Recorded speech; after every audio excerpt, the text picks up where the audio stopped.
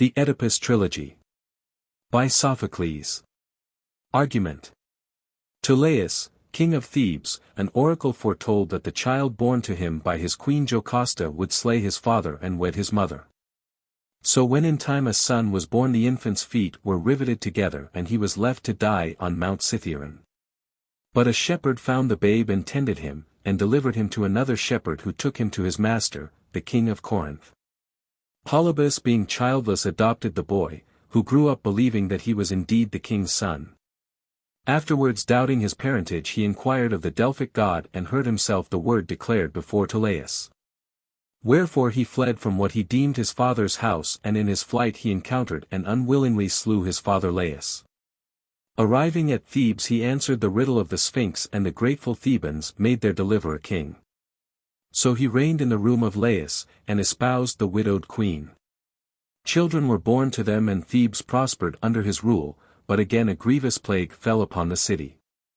Again the oracle was consulted, and it bade them purge themselves of blood guiltiness.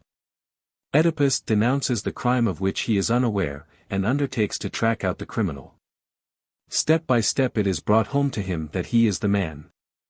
The closing scene reveals Jocasta slain by her own hand and Oedipus blinded by his own act and praying for death or exile. Dramatis Personae. Oedipus. The priest of Zeus. Creon. Chorus of Theban elders. Tiresias. Jocasta. Messenger. Herd of Laius. Second messenger. Scene, Thebes. Before the palace of Oedipus. Oedipus the King. Suppliants of all ages are seated round the altar at the palace doors. At their head a priest of Zeus. To them enter Oedipus. Oedipus. My children, latest born to Cadmus old. Why sit ye here as suppliants, in your hands? Branches of olive filleted with wool. What means this reek of incense everywhere? And everywhere laments and litanies? Children, it were not meet that I should learn from others, and am hither come, myself. I Oedipus, your world-renowned king. Ho! Aged sire, whose venerable locks proclaim thee spokesman of this company. Explain your mood and purport. Is it dread of ill that moves you, or a boon ye crave? My zeal in your behalf ye cannot doubt. Ruthless indeed were I and obdurate, if such petitioners as you I spurned. Priest. Yea, Oedipus, my sovereign lord and king.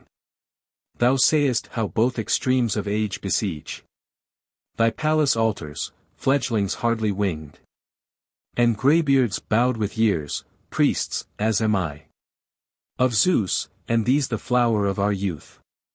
Meanwhile, the common folk, with wreathed boughs, crowd our two marketplaces, or before both shrines of Pallas congregate, or where Ismenus gives his oracles by fire. For, as thou sayest thyself, our ship of state, sore buffeted, can no more lift her head, foundered beneath a weltering surge of blood. A blight is on our harvest in the ear, a blight upon the grazing flocks and herds, a blight on wives in travail. And withal, armed with his blazing torch, the god of plague hath swooped upon our city, emptying the house of Cadmus, and the murky realm of Pluto is full fed with groans and tears.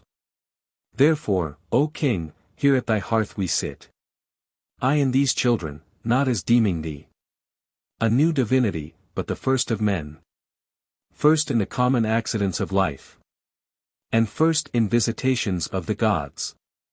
Art thou not he who, coming to the town of Cadmus, freed us from the tax we paid to the fell songstress? Nor hadst thou received prompting from us, or been by others schooled.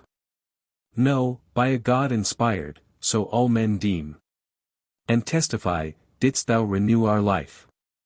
And now, O Oedipus, our peerless king, all we thy votaries beseech thee, find some succor, whether by a voice from heaven whispered, or haply known by human wit. Tried counselors, methinks, are optest found to furnish for the future pregnant reed. Upraise, O chief of men, upraise our state. Look to thy laurels. For thy zeal of yore. Our country's saviour thou art justly hailed. O never may we thus record thy reign. He raised us up only to cast us down. Uplift us, build our city on a rock. Thy happy star ascendant brought us luck.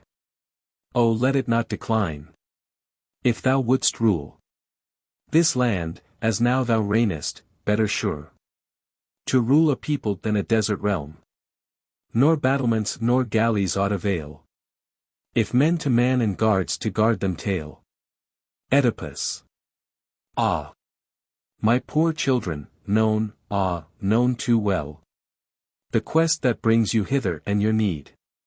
Ye sicken all, well what I, yet my pain. How great soever yours, outtops it all. Your sorrow touches each man severally. Him and none other, but I grieve at once. Both for the general and myself and you. Therefore ye rouse no sluggard from day dreams. Many, my children, are the tears I've wept. And threaded many a maze of weary thought. Thus pondering one clue of hope I caught. And tracked it up. I have sent Menecius' son. Creon, my consort's brother, to inquire of Pythian Thebes at his Delphic shrine, how I might save the state by act or word. And now I reckon up the tale of days since he set forth, and marvel how he fares. 'Tis strange, this endless tarrying, passing strange. But when he comes, then I were base indeed, if I perform not all the god declares. Priest. Thy words are well timed, even as thou speakest. That shouting tells me Creon is at hand. Oedipus. O King Apollo. May his joyous looks be presage of the joyous news he brings. Priest. As I surmise, 'tis welcome, else his head had scarce been crowned with berry-laden bays. Oedipus. We soon shall know, he's now in earshot range. Enter Creon. My royal cousin, say, Menecius' child. What message hast thou brought us from the god? Creon. Good news, for e'en intolerable ills, finding right issue, tend to naught but good. Oedipus. How runs the oracle? Thus far thy words give me no ground for confidence or fear. Creon. If thou wouldst hear my message publicly, I'll tell thee straight, or with thee pass within. Oedipus. Speak before all. The burden that I bear is more for these my subjects than myself. Creon. Let me report then all the god declared. King Thebes bids us straightly extirpate a fell pollution that infests the land, and no more harbor an inveterate sore. Oedipus. What expiation means he? What's amiss? Creon. Banishment, or the shedding blood for blood. This stain of blood makes shipwreck of our state. Oedipus. Whom can he mean, the miscreant thus denounced? Creon. Before thou didst assume the helm of state, the sovereign of this land was Laius. Oedipus.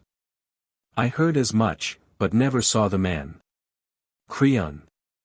He fell, and now the god's command is plain. Punish his takers off, who are they be? Oedipus. Where are they? Where in the wide world to find the far, faint traces of a bygone crime? Creon. In this land, said the god, who seeks shall find. Who sits with folded hands or sleeps is blind. Oedipus. Was he within his palace, or afield? Or travelling, when Laius met his fate? Creon. Abroad, he started, so he told us, bound for Delphi, but he never thence returned. Oedipus. Came there no news, no fellow traveller, to give some clue that might be followed up? Creon. But one escape, who flying for dear life, could tell of all he saw but one thing sure. Oedipus. And what was that? One clue might lead us far, with but a spark of hope to guide our quest. Creon. Robbers, he told us, not one bandit but a troop of knaves, attacked and murdered him. Oedipus. Did any bandit dare so bold a stroke? Unless indeed he were suborned from Thebes. Creon. So 'twas surmised, but none was found to avenge his murder mid the trouble that ensued. Oedipus. What trouble can have hindered a full quest, when royalty had fallen thus miserably? Creon. The riddling sphinx compelled us to let slide the dim past and attend to instant needs. Oedipus. Well, I will start afresh and once again make dark things clear. Right worthy the concern of Phoebus, worthy thine too, for the dead. I also, as is meet, will lend my aid to avenge this wrong to Thebes and to the god. Not for some far-off kinsman, but myself. Shall I expel this poison in the blood? For whoso slew that king might have a mind to strike me too with his assassin hand. Therefore in writing him I serve myself. Up, children, haste ye, quit these altar stairs. Take hence your suppliant wands, go summon hither the Theban commons. With the gods' good help, success is sure, 'tis ruin if we fail. Exeunt Oedipus and Cryon. Priest. Come, children, let us hence, these gracious words forestall the very purpose of our suit. And may the God who sent this oracle save us withal and rid us of this pest. Exeunt priest and supplants. Chorus. Str. 1. Sweet-voiced daughter of Zeus from thy gold-paved Pythian shrine, wafted to Thebes divine, what dost thou bring me? My soul is racked and shivers with fear. Healer of Delos, here. Hast thou some pain unknown before? Or with the circling years renewest a penance of yore? Offspring of golden hope, thou voice immortal, O tell me. And 1. First on Athene I call, O Zeus-born goddess, defend. Goddess and sister, befriend. Artemis, lady of Thebes, high-throned in the midst of our mart. Lord of the death-winged dart. Your threefold aid I crave. From death and ruin our city to save. If in the days of old when we nigh had perished, ye drave from our land the fiery plague, be near us now and defend us. Str. 2. Ah me, what countless woes are mine. All our host is in decline. Weaponless my spirit lies. Earth her gracious fruits denies. Women wail in barren throes. Life on life downstriken goes. Swifter than the wind bird's flight. Swifter than the fire god's might. To the westering shores of night. Ant. 2. Wasted thus by death on death. All our city perisheth. Corpses spread infection round. None to tend or mourn is found. Wailing on the altar stair. Wives and grandoms rend the air.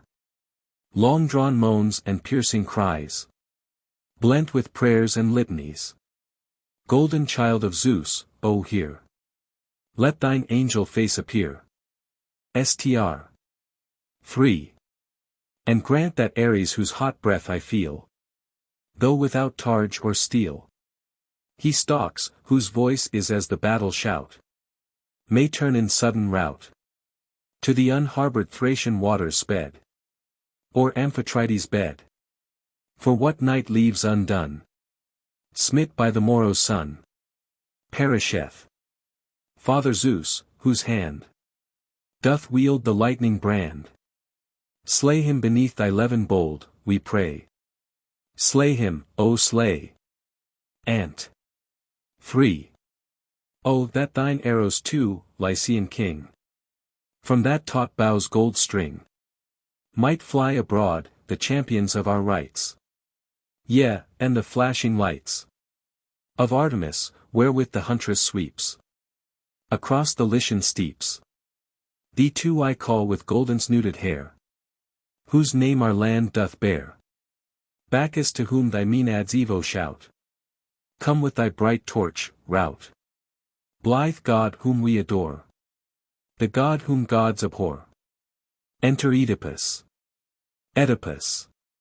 Ye pray. 'Tis well, but would ye hear my words, and heed them and apply the remedy, ye might perchance find comfort and relief. Mind you, I speak as one who comes a stranger to this report, no less than to the crime. For how unaided could I track it far, without a clue, which lacking, for too late, was I enrolled a citizen of Thebes. This proclamation I address to all Thebans, if any knows the man by whom Laius, son of Labdacus, was slain. I summon him to make clean shrift to me. And if he shrinks, let him reflect that thus confessing he shall escape the capital charge. For the worst penalty that shall befall him is banishment, and scathed he shall depart. But if an alien from a foreign land be known to any as the murderer, let him who knows speak out, and he shall have due recompense from me and thanks to boot. But if ye still keep silence, if through fear for self or friends ye disregard my hest, hear what I then resolve. I lay my ban on the assassin whosoe'er he be. Let no man in this land, whereof I hold the sovereign rule, harbor or speak to him. Give him no part in prayer or sacrifice, or lustral rites, but hound him from your homes. For this is our defilement, so the God hath lately shown to me by oracles. Thus as their champion I maintain the cause, both of the god and of the murdered king. And on the murderer this curse I lay, on him and all the partners in his guilt. Wretch, may he pine in utter wretchedness. And for myself, if with my privity he gain admittance to my hearth, I pray the curse I laid on others fall on me. See that ye give effect to all my hest, for my sake and the gods and for our land, a desert blasted by the wrath of heaven. For, let alone the gods express command, it were a scandal ye should leave unpurged the murder of a great man and your king, nor track it home. And now that I am lord, successor to his throne, his bed, his wife, and had he not been frustrate in the hope of issue, common children of one womb, had forced a closer bond twixt him and me. But fate swooped down upon him. Therefore I, his blood avenger, will maintain his cause, as though he were my sire, and leave no stone unturned to track the assassin or avenge the son of Labdacus, of Polydore, of Cadmus, and Agenor, first of the race. And for the disobedient thus I pray, may the gods send them neither timely fruits of earth, nor teeming increase of the womb, but may they waste and pine, as now they waste. I and were stricken. But to all of you, my loyal subjects who approve my acts, may justice, our ally, and all the gods be gracious and attend you evermore. Chorus. The oath thou profferest, sire, I take and swear. I slew him not myself, nor can I name the slayer. For the quest, 'twere well, methinks, that Phoebus, who proposed the riddle, himself should give the answer, who the murderer was. Oedipus. Well argued, but no living man can hope to force the gods to speak against their will. Chorus. May I then say what seems next best to me? Oedipus. Aye, if there be a third best, tell it too. Chorus. My liege, if any man sees eye to eye with our Lord Phoebus, 'tis our prophet, Lord Tiresias. He of all men best might guide a searcher of this matter to the light. Oedipus. Here too my zeal has nothing lagged, for twice at Creon's instance have I sent to fetch him. And long I marvel why he is not here. Chorus. I mind me too of rumors long ago. Mere gossip. Oedipus. Tell them, I would fain know all. Chorus. 'Twas said he fell by travelers. Oedipus. So I heard. But none has seen the man who saw him fall.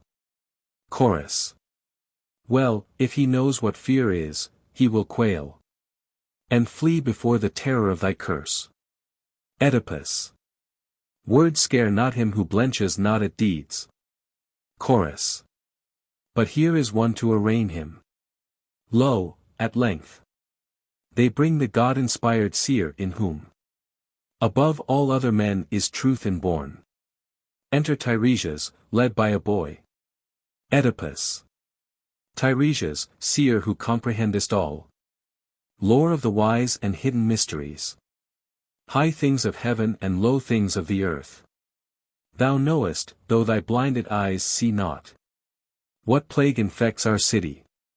And we turn to thee, O seer, our one defense and shield.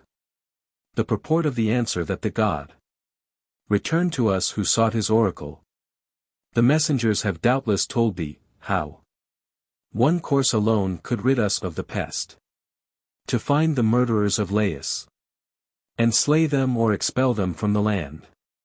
Therefore begrudging neither augury, nor other divination that is thine. O save thyself, thy country, and thy king. Save all from this defilement of blood shed. On thee we rest. This is man's highest end. To others' service all his powers to lend. Tiresias.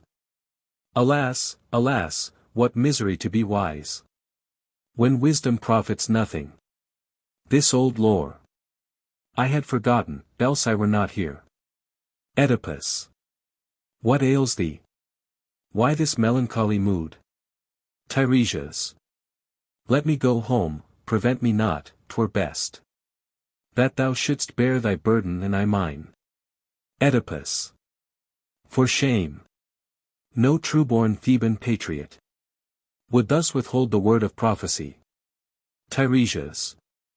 Thy words, O king, are wide of the mark, and I for fear lest I too trip like thee. Oedipus. O speak. Withhold not, I adjure thee, if thou know'st thy knowledge. We are all thy suppliants. Tiresias. Aye, for ye all are witless, but my voice will ne'er reveal my miseries, or thine. Oedipus. What then, thou knowest, and yet willst not speak? Wouldst thou betray us and destroy the state? Tiresias. I will not vex myself nor thee. Why ask thus idly what from me thou shalt not learn? Oedipus. Monster. Thy silence would incense a flint. Will nothing loose thy tongue? Can nothing melt thee? Or shake thy dogged taciturnity? Tiresias. Thou blam'st my mood and sayest not thine own. Wherewith thou art mated, no, thou taxest me. Oedipus. And who could stay his choler when he heard how insolently thou dost flout the state? Tiresias. Well, it will come what will, though I be mute. Oedipus. Since come it must, thy duty is to tell me. Tiresias. I have no more to say, storm as thou willst. And give the rein to all thy pent-up rage. Oedipus. Yea, I am wroth, and will not stint my words, but speak my whole mind. Thou methinks thou art he who planned the crime, aye, and performed it too. All save the assassination. And if thou hadst not been blind, I had been sworn to boot that thou alone didst do the bloody deed. Tiresias. Is it so? Then I charge thee to abide by thine own proclamation, from this day. Speak not to these or me. Thou art the man Thou the accursed polluter of this land. Oedipus. Vile slanderer, thou blurtest forth these taunts. And think'st forsooth as seer to go scot-free. Tiresias. Yea, I am free, strong in the strength of truth.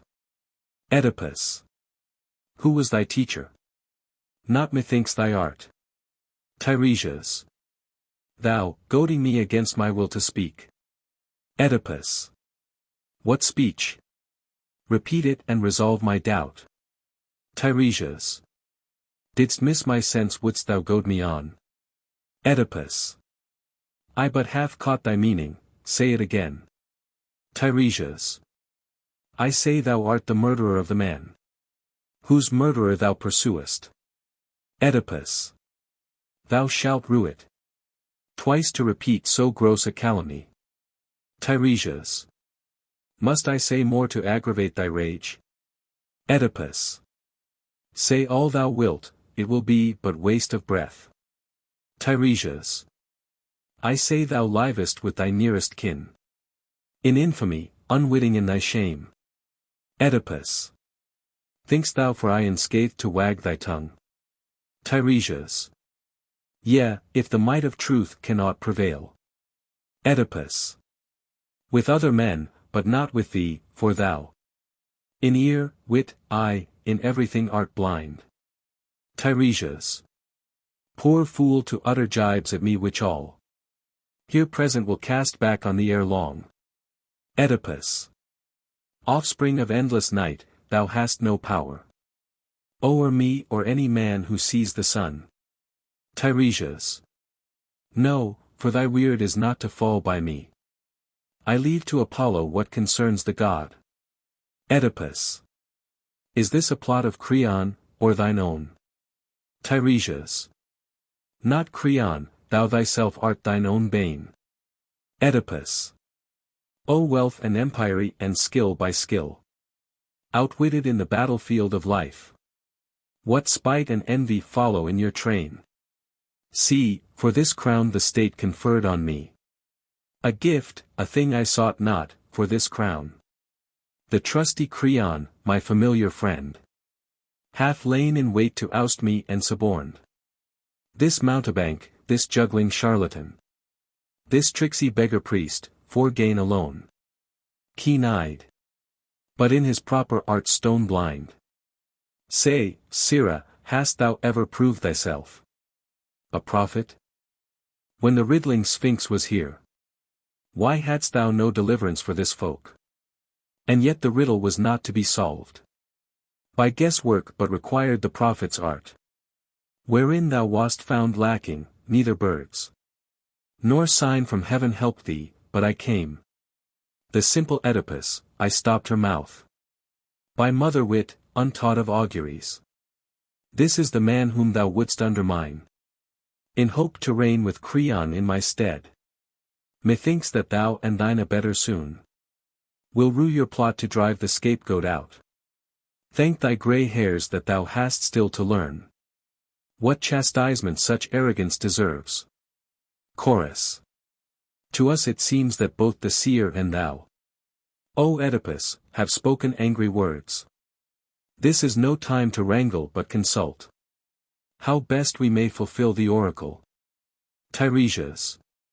King as thou art, free speech at least is mine. To make reply, in this I am thy peer. I own no lord but Loxias. Him I serve. And ne'er can stand enrolled as Creon's man. Thus then I answer, since thou hast not spared to twit me with my blindness, thou hast eyes. Yet seest not in what misery thou art fallen. Nor where thou dwellest nor with whom for mate. Dost know thy lineage? Nay, thou knowst it not. And all unwitting art a double foe to thine own kin, the living and the dead. I and the dogging curse of mother and sire. One day shall drive thee, like a two-edged sword, beyond our borders, and the eyes that now see clear shall henceforward endless night. Ah, whither shall thy bitter cry not reach? What crag in all Scythian but shall then Reverberate thy wail, when thou hast found. With what a hymeneal thou wast born. Home, but to no fair haven, on the gale. Ay, and a flood of ills thou guessest not. Shall set thyself and children in one line. Flout then both Creon and my words, for none of mortals shall be striken worse than thou. Oedipus. Must I endure this fellow's insolence? A murrain on thee. Get thee hence. Begone. Avaunt. And never cross my threshold more. Tiresias. I ne'er had come hadst thou not bidden me. Oedipus. I know not thou wouldst utter folly, else. Long hadst thou waited to be summoned here. Tiresias. Such am I, as it seems to thee a fool. But to the parents who begot thee, wise. Oedipus. What sayest thou, parents? Who begot me, speak. Tiresias. This day shall be thy birthday, and thy grave. Oedipus. Thou lovest to speak in riddles and dark words. Tiresias. In reading riddles who so skilled as thou? Oedipus. Twit me with that wherein my greatness lies. Tiresias. And yet this very greatness proved thy bane. Oedipus. No matter if I save the commonwealth. Tiresias. 'Tis time I left thee. Come, boy, take me home. Oedipus. Ay, take him quickly, for his presence irks. And lets me, gone, thou canst not plague me more. Tiresias. I go, but first will tell thee why I came. Thy frown I dread not, for thou canst not harm me. Hear then, this man whom thou hast sought to arrest. With threats and warrants this long while, the wretch who murdered Laius, that man is here. He passes for an alien in the land. But soon shall prove a Theban, native born. And yet his fortune brings him little joy. For blind of seeing, clad in beggar's weeds. For purple robes, and leaning on his staff. To a strange land he soon shall grope his way. And of the children, inmates of his home, he shall be proved the brother and the sire. Of her who bare him son and husband both. Co-partner, and assassin of his sire. Go in and ponder this, and if thou find that I have missed the mark, henceforth declare. I have no wit nor skill in prophecy. Exeunt Tiresias and Oedipus. Chorus. Str. 1.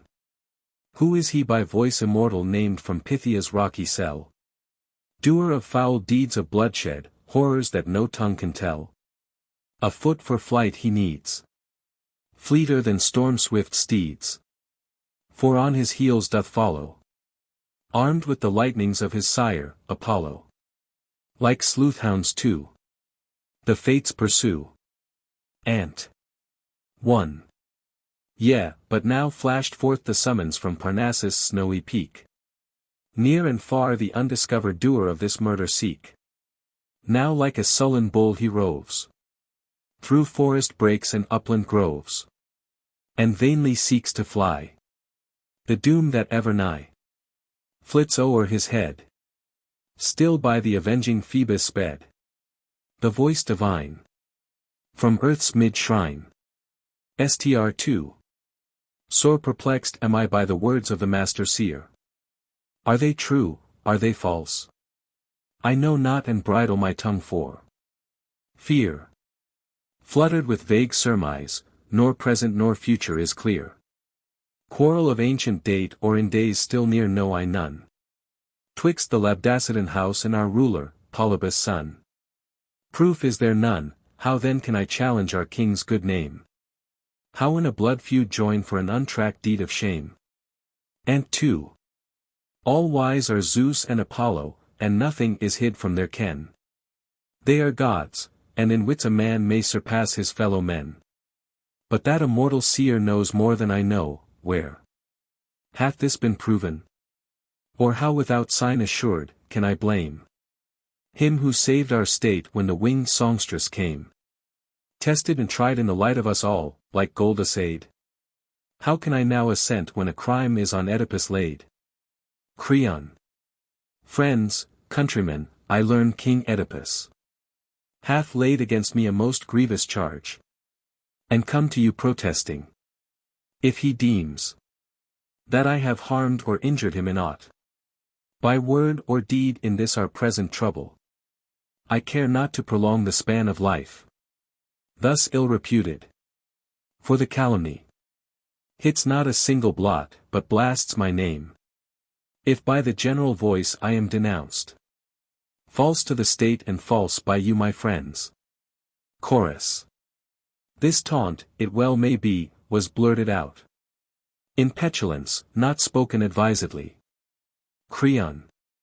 Did any dare pretend that it was I prompted the seer to utter a forged charge? Chorus. Such things were said, with what intent I know not. Creon. Were not his wits and vision all astray, when upon me he fixed this monstrous charge? Chorus. I know not, to my sovereign's acts I am blind. But lo, he comes to answer for himself. Enter Oedipus. Oedipus. Sirrah, what makest thou here? Dost thou presume to approach my doors, thou brazen-faced rogue? My murderer and the filcher of my crown? Come, answer this, didst thou detect in me some touch of cowardice or witlessness that made thee undertake this enterprise? I seemed forsooth too simple to perceive the serpent stealing on me in the dark, or else too weak to scotch it when I saw this thou art witless seeking to possess, without a following or friends the crown, a prize that followers and wealth must win. Creon. Attend me. Thou hast spoken, 'tis my turn to make reply. Then having heard me, judge. Oedipus. Thou art glib of tongue, but I am slow to learn. Of thee, I know too well thy venomous hate. Creon. First I would argue out this very point. Oedipus. Oh, argue not that thou art not a rogue. Creon. If thou dost count a virtue stubbornness, unschooled by reason, thou art much astray. Oedipus. If thou dost hold a kinsman may be wronged, and no pains follow, thou art much to seek. Creon. Therein thou judgest rightly, but this wrong that thou allegest, tell me what it is. Oedipus. Didst thou or didst thou not advise that I should call the priest? Creon. Yes, and I stand to it. Oedipus. Tell me how long is it since Laius? Creon. Since Laius. I follow not thy drift. Oedipus. By violent hands was spirited away. Creon. In the dim past, a many years agone. Oedipus. Did the same prophet then pursue his craft? Creon. Yes, skilled as now and in no less repute. Oedipus. Did he at that time ever glance at me? Creon. Not to my knowledge, not when I was by. Oedipus. But was no search and inquisition made? Creon. Surely full quest was made, but nothing learnt. Oedipus. Why failed the seer to tell his story then? Creon. I know not, and not knowing hold my tongue. Oedipus. This much thou knowest and canst surely tell. Creon. What mean'st thou? All I know I will declare. Oedipus. But for thy prompting never had the seer ascribed to me the death of Laius. Creon. If so he thou knowest best, but I would put thee to the question in my turn. Oedipus. Question and prove me murderer if thou canst. Creon. Then let me ask thee, didst thou wed my sister? Oedipus. A fact so plain I cannot well deny. Creon. And as thy consort queen she shares the throne? Oedipus. I grant her freely all her heart desires. Creon. And with you twain I share the triple rule. Oedipus. Yeah, and it is that proves thee a false friend. Creon. Not so, if thou wouldst reason with thyself. As I with myself. First, I bid thee think. Would any mortal choose a troubled reign of terrors rather than secure repose, if the same power were given him? As for me, I have no natural craving for the name of king, preferring to do kingly deeds. And so thinks every sober-minded man. Now all my needs are satisfied through thee, and I have naught to fear. But were I king, my acts would oft run counter to my will. How could a title then have charms for me, above the sweets of boundless influence? I am not so infatuate as to grasp the shadow when I hold the substance fast. Now all men cry me Godspeed, wish me well, and every suitor seeks to gain my ear. If he would hope to win a grace from thee, why should I leave the better, choose the worse? That were sheer madness, and I am not mad. No such ambition ever tempted me, nor would I have a share in such intrigue. And if thou doubt me, first to Delphi go. There ascertain if my report was true. Of the gods answer. Next investigate. If with the seer I plotted or conspired. And if it prove so, sentence me to death. Not by thy voice alone, but mine and thine. But oh, condemn me not, without appeal, on bare suspicion. 'Tis not right to adjudge bad men at random good, or good men bad. I would as lief a man should cast away the thing he counts most precious, his own life, as spurn a true friend. Thou wilt learn in time the truth, for time alone reveals the just. A villain is detected in a day. Chorus. To one who walketh warily his words commend themselves, swift counsels are not sure. Oedipus. When with swift strides the stealthy plotter stalks, I must be quick too with my counterplot. To wait his onset passively, for him, is sure success, for me assured defeat. Creon. What then's thy will? To banish me the land? Oedipus. I would not have thee banished, no, but dead, that men may mark the wages envy reaps. Creon. I see thou wilt not yield, nor credit me. Oedipus. None but a fool would credit such as thou. Creon. Thou art not wise. Oedipus. Wise for myself at least. Creon. Why not for me too? Oedipus. Why for such a knave? Creon. Suppose thou lackest sense. Oedipus. Yet kings must rule.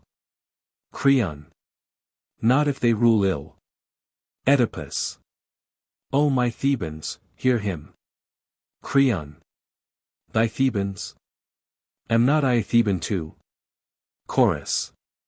Cease, princes, lo there comes, and none too soon, Jocasta from the palace. Who so fit as peacemaker to reconcile your feud? Enter Jocasta. Jocasta. Misguided princes, why have ye upraised this wordy wrangle? Are ye not ashamed, while the whole land lies striken, thus to voice your private injuries? Go in, my lord. Go home, my brother, and forbear to make a public scandal of a petty grief. Creon. My royal sister, Oedipus, thy lord, hath bid me choose, O dread alternative, an outlaw's exile or a felon's death. Oedipus. Yes, lady. I have caught him practicing against my royal person his vile arts. Creon. May I ne'er speed but die accursed, if I in any way am guilty of this charge. Jocasta. Believe him, I adjure thee, Oedipus. First for his solemn oath's sake, then for mine. And for thine elders' sake who wait on thee. Chorus. Str 1. Hearken, King, reflect, we pray thee, but not stubborn but relent. Oedipus. Say to what should I consent? Chorus. Respect a man whose probity and troth are known to all and now confirmed by oath. Oedipus. Dost know what grace thou cravest? Chorus. Yea, I know. Oedipus. Declare it then and make thy meaning plain. Chorus. Brand not a friend whom babbling tongues assail. Let not suspicion, 'gainst his oath prevail. Oedipus. Bethink you that in seeking this ye seek in very sooth my death or banishment. Chorus. No, by the leader of the host divine. Str 2. Witness, thou son, such thought was never mine. Unblessed, unfriended may I perish, if ever I such wish did cherish. But oh my heart is desolate, musing on our stricken state. Doubly fallen should discord grow twixt you twain, to crown our woe. Oedipus. Well, let him go, no matter what it cost me, or certain death or shameful banishment. For your sake I relent, not his, and him. Where'er he be, my heart shall still abhor. Creon. Thou art as sullen in thy yielding mood, as in thine anger thou wast truculent. Such tempers justly plague themselves the most. Oedipus. Leave me in peace and get thee gone. Creon. I go. By thee misjudged, but justified by these. Exeunt Sierioan. Chorus. Ant 1. Lady, lead indoors thy consort, wherefore longer here delay? Jocasta. Tell me first how rose the fray. Chorus. Rumors bred unjust suspicious and injustice rankles sore. Jocasta. Were both at fault? Chorus. Both. Jocasta. What was the tale? Chorus. Ask me no more. The land is sore distressed. 'Twere better sleeping ills to leave at rest. Oedipus. Strange counsel, friend. I know thou mean'st me well, and yet wouldst mitigate and blunt my zeal. Chorus. Ant. 2. King, I say it once again. Witless were I proved, insane, if I lightly put away thee my country's prop and stay. Pilot who, in danger sought, to a quiet haven brought our distracted state, and now who can guide us right but thou? Jocasta. Let me too, I adjure thee, know, O king, what cause has stirred this unrelenting wrath? Oedipus. I will, for thou art more to me than these. Lady, the cause is Creon and his plots. Jocasta. But what provoked the quarrel? Make this clear. Oedipus. He points me out as Laius' murderer. Jocasta. Of his own knowledge or upon report? Oedipus. He is too cunning to commit himself, and makes a mouthpiece of a knavish seer. Jocasta. Then thou mayest ease thy conscience on that score. Listen and I'll convince thee that no man hath scot or lot in the prophetic art. Here is the proof in brief. An oracle once came to Laius, I will not say 'twas from the Delphic god himself, but from his ministers, declaring he was doomed to perish by the hand of his own son, a child that should be born to him by me. Now Laius, so at least report affirmed, was murdered on a day by highwaymen, no natives, at a spot where 3 roads meet. As for the child, it was but 3 days old when Laius, its ankles pierced and pinned together, gave it to be cast away by others on the trackless mountainside. So then Apollo brought it not to pass. The child should be his father's murderer. Or the dread terror find accomplishment, and Laius be slain by his own son. Such was the prophet's horoscope. O king! Regard it not. Whatever the god deems fit to search, himself unaided will reveal. Oedipus. What memories, what wild tumult of the soul came o'er me, lady, as I heard thee speak. Jocasta. What mean'st thou? What has shocked and startled thee? Oedipus.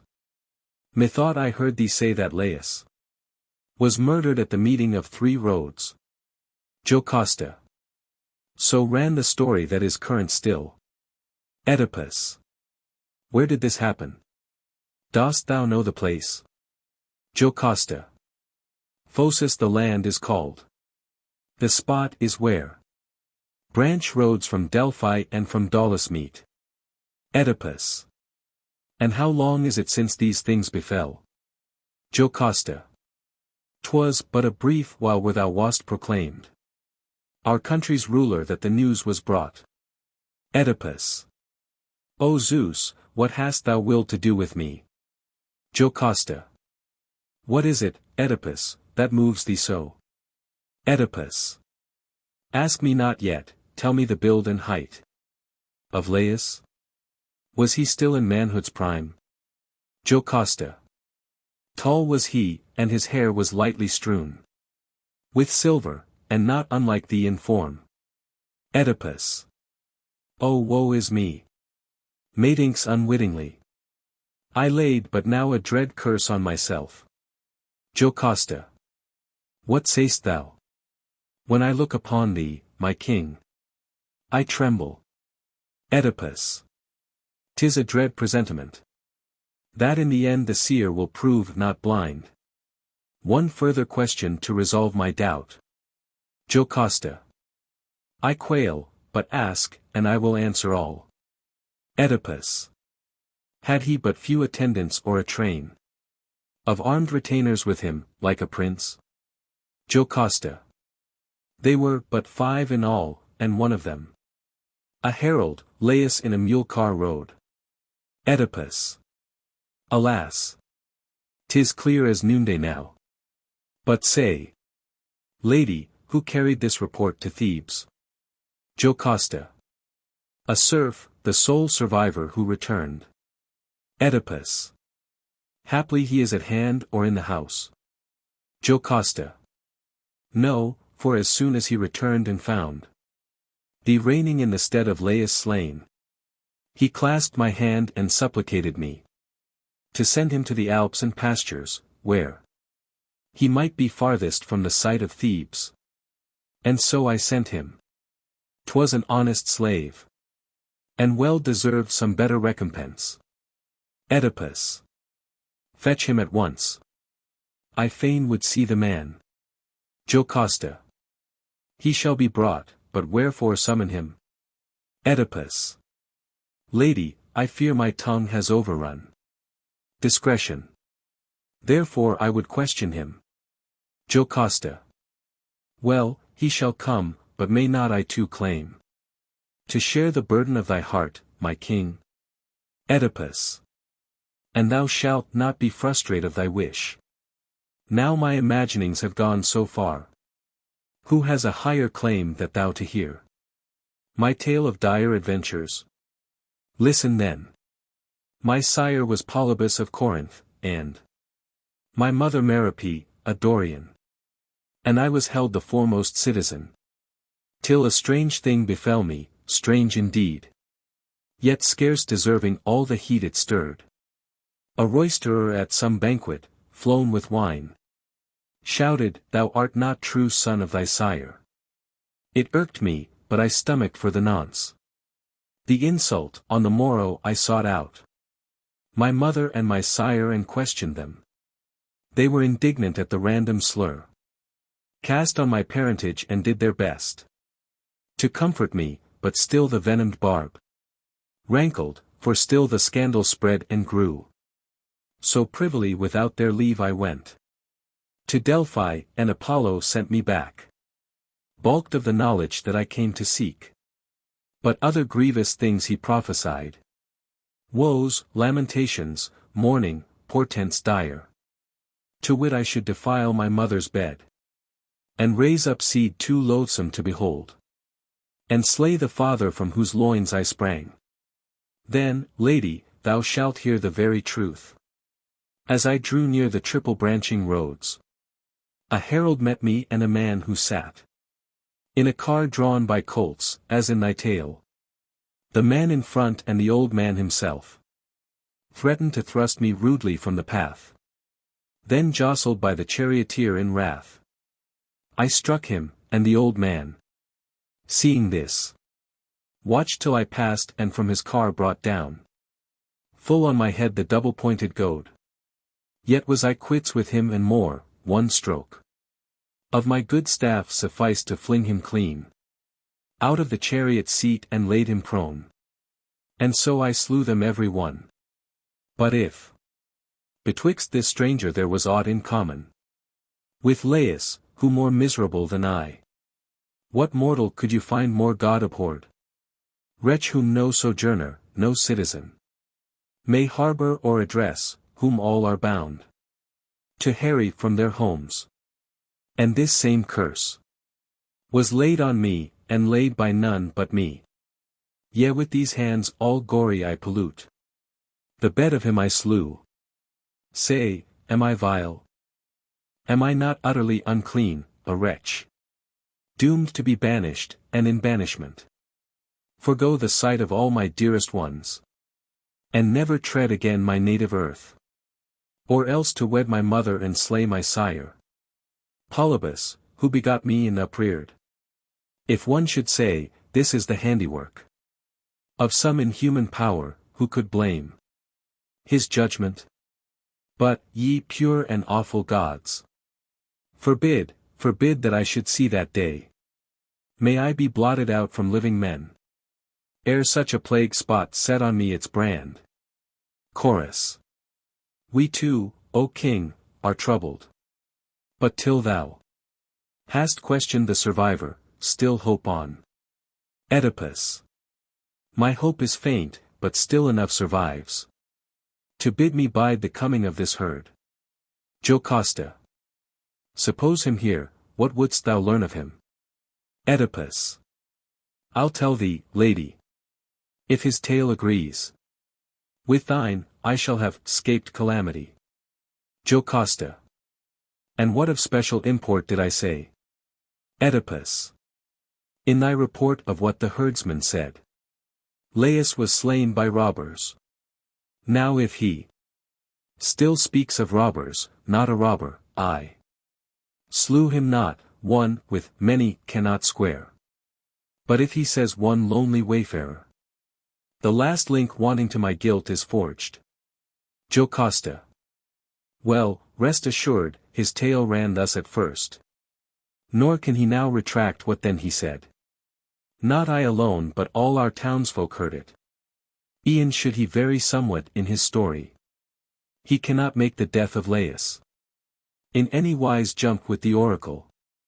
For Loxias said expressly he was doomed to die by my child's hand, but he, poor babe, he shed no blood, but perished first himself.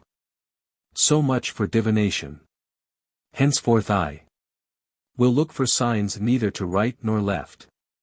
Oedipus. Thou reasonest well. Still I would have thee send and fetch the bondsman hither. See to it. Jocasta. That will I straightway. Come, let us within. I would do nothing that my lord mislikes. Exeunt Oedipus and Jocasta. Chorus.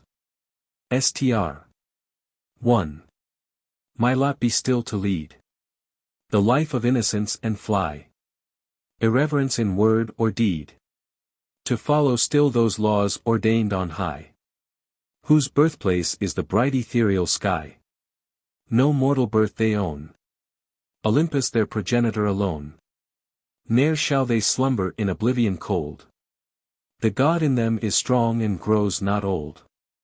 And one of insolence is bred. The tyrant, insolence full blown, with empty riches surfeited. Scales the precipitous height and grasps the throne. Then topples o'er and lies in ruin prone. No foothold on that dizzy steep. But oh, may heaven the true patriot keep, who burns with emulous zeal to serve the state. God is my help and hope, on him I wait. Str. 2. But the proud sinner, or in word or deed, that will not justice heed, nor reverence the shrine of images divine. Perdition sees his vain imaginings. If, urged by greed profane, he grasps at ill-got gain, and lays an impious hand on holiest things. Who when such deeds are done, can hope heaven's bolts to shun? If sin like this to honor can aspire, why dance I still and lead the sacred choir? Ant. 2.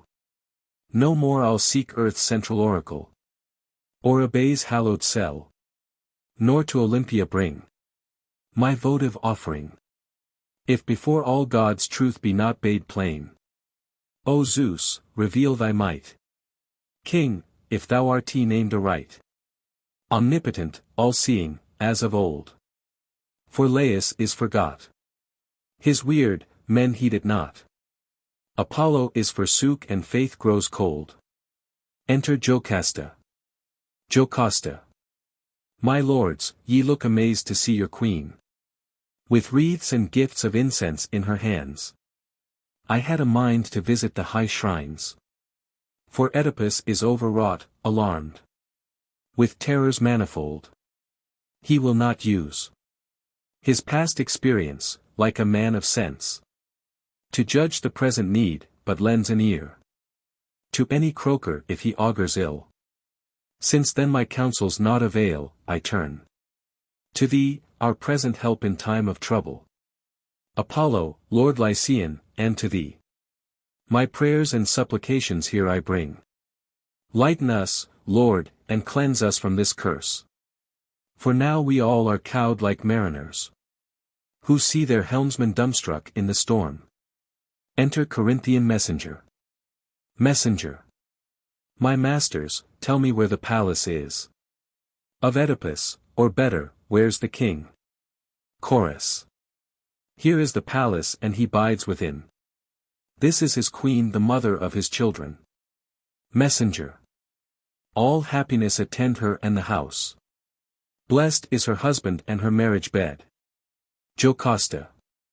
My greetings to thee, stranger. Thy fair words deserve a like response. But tell me why thou comest, what thy need or what thy news. Messenger. Good for thy consort and the royal house. Jocasta.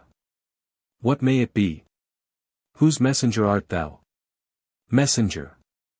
The Isthmian commons have resolved to make thy husband king, so 'twas reported there. Jocasta. What? Is not aged Polybus still king? Messenger. No, verily, he's dead and in his grave. Jocasta. What? Is he dead, the sire of Oedipus? Messenger. If I speak falsely, may I die myself. Jocasta. Quick, maiden, bear these tidings to my lord. Ye God-sent oracles, where stand ye now? This is the man whom Oedipus long shunned, in dread to prove his murderer. And now he dies in nature's course, not by his hand. Enter Oedipus. Oedipus. My wife, my queen, Jocasta, why hast thou summoned me from my palace? Jocasta. Hear this man, and as thou hearest judge what has become of all those awe-inspiring oracles. Oedipus. Who is this man, and what is news for me? Jocasta. He comes from Corinth and his message this. Thy father Polybus hath passed away. Oedipus. What? Let me have it, stranger, from thy mouth. Messenger. If I must first make plain beyond a doubt my message, know that Polybus is dead. Oedipus. By treachery, or by sickness visited. Messenger. One touch will send an old man to his rest. Oedipus. So of some malady he died, poor man. Messenger. Yes, having measured the full span of years. Oedipus. Out on it, lady. Why should one regard the Pythian hearth or birds that scream the air? Did they not point at me as doomed to slay my father? But he's dead and in his grave. And here am I who ne'er unsheathed a sword. Unless the longing for his absent son killed him, and so I slew him in a sense. But, as they stand, the oracles are dead. Dust, ashes, nothing, dead as Polybus. Jocasta. Say, did not I foretell this long ago? Oedipus. Thou didst, but I was misled by my fear. Jocasta. Then let I no more weigh upon thy soul. Oedipus. Must I not fear my mother's marriage bed? Jocasta. Why should a mortal man, the sport of chance, with no assured foreknowledge, be afraid? Best live a careless life from hand to mouth. This wedlock with thy mother fear not thou. How oft it chances that in dreams a man has wed his mother. He who least regards such brainsick fantasies lives most at ease. Oedipus. I should have shared in full thy confidence. Were not my mother living, since she lives. Though half convinced I still must live in dread. Jocasta. And yet thy sire's death lights out darkness much. Oedipus. Much, but my fear is touching her who lives. Messenger. Who may this woman be whom thus you fear? Oedipus. Merope, stranger, wife of Polybus. Messenger. And what of her can cause you any fear? Oedipus. A heaven-sent oracle of dread import. Messenger. A mystery, or may a stranger hear it? Oedipus. Aye, 'tis no secret. Loxias once foretold that I should mate with mine own mother, and shed with my own hands the blood of my own sire. Hence Corinth was for many a year to me a home distant, and I trove abroad, but missed the sweetest sight, my parents' face. Messenger. Was this the fear that exiled thee from home? Oedipus. Yea, and the dread of slaying my own sire. Messenger. Why, since I came to give thee pleasure, king, have I not rid thee of this second fear? Oedipus. Well, thou shalt have due guerdon for thy pains. Messenger. Well, I confess what chiefly made me come was hope to profit by thy coming home. Oedipus. Nay, I will ne'er go near my parents more. Messenger. My son, 'tis plain, thou know'st not what thou doest. Oedipus. How so, old man? For heaven's sake tell me all. Messenger. If this is why thou dreadest to return. Oedipus. Yea, lest the gods' word be fulfilled in me. Messenger. Lest through thy parents thou shouldst be accursed. Oedipus. This and none other is my constant dread. Messenger. Dost thou not know thy fears are baseless all? Oedipus. How baseless, if I am their very son? Messenger. Since Polybus was not to thee in blood. Oedipus. What say'st thou? Was not Polybus my sire? Messenger. As much thy sire as I am, and no more. Oedipus. My sire no more to me than one who is not. Messenger. Since I begot thee not, no more did he. Oedipus. What reason had he then to call me son? Messenger. Know that he took thee from my hands, a gift. Oedipus. Yet, if no child of his, he loved me well. Messenger. A childless man till then, he warmed to thee. Oedipus. A foundling or a purchased slave, this child? Messenger. I found thee in Cytheron's wooded glens. Oedipus. What led thee to explore those upland glades? Messenger.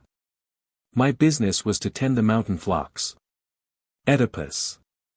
A vagrant shepherd journeying for hire. Messenger.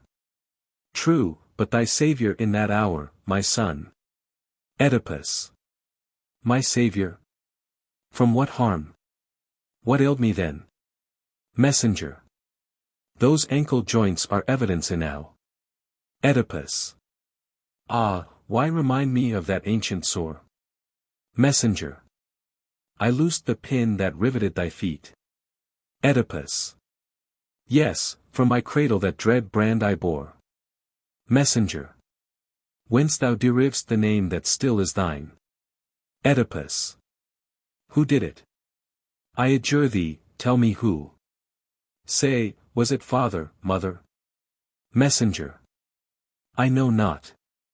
The man from whom I had thee may know more. Oedipus. What, did another find me, not thyself? Messenger.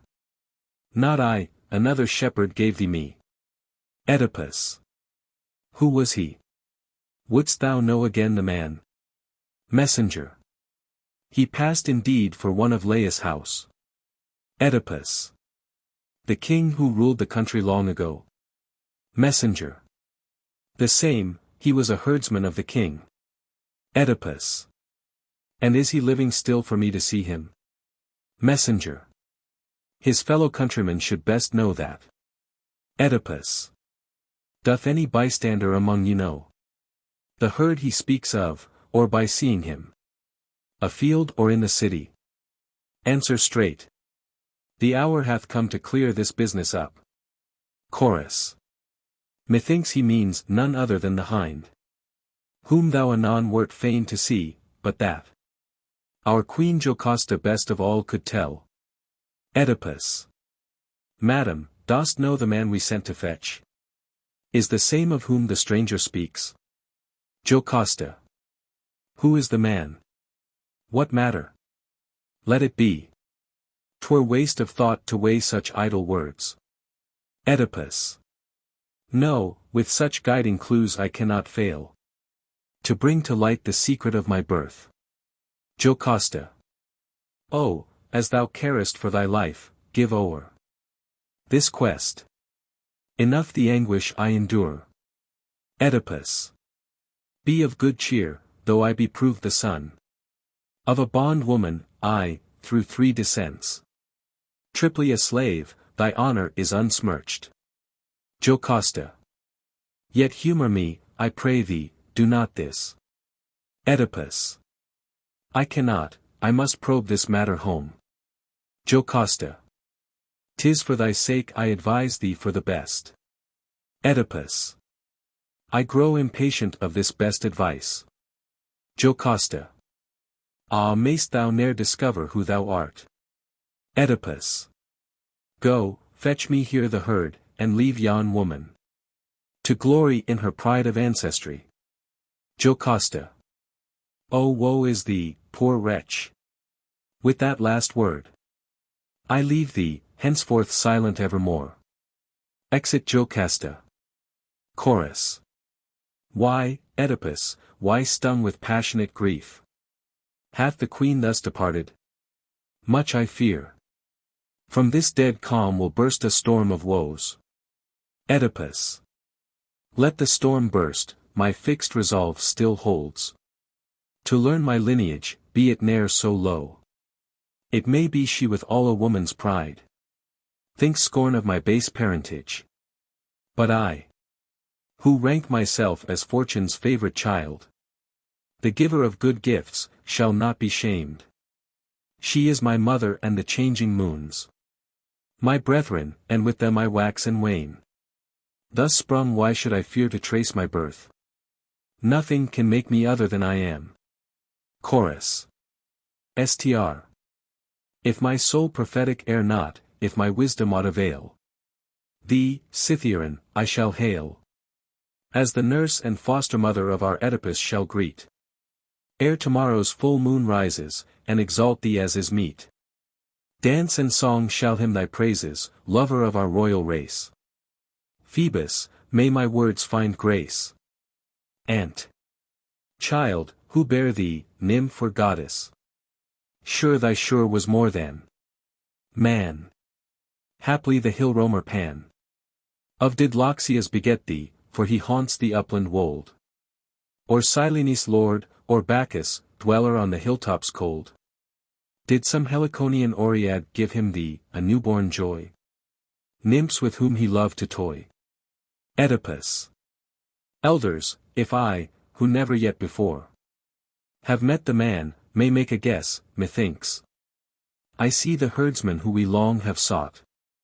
His time-worn aspect matches with the years of yonder aged messenger. Besides, I seem to recognize the men who bring him as servants of my own. But you, perchance, having in past days known or seen the herd, may better by sure knowledge my surmise. Chorus. I recognize him, one of Laius' house. A simple hind, but true as any man. Enter herdsman. Oedipus. Corinthian, stranger, I address thee first. Is this the man thou meanest?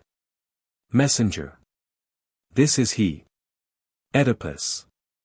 And now, old man, look up and answer all. I ask thee. Wast thou once of Laius' house? Herdsman. I was, a thrall, not purchased but home-bred. Oedipus. What was thy business? How wast thou employed? Herdsman. The best part of my life I tended sheep. Oedipus. What were the pastures thou didst most frequent? Herdsman. Cithaeron and the neighboring Alps. Oedipus. Then there. Thou must have known yon man, at least by fame. Herdsman. Yon man? In what way? What man dost thou mean? Oedipus. The man here, having met him in past times. Herdsman. Offhand I cannot call him well to mind. Messenger. No wonder, master. But I will revive his blunted memories. Sure he can recall what time together both we drove our flocks. He too, I won, on the Cithaeron range. For 3 long summers. I his mate from spring till rose Arcturus, then in winter time I led mine home, he his to Laius folds. Did these things happen as I say, or no? Herdsman. 'Tis long ago, but all thou say'st is true. Messenger. Well, thou must then remember giving me a child to rear as my own foster son. Herdsman. Why dost thou ask this question? What of that? Messenger. Friend, he that stands before thee was that child. Herdsman.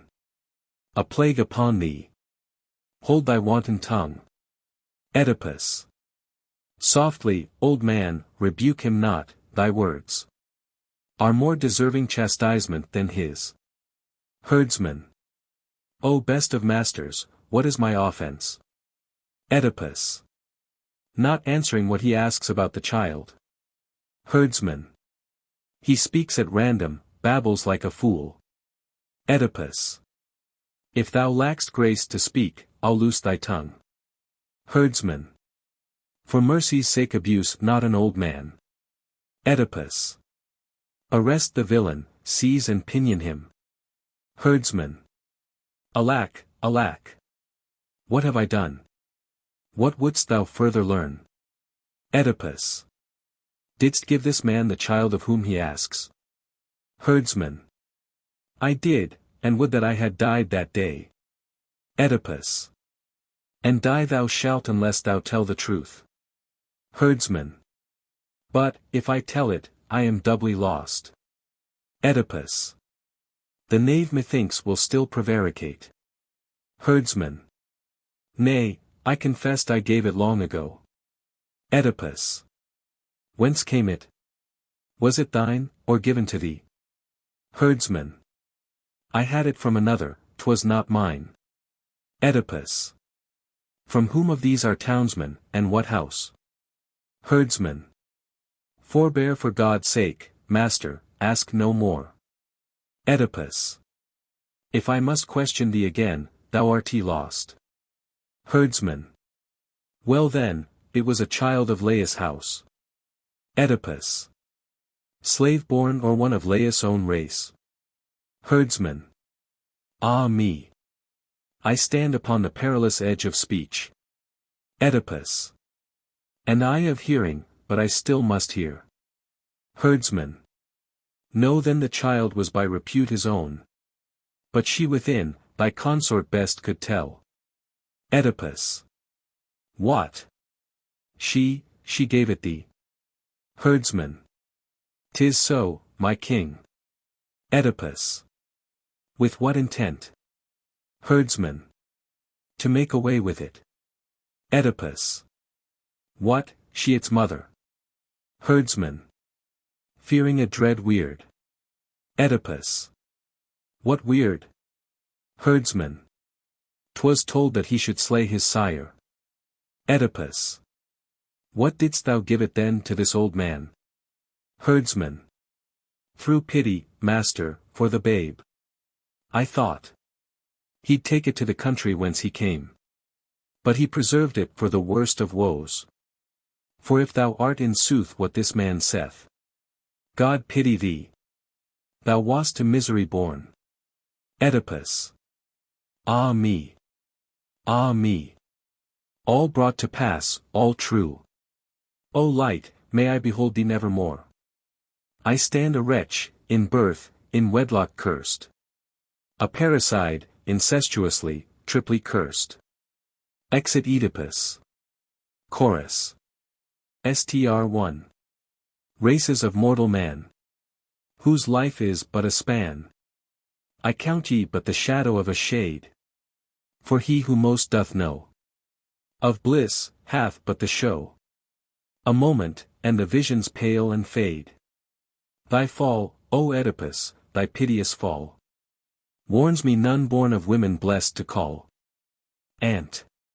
1. For he of marksmen best, O Zeus, outshot the rest. And won the prize supreme of wealth and power. By him the vulture made was quelled, her witchery laid. He rose our Saviour and the land's strong tower. We hailed thee king and from that day adored. Of mighty Thebes the universal lord. Str2. O heavy hand of fate! Who now more desolate? Whose tale more sad than thine, whose lot more dire? O Oedipus, discrowned head! Thy cradle was thy marriage bed. One harborage sufficed for son and sire. How could the soil thy father eared so long endure to bear in silence such a wrong? And 2. All-seeing time hath caught guilt, and to justice brought the son and sire commingled in one bed. O child of Laius' ill-starred race! Would I had ne'er beheld thy face. I raise for thee a dirge as o'er the dead. Yet, sooth to say, through thee I drew new breath. And now through thee I feel a second death. Enter second messenger. Second messenger. Most grave and reverend senators of Thebes. What deeds ye soon must hear, what sights behold. How will ye mourn, if, true-born patriots, ye reverence still the race of Labdacus? Not Ister nor all Phasis flood, I ween, could wash away the blood stains from this house. The ills it shrouds or soon will bring to light. Ills wrought of malice, not unwittingly. The worst to bear are self-inflicted wounds. Chorus. Grievous enough for all our tears and groans. Our past calamities, what canst thou add? Second messenger. My tale is quickly told and quickly heard. Our sovereign lady Queen Jocasta's dead. Chorus. Alas, poor queen! How came she by her death? Second messenger. By her own hand. And all the horror of it. Not having seen, yet cannot comprehend. Nathless, as far as my poor memory serves. I will relate the unhappy lady's woe. When in her frenzy she had passed inside the vestibule, she hurried straight to win the bridal chamber, clutching at her hair with both her hands, and, once within the room, she shut the doors behind her with a crash. Laius, she cried, and called her husband dead. Long, long ago, her thought was of that child. By him begot, the son by whom the sire was murdered and the mother left to breed with her own seed, a monstrous progeny. Then she bewailed the marriage bed whereon, poor wretch, she had conceived a double brood. Husband by husband, children by her child. What happened after that I cannot tell, nor how the end befell, for with a shriek burst on us Oedipus. All eyes were fixed on Oedipus, as up and down he strode. Nor could we mark her agony to the end. For stalking to and fro, a sword, he cried. Where is the wife, no wife, the teeming womb that bore a double harvest, me and mine? And in his frenzy some supernal power. No mortal, surely, none of us who watched him, guided his footsteps. With a terrible shriek, as though one beckoned him, he crashed against the folding doors, and from their staples forced the wrenched bolts and hurled himself within. Then we beheld the woman hanging there, a running noose entwined about her neck. But when he saw her, with a maddened roar, he loosed the cord, and when her wretched corpse lay stretched on earth, what followed, oh, 'twas dread. He tore the golden brooches that upheld her queenly robes, upraised them high and smote full on his eyeballs, uttering words like these: No more shall ye behold such sights of woe. Deeds I have suffered and myself have wrought. Henceforward quenched in darkness shall ye see those ye should ne'er have seen, now blind to those whom, when I saw, I vainly yearned to know. Such was the burden of his moan, whereto, not once but oft, he struck with his hand uplift his eyes, and at each stroke the ensanguined orbs bedewed his beard, not oozing drop by drop, but one black gory downpour, thick as hail. Such evils, issuing from the double source, have whelmed them both, confounding man and wife. Till now the storied fortune of this house was fortunate indeed. But from this day, woe, lamentation, ruin, death, disgrace, all ills that can be named, all are theirs. Chorus. But hath he still no respite from his pain? Second messenger. He cries, unbar the doors and let all Thebes behold the slayer of his sire, his mother's. That shameful word my lips may not repeat. He vows to fly self-banished from the land, nor stay to bring upon his house the curse himself had uttered. But he has no strength, nor one to guide him, and his tortures more than man can suffer, as yourselves will see. For lo, the palace portals are unbarred, and soon ye shall behold a sight so sad that he who must abhorred would pity it. Enter Oedipus blinded. Chorus. Woeful sight. More woeful none. These sad eyes have looked upon. Whence this madness? None can tell. Who did cast on thee his spell? Prowling all thy life around, leaping with a demon bound. Hapless wretch! How can I brook on thy misery to look? Though to gaze on thee I yearn. Much to question, much to learn. Horror struck away I turn. Oedipus. Ah me! Ah woe is me! Ah whither am I borne? How like a ghost forlorn my voice flits from me on the air. On the demon goads. The end, ah where? Chorus. An end too dread to tell, too dark to see. Oedipus. Str 1. Dark, dark. The horror of darkness, like a shroud, wraps me and bears me on through mist and cloud. Ah me, ah me! What spasms athwart me shoot! What pangs of agonizing memory! Chorus. No marvel if in such a plight thou feelst the double weight of past and present woes. Oedipus. Ant. 1. Ah friend, still loyal, constant still and kind. Thou carest for the blind. I know thee near, and though bereft of eyes, thy voice I recognize. Chorus. O doer of dread deeds, how couldst thou mar thy vision thus? What demon goaded thee? Oedipus. Str 2. Apollo, friend, Apollo, he it was that brought these ills to pass. But the right hand that dealt the blow was mine, none other. How could I longer see when sight brought no delight? Chorus. Alas! 'Tis as thou sayest. Oedipus. Say, friends, can any look or voice or touch of love henceforth my heart rejoice? Haste, friends, no fond delay. Take the twice cursed away. Far from all ken. The man abhorred of gods, accursed of men. Chorus. Oh, thy despair well suits thy desperate case. Would I had never looked upon thy face. Oedipus. And 2. My curse on him who are unrived. The waif's fell fetters and my life revived.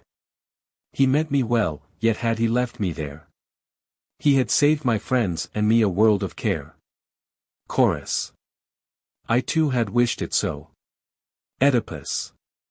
Then had I never come to shed my father's blood nor climbed my mother's bed, the monstrous offspring of a womb defiled, co-made of him who gendered me, and child. Was ever man before afflicted thus, like Oedipus? Chorus. I cannot say that thou hast counselled well, for thou wert better dead than living blind. Oedipus. What's done was well done. Thou canst never shake my firm belief. A truce to argument. For, had I sight, I know not with what eyes I could have met my father in the shades, or my poor mother, since against the twain I sinned, a sin no gallows could atone. But, ye say, the sight of children joys a parent's eyes. What, born as mine were born? No, such a sight could never bring me joy. Nor this fair city with its battlements, its temples and the statues of its gods.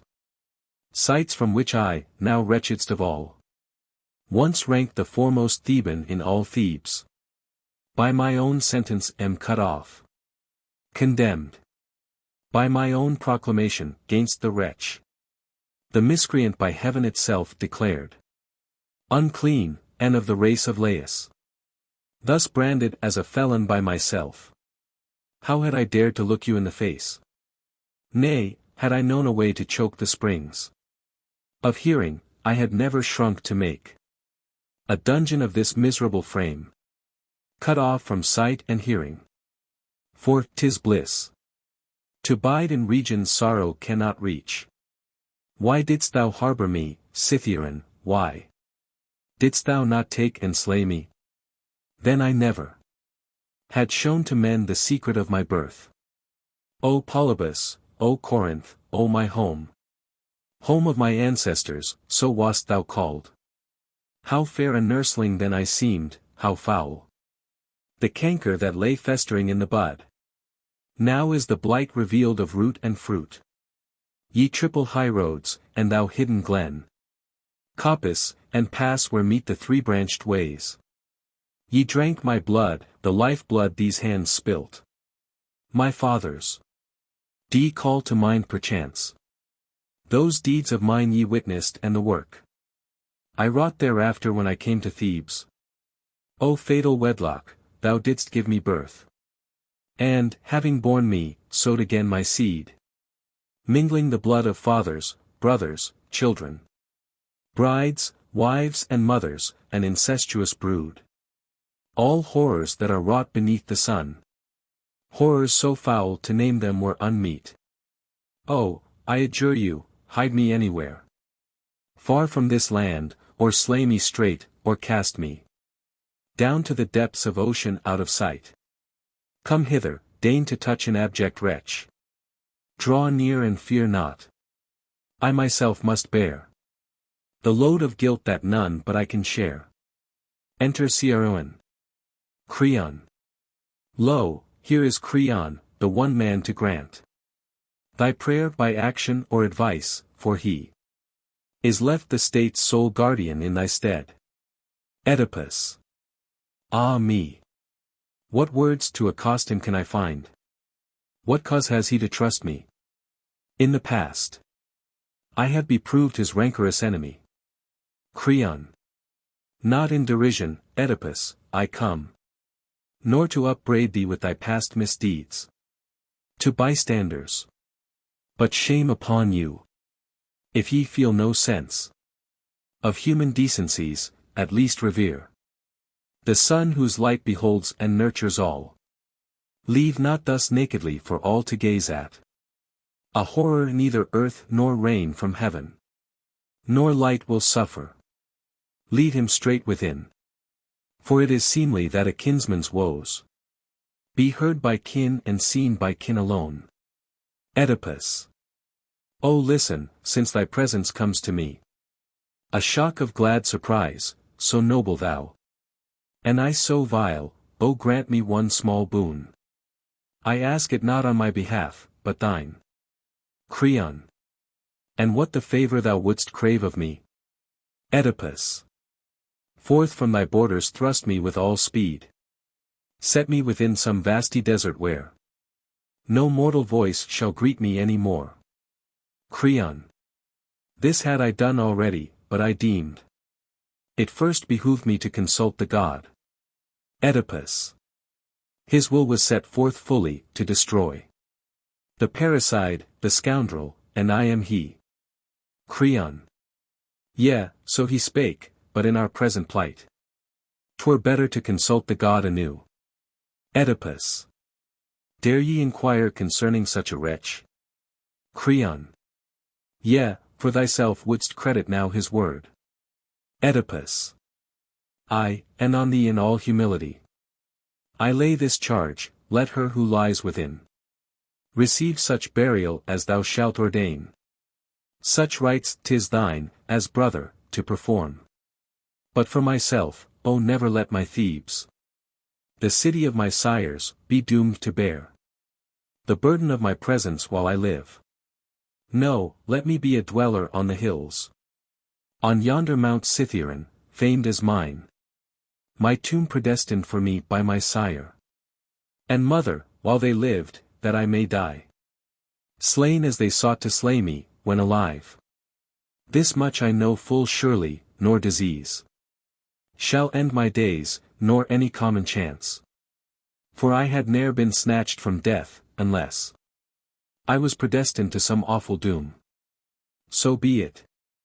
I reck not how fate deals with me, but my unhappy children, for my sons. Be not concerned, O Creon, they are men, and for themselves, where'er they be, can fend.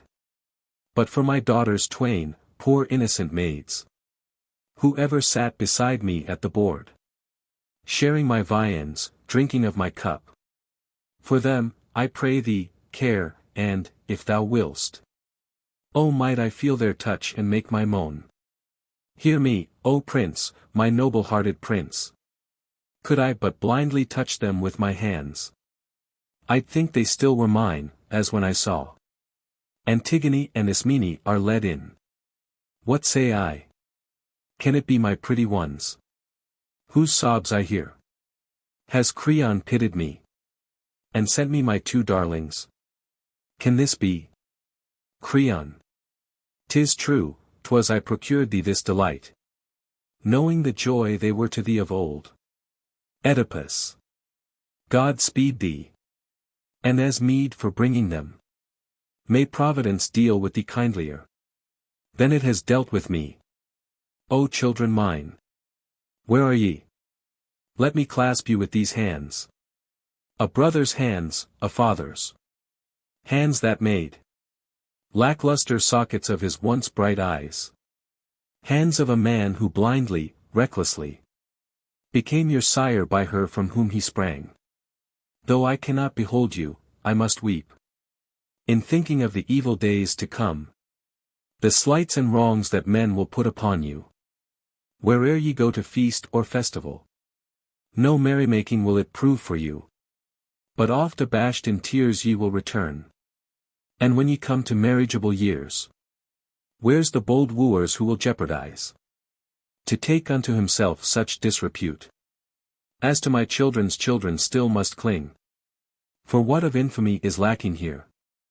Their father slew his father, sowed the seed, where he himself was gendered, and begot these maidens at the source wherefrom he sprang.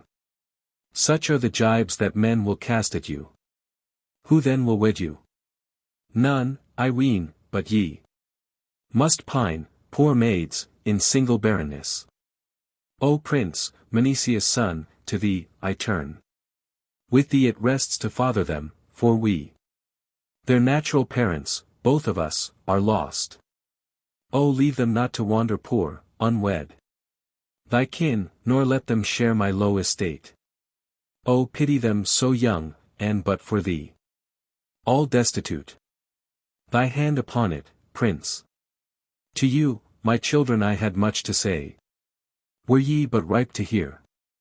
Let this suffice. Pray ye may find some home and live content. And may your lot prove happier than your sire's. Creon. Thou hast had enough of weeping, pass within. Oedipus. I must obey. Though 'tis grievous. Creon. Weep not, everything must have its day. Oedipus. Well, I go, but on conditions. Creon. What thy terms for going, say. Oedipus.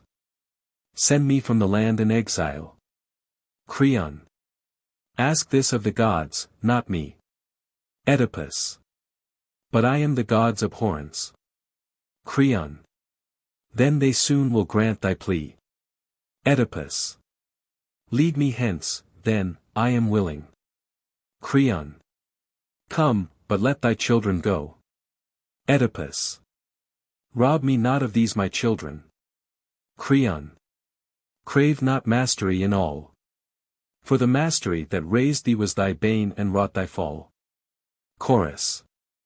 Look ye, countrymen and Thebans, this is Oedipus the Great. He who knew the Sphinx's riddle and was mightiest in our state.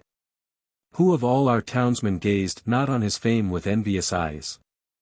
Now, in what a sea of troubles sunk and overwhelmed he lies.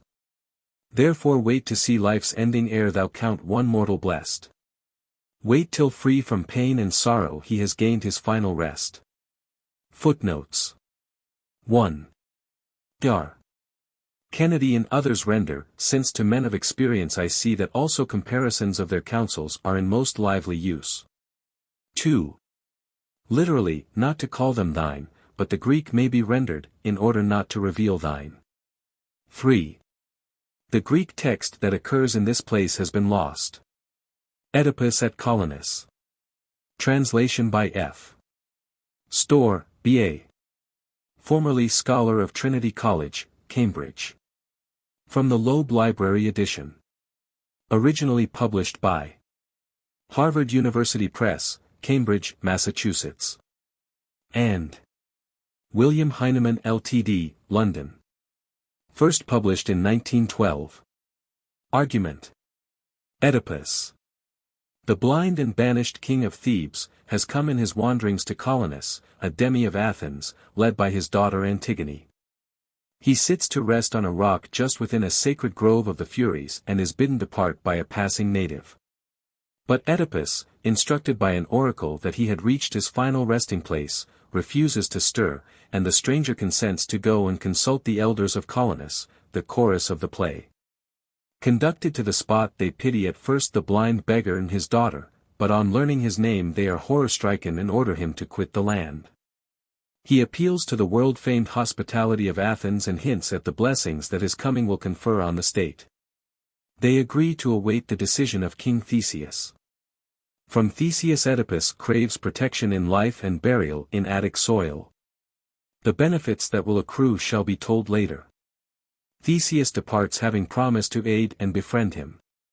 No sooner has he gone than Creon enters with an armed guard who seize Antigone and carry her off. Ismene, the other sister, they have already captured, and he is about to lay hands on Oedipus, when Theseus, who has heard the tumult, hurries up and, upbraiding Creon for his lawless act, threatens to detain him till he has shown where the captives are and restored them.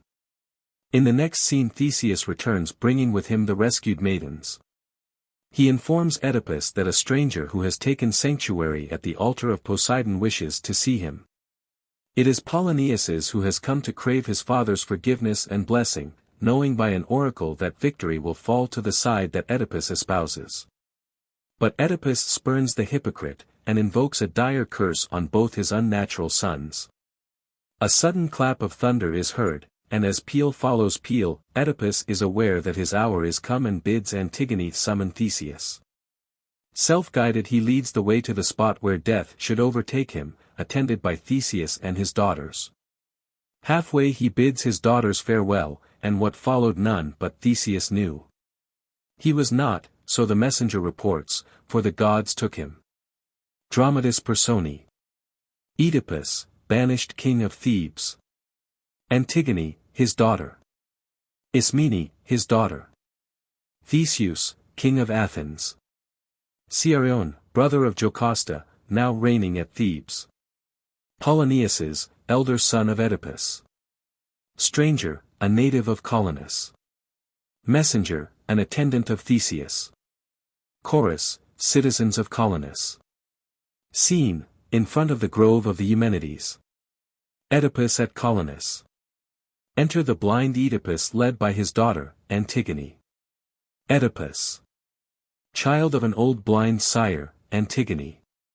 What region, say, whose city have we reached? Who will provide today with scant dole? This wanderer? 'Tis little that he craves.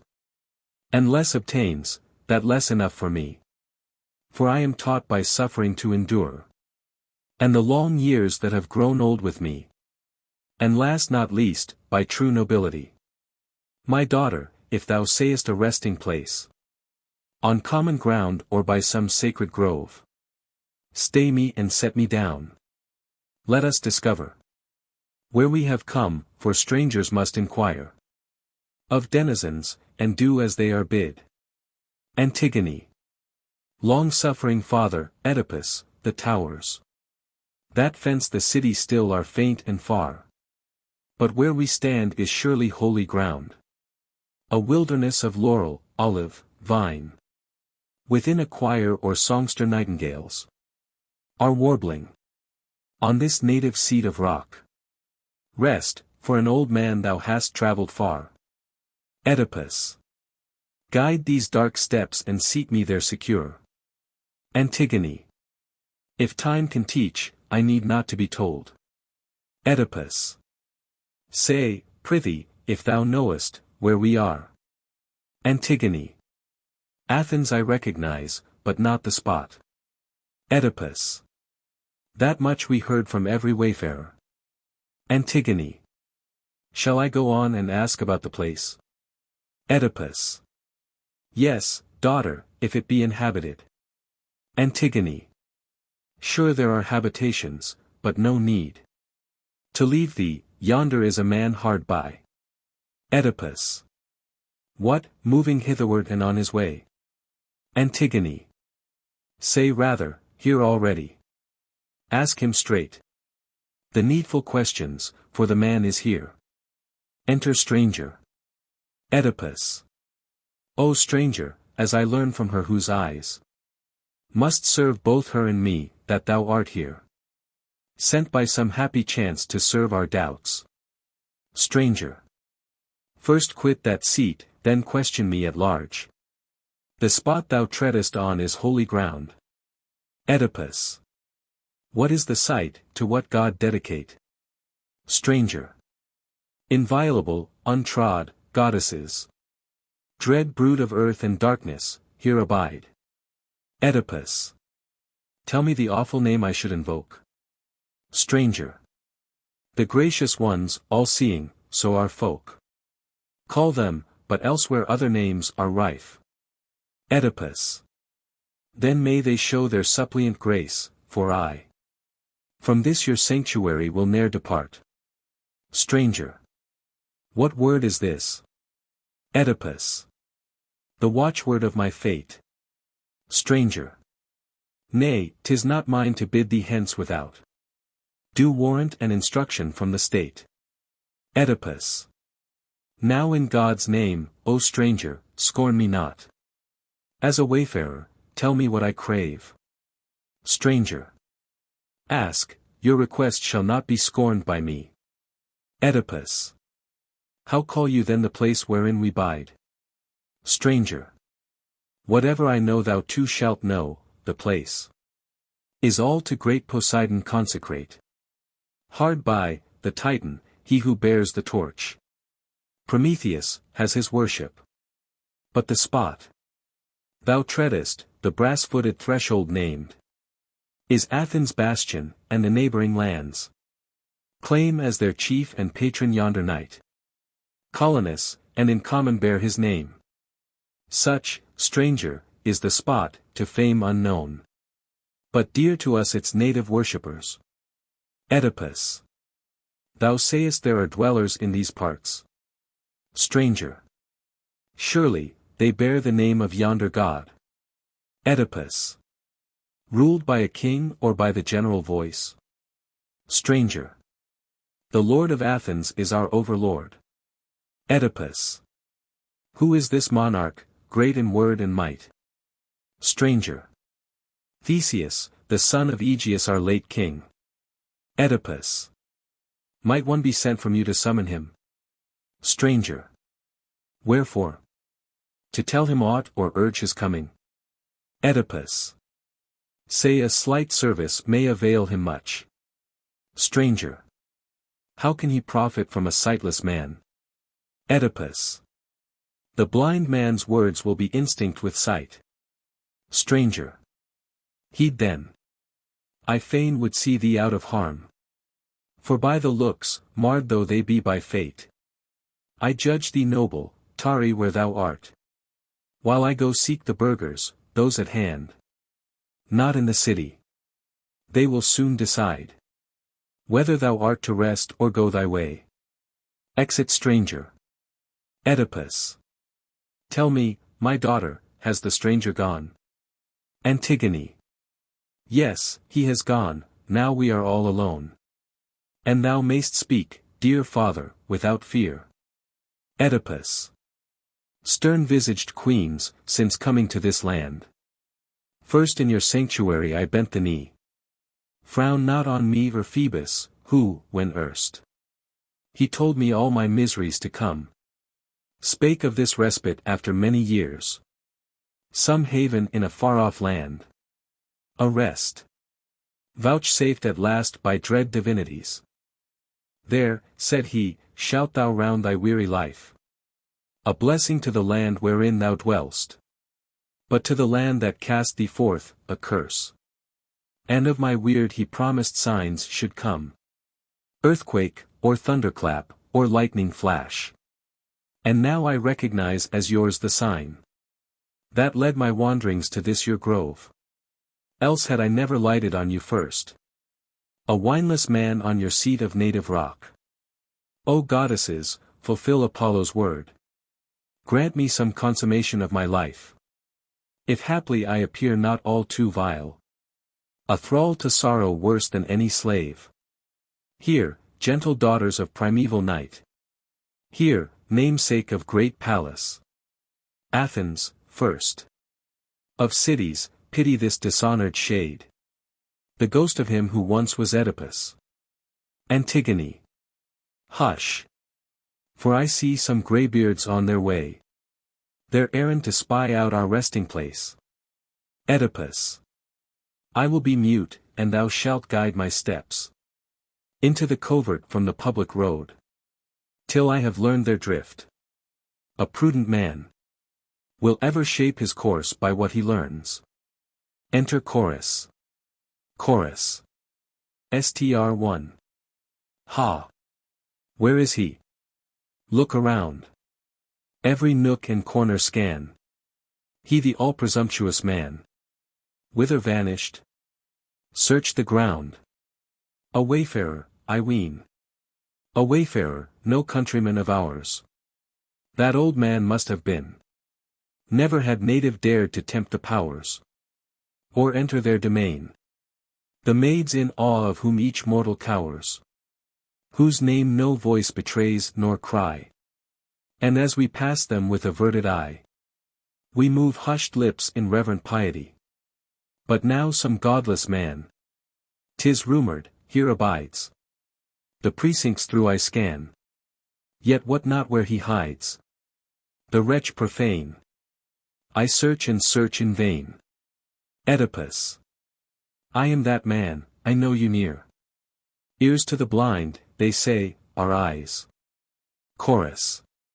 O dread to see and dread to hear. Oedipus. O sirs, I am no outlaw under ban. Chorus. Who can he be, Zeus save us, this old man? Oedipus. No favorite of fate, that ye should envy his estate.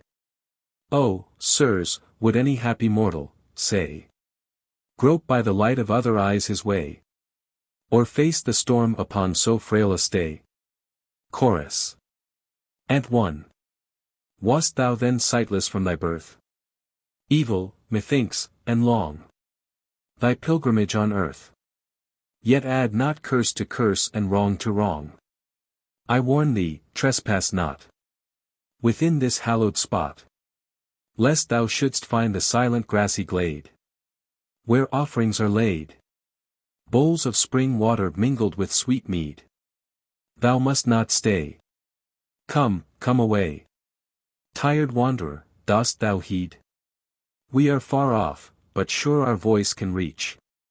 If aught thou wouldst beseech, speak where 'tis right, till then refrain from speech. Oedipus. Daughter, what counsel should we now pursue? Antigone. We must obey and do as here they do. Oedipus. Thy hand then. Antigone. Here, O father, is my hand. Oedipus.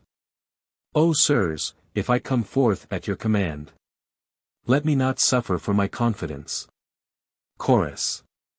Str2. Against thy will no man shall drive thee hence. Oedipus.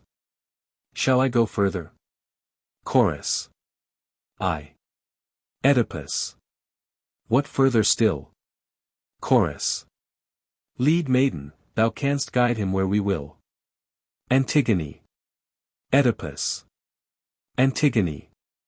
Follow with blind steps, father, as I lead. Oedipus. Chorus. In a strange land strange thou art. To her will incline thy heart. Honor whatsoe'er the state honors, all she frowns on hate. Oedipus. Guide me, child, where we may range, safe within the paths of right. Counsel freely may exchange, nor with fate and fortune fight. Chorus. Ant 2. Halt. Go no further than that rocky floor. Oedipus. Stay where I now am. Chorus. Yes, advance no more. Oedipus. May I sit down? Chorus. Move sideways towards the ledge, and sit thee crouching on the scarped edge. Antigone. This is my office, father, O incline. Oedipus. Ah me! Ah me! Antigone. Thy steps to my steps, lean thine aged frame on mine. Oedipus. Woe on my fate unblessed. Chorus. Wanderer, now thou art at rest. Tell me of thy birth and home. From what far country art thou come? Led on thy weary way, declare. Oedipus. Strangers, I have no country. O forbear. Chorus.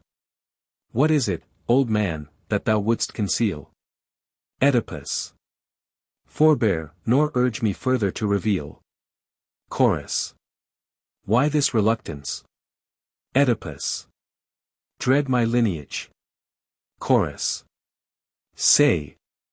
Oedipus. What must I answer, child, ah well-a-day? Chorus. Say of what stock thou comest, what man's son? Oedipus.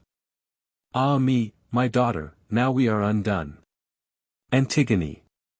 Speak, for thou standest on the slippery verge. Oedipus. I will. No plea for silence can I urge. Chorus. Will neither speak. Come, sir, why dally thus? Oedipus. Know'st one of Laius? Chorus. Ha. Who?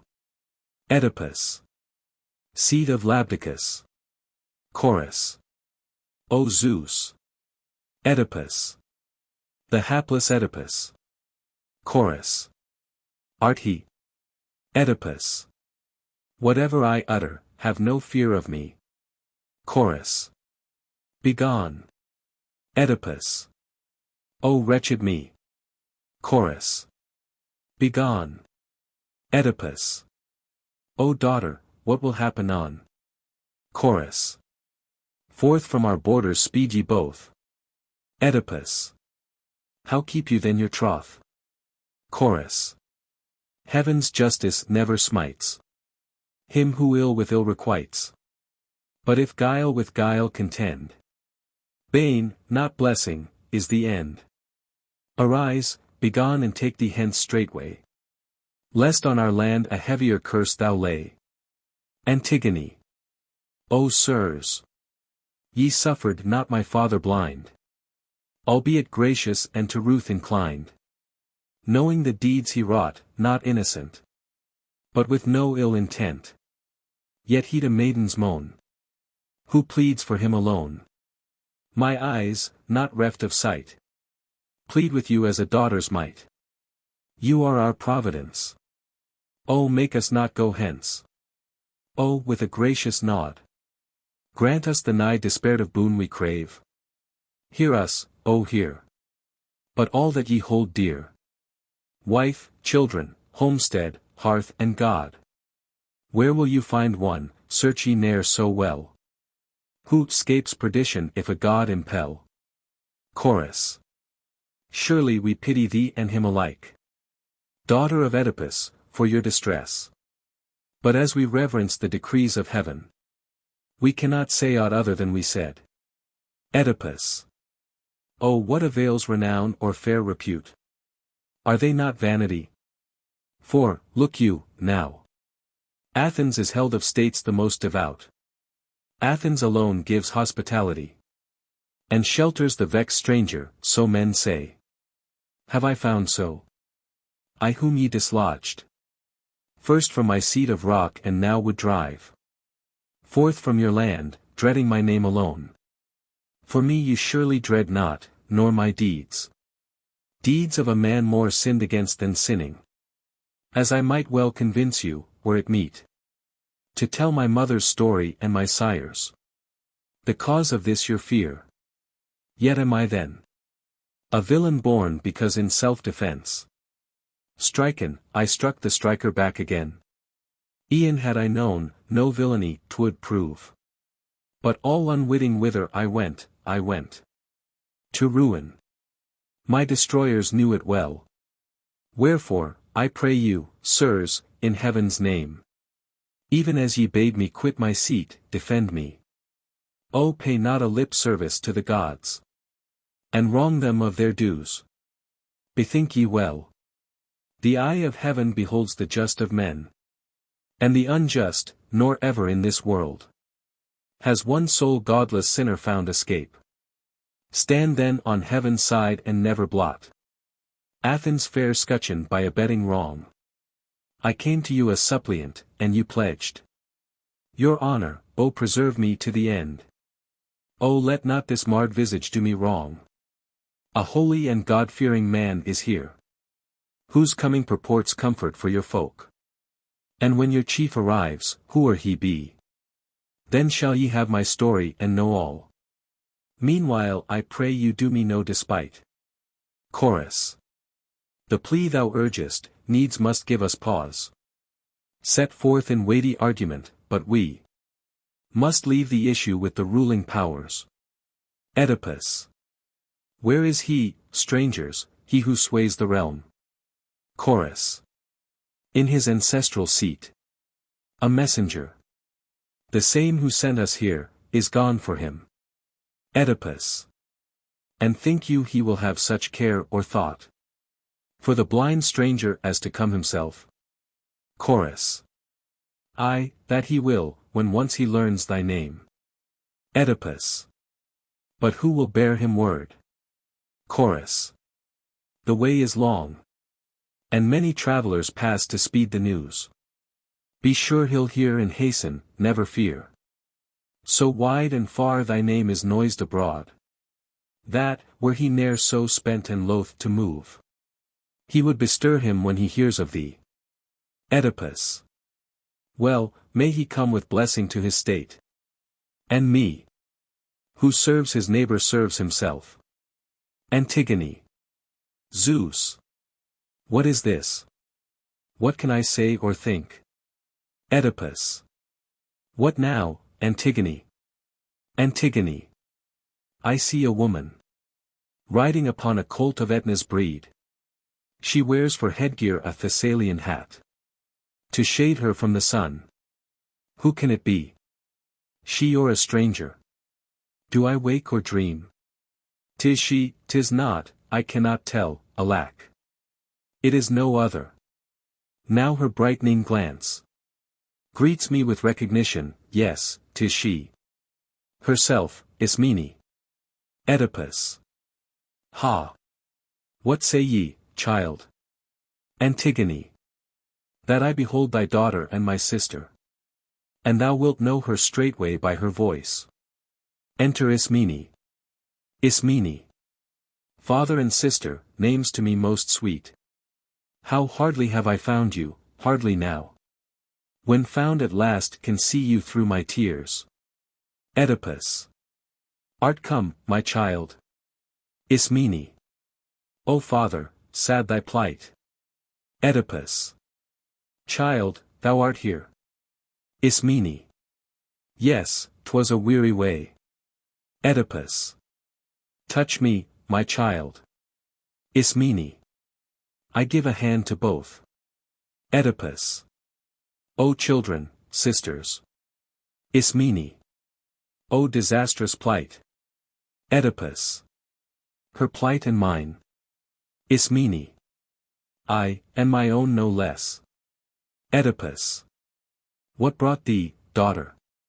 Ismene. Father, care for thee. Oedipus. A daughter's yearning? Ismene. Yes, and I had news. I would myself deliver, so I came. With the one thrall who yet is true to me. Oedipus. Thy valiant brothers, where are they at need? Ismene. They are, enough, 'tis now their darkest hour. Oedipus. Out on the twain. The thoughts and actions all are framed and modeled on Egyptian ways. For there the men sit at the loom indoors, while the wives slave abroad for daily bread. So you, my children, those whom I behooved to bear the burden, stay at home like girls, while in their stead my daughters moil and drudge, lightening their father's misery. The one, since first she grew from girlish feebleness to womanhood, has been the old man's guide, and shared my weary wandering, roaming oft, hungry and footsore through wild forest ways, in drenching rains and under scorching suns, careless herself of home and ease, if so her sire might have her tender ministry. And thou, my child, whilom thou wentest forth, eluding the Cadmeans' vigilance, to bring thy father all the oracles concerning Oedipus, and didst make thyself my faithful lieger when they banished me. And now what mission summons thee from home? What news, Ismene, hast thou for thy father? This much I know, thou comest not empty-handed, without a warning of some new alarm. Ismene, the toil and trouble, father, that I bore, to find thy lodging place and how thou faredst, I spare thee. Surely 'twere a double pain to suffer, first in act and then in telling.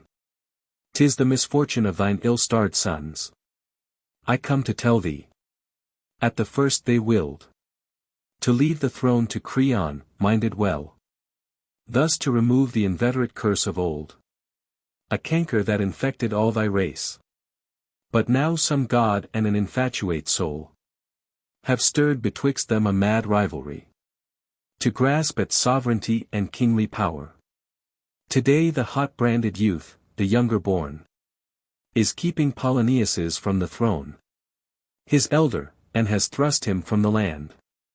The banished brother, so all Thebes reports, fled to the vale of Argos, and by help of new alliance there and friends in arms, swears he will stablish Argos straight as lord of the Cadmean land, or, if he fail, exalt the victor to the stars of heaven.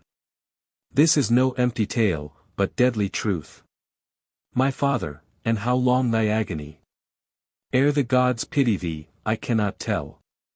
Oedipus, hast thou indeed then entertained a hope? The gods at last will turn and rescue me? Ismene, yea, so I read these latest oracles. Oedipus, what oracles? What hath been uttered, child? Ismene, thy country, so it runs, shall yearn in time to have thee for their will alive or dead. Oedipus, and who could gain by such a one as I?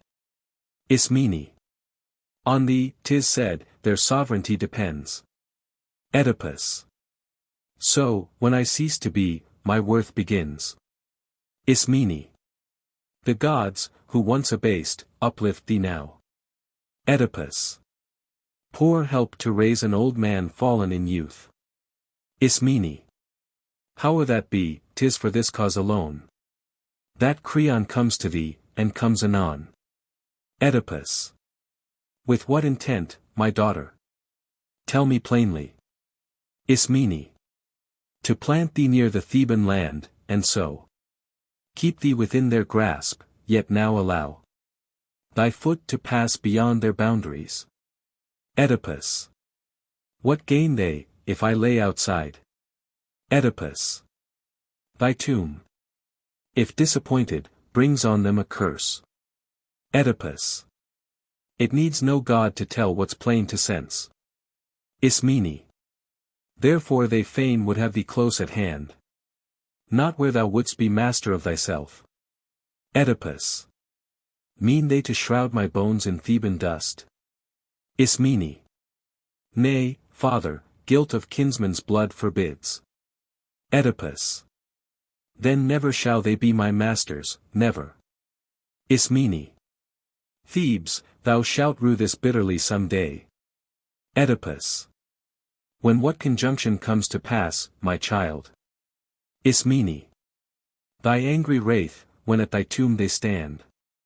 Oedipus, and who hath told thee what thou tell'st me, child?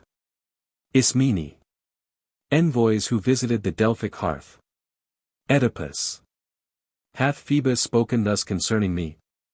Ismene, so say the envoys who returned to Thebes. Oedipus, and can a son of mine have heard of this? Ismene, yea, both alike, and know its import well. Oedipus, they knew it, yet the ignoble greed of rule outweighed all longing for their sire's return. Ismene, grievous thy words, yet I must own them true. Oedipus, then may the gods ne'er quench their fatal feud, and mine be the arbitrament of the fight. For which they now are arming, spear to spear. That neither he who holds the scepter now may keep this throne, nor he who fled the realm return again. They never raised a hand.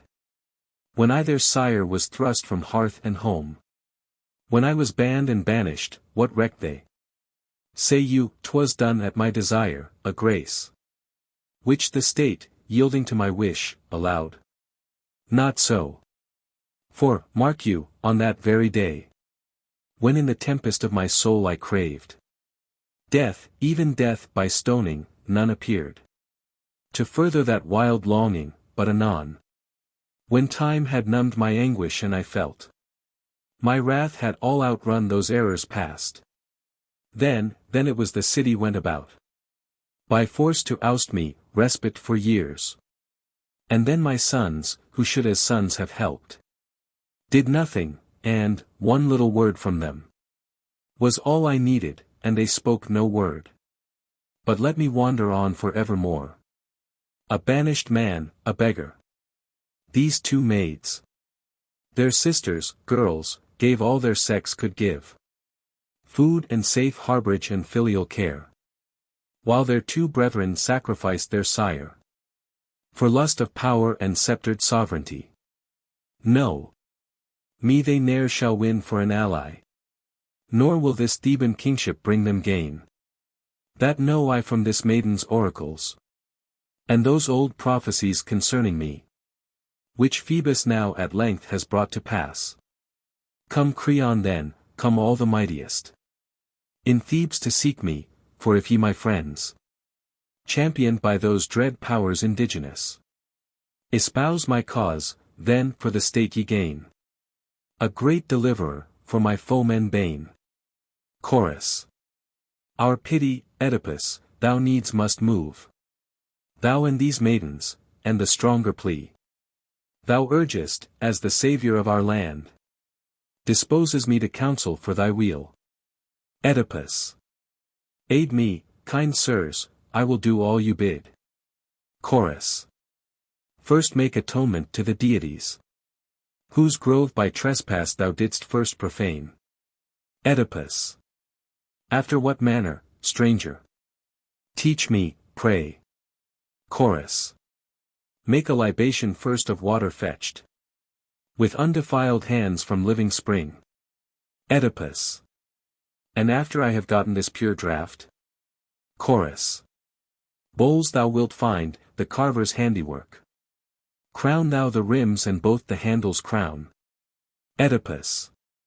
With olive shoots or blocks of wool, or how? Chorus. With wool from fleece of yearling freshly shorn. Oedipus. What next? How must I end the ritual? Chorus. Pour thy libation, turning to the dawn. Oedipus. Pouring it from the urns whereof ye spake. Chorus. Yea, in 3 streams. And be the last bowl drained to the last drop. Oedipus. And wherewith shall I fill it? Ere in its place I set it. This too tell. Chorus. With water and with honey, add no wine. Oedipus. And when the embowed earth hath drunk thereof. Chorus. Then lay upon it thrice 9 olive sprays. With both thy hands, and offer up this prayer. Oedipus. I fain would hear it, that imports the most. Chorus. That, as we call them gracious, they would deign to grant the suppliant their saving grace. So pray thyself or whoso pray for thee. In whispered accents, not with lifted voice. Then go and look back. Do as I bid. And I shall then be bold to stand thy friend. Else, stranger, I should have my fears for thee. Oedipus. Hear ye, my daughters, what these strangers say. Antigone. We listened, and attend thy bidding, father. Oedipus. I cannot go, disabled as I am. Doubly, by lack of strength and lack of sight. But one of you may do it in my stead. For one, I trow, may pay the sacrifice. Of thousands, if his heart be leal and true. So to your work with speed, but leave me not untended, for this frame is all too weak to move without the help of guiding hand. Ismene. Then I will go perform these rites, but where? To find the spot, this have I yet to learn. Chorus. Beyond this grove, if thou hast need of aught, the guardian of the close will lend his aid. Ismene. I go, and thou, Antigone, meanwhile, must guard our father in a parent's cause. Toil, if there be toil, is of no account. Exit Ismene. Chorus. Str1. Ill it is, stranger, to awake pain that long since has ceased to ache. And yet I fain would hear. Oedipus. What thing? Chorus. Thy tale of cruel suffering, for which no cure was found. The fate that held thee bound. Oedipus. O bid me not, as guest I claim this grace, expose my shame. Chorus. The tale is bruited far and near, and echoes still from ear to ear. The truth, I fain would hear. Oedipus. Ah me. Chorus. I prithee yield. Oedipus. Ah me. Chorus. Grant my request, I grant it all to thee. Oedipus. Ant. 1. Know then I suffered ills most vile, but none. So help me heaven, from acts in malice done. Chorus. Say how. Oedipus. The state around. An all unwitting bridegroom bound. An impious marriage chain. That was my bane. Chorus. Didst thou in sooth then share a bed incestuous with her that bare? Oedipus. It stabs me like a sword, that two-edged word. O stranger, but these maids, my own. Chorus. Say on. Oedipus. 2 daughters, curses twain. Chorus. O God. Oedipus. Sprang from the wife and mother's travail pain. Chorus. Str2. What, then thy offspring are at once? Oedipus. Too true. Their father's very sisters too. Chorus. O horror. Oedipus. Horrors from the boundless deep. Back on my soul in refluent surges sweep. Chorus. Thou hast endured. Oedipus. Intolerable woe. Chorus. And sinned. Oedipus. I sin not. Chorus. How so? Oedipus. I served the state, would I had never won that graceless grace by which I was undone. Chorus. And 2. And next, unhappy man, thou hast shed blood. Oedipus. Must ye hear more? Chorus. A father's? Oedipus. Flood on flood. Whelms me, that word's a second mortal blow. Chorus. Murderer. Oedipus. Yes, a murderer, but no. Chorus. What canst thou plead? Oedipus. A plea of justice. Chorus. How? Oedipus. I slew who else would me have slain. I slew without intent. A wretch, but innocent. In the law's eye, I stand, without a stain. Chorus. Behold our sovereign, Theseus, Aegeus' son, comes at thy summons to perform his part. Enter Theseus. Theseus. Oft had I heard of thee in times gone by, the bloody mutilation of thine eyes. And therefore know thee, son of Laius. All that I lately gathered on the way made my conjecture doubly sure. And now, thy garb and that marred visage prove to me that thou art he. So pitying thine estate, Most ill-starred Oedipus, I fain would know. What is the suit ye urge on me and Athens? Thou and the helpless maiden at thy side. Declare it. Dire indeed must be the tale. Whereat I should recoil. I too was reared, like thee, in exile, and in foreign lands. Wrestled with many perils, no man more. Wherefore no alien in adversity shall seek in vain my succor, nor shalt thou. I know myself a mortal, and my share in what the morrow brings no more than thine. Oedipus. Theseus, thy words so apt, so generous, so comfortable, need no long reply.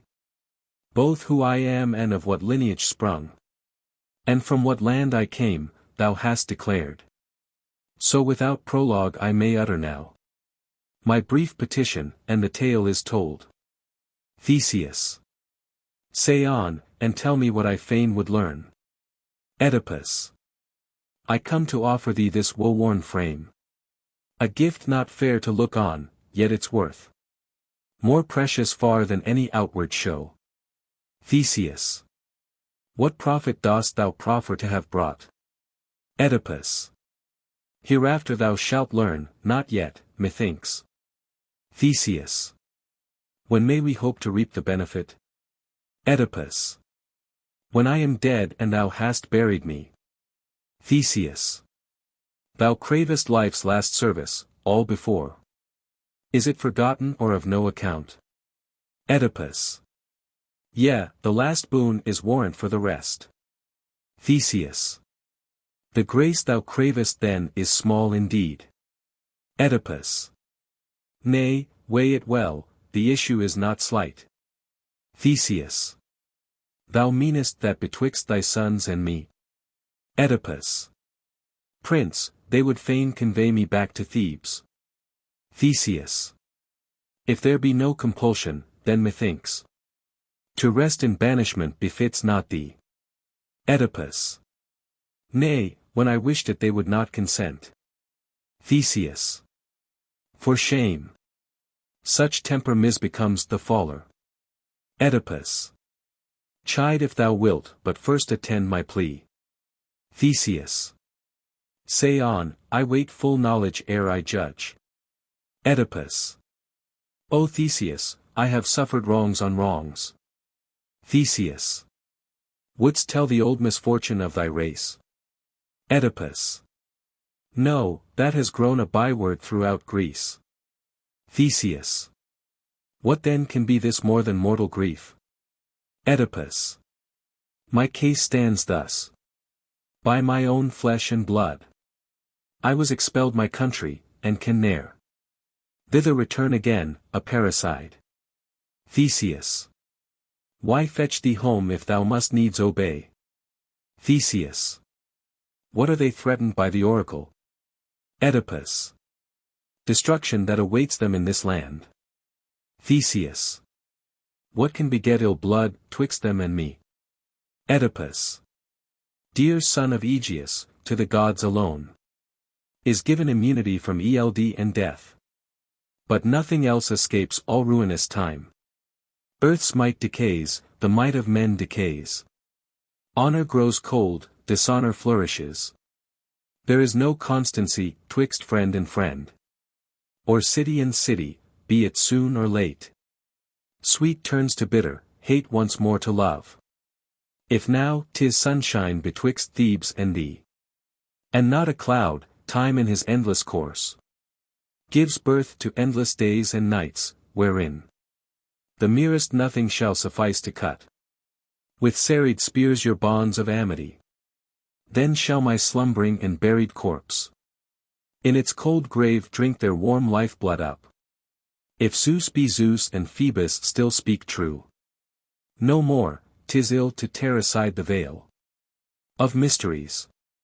Let me cease as I began. Enough if thou wilt keep thy plighted troth. Then shall thou ne'er complain that Oedipus proved an unprofitable and thankless guest. Except the gods themselves shall play me false. Chorus. The man, my lord, has from the very first declared his power to offer to our land these and like benefits. Theseus. Who could reject the proffered amity of such a friend? First, he can claim the hospitality to which by mutual contract we stand pledged. Next, coming here, a suppliant to the gods, he pays full tribute to the state and me. His favors therefore never will I spurn, but grant him the full rights of citizen. And, if it suits the stranger here to bide, I place him in your charge, or if he please, rather to come with me, choose, Oedipus. Which of the two thou wilt? Thy choice is mine. Oedipus. Zeus, may the blessing fall on men like these. Theseus. What dost thou then decide, to come with me? Oedipus. Yea, were it lawful, but 'tis rather here. Theseus. What wouldst thou here? I shall not thwart thy wish. Oedipus. Here shall I vanquish those who cast me forth. Theseus. Then were thy presence here a boon indeed. Oedipus. Such shall it prove, if thou fulfillst thy pledge. Theseus. Fear not for me, I shall not play thee false. Oedipus. No need to back thy promise with an oath. Theseus. An oath would be no surer than my word. Oedipus. How wilt thou act then? Theseus. What is it thou fearst? Oedipus. My foes will come. Theseus. Our friends will look to that. Oedipus. But if thou leave me? Theseus. Teach me not my duty. Oedipus. 'Tis fear constrains me. Theseus. My soul knows no fear. Oedipus. Thou knowest not what threats. Theseus. I know that none shall hale thee hence in my despite. Such threats, vented in anger oft, are blusterers. An idle breath, forgot when sense returns. And for thy foemen, though their words were brave, boasting to bring thee back, they are like to find the seas between us wide and hard to sail. Such my firm purpose, but in any case, take heart, since Phoebus sent thee here. My name, though I be distant, warrants thee from harm. Chorus. Str 1. Thou hast come to a steed-famed land for rest. O stranger worn with toil, to a land of all lands the goodliest. Colonus' glistening soil. 'Tis the haunt of the clear-voiced nightingale, who hid in her bower, among the wine-dark ivy that wreathes the vale, trilleth her ceaseless song. And she loves, where the clustering berries nod o'er a sunless, windless glade, the spot by no mortal footstep trod, the pleasance kept for the back-chic god, where he holds each night his revels wild, with the nymphs who fostered the lusty child, and won and fed each morn by the pearly dew.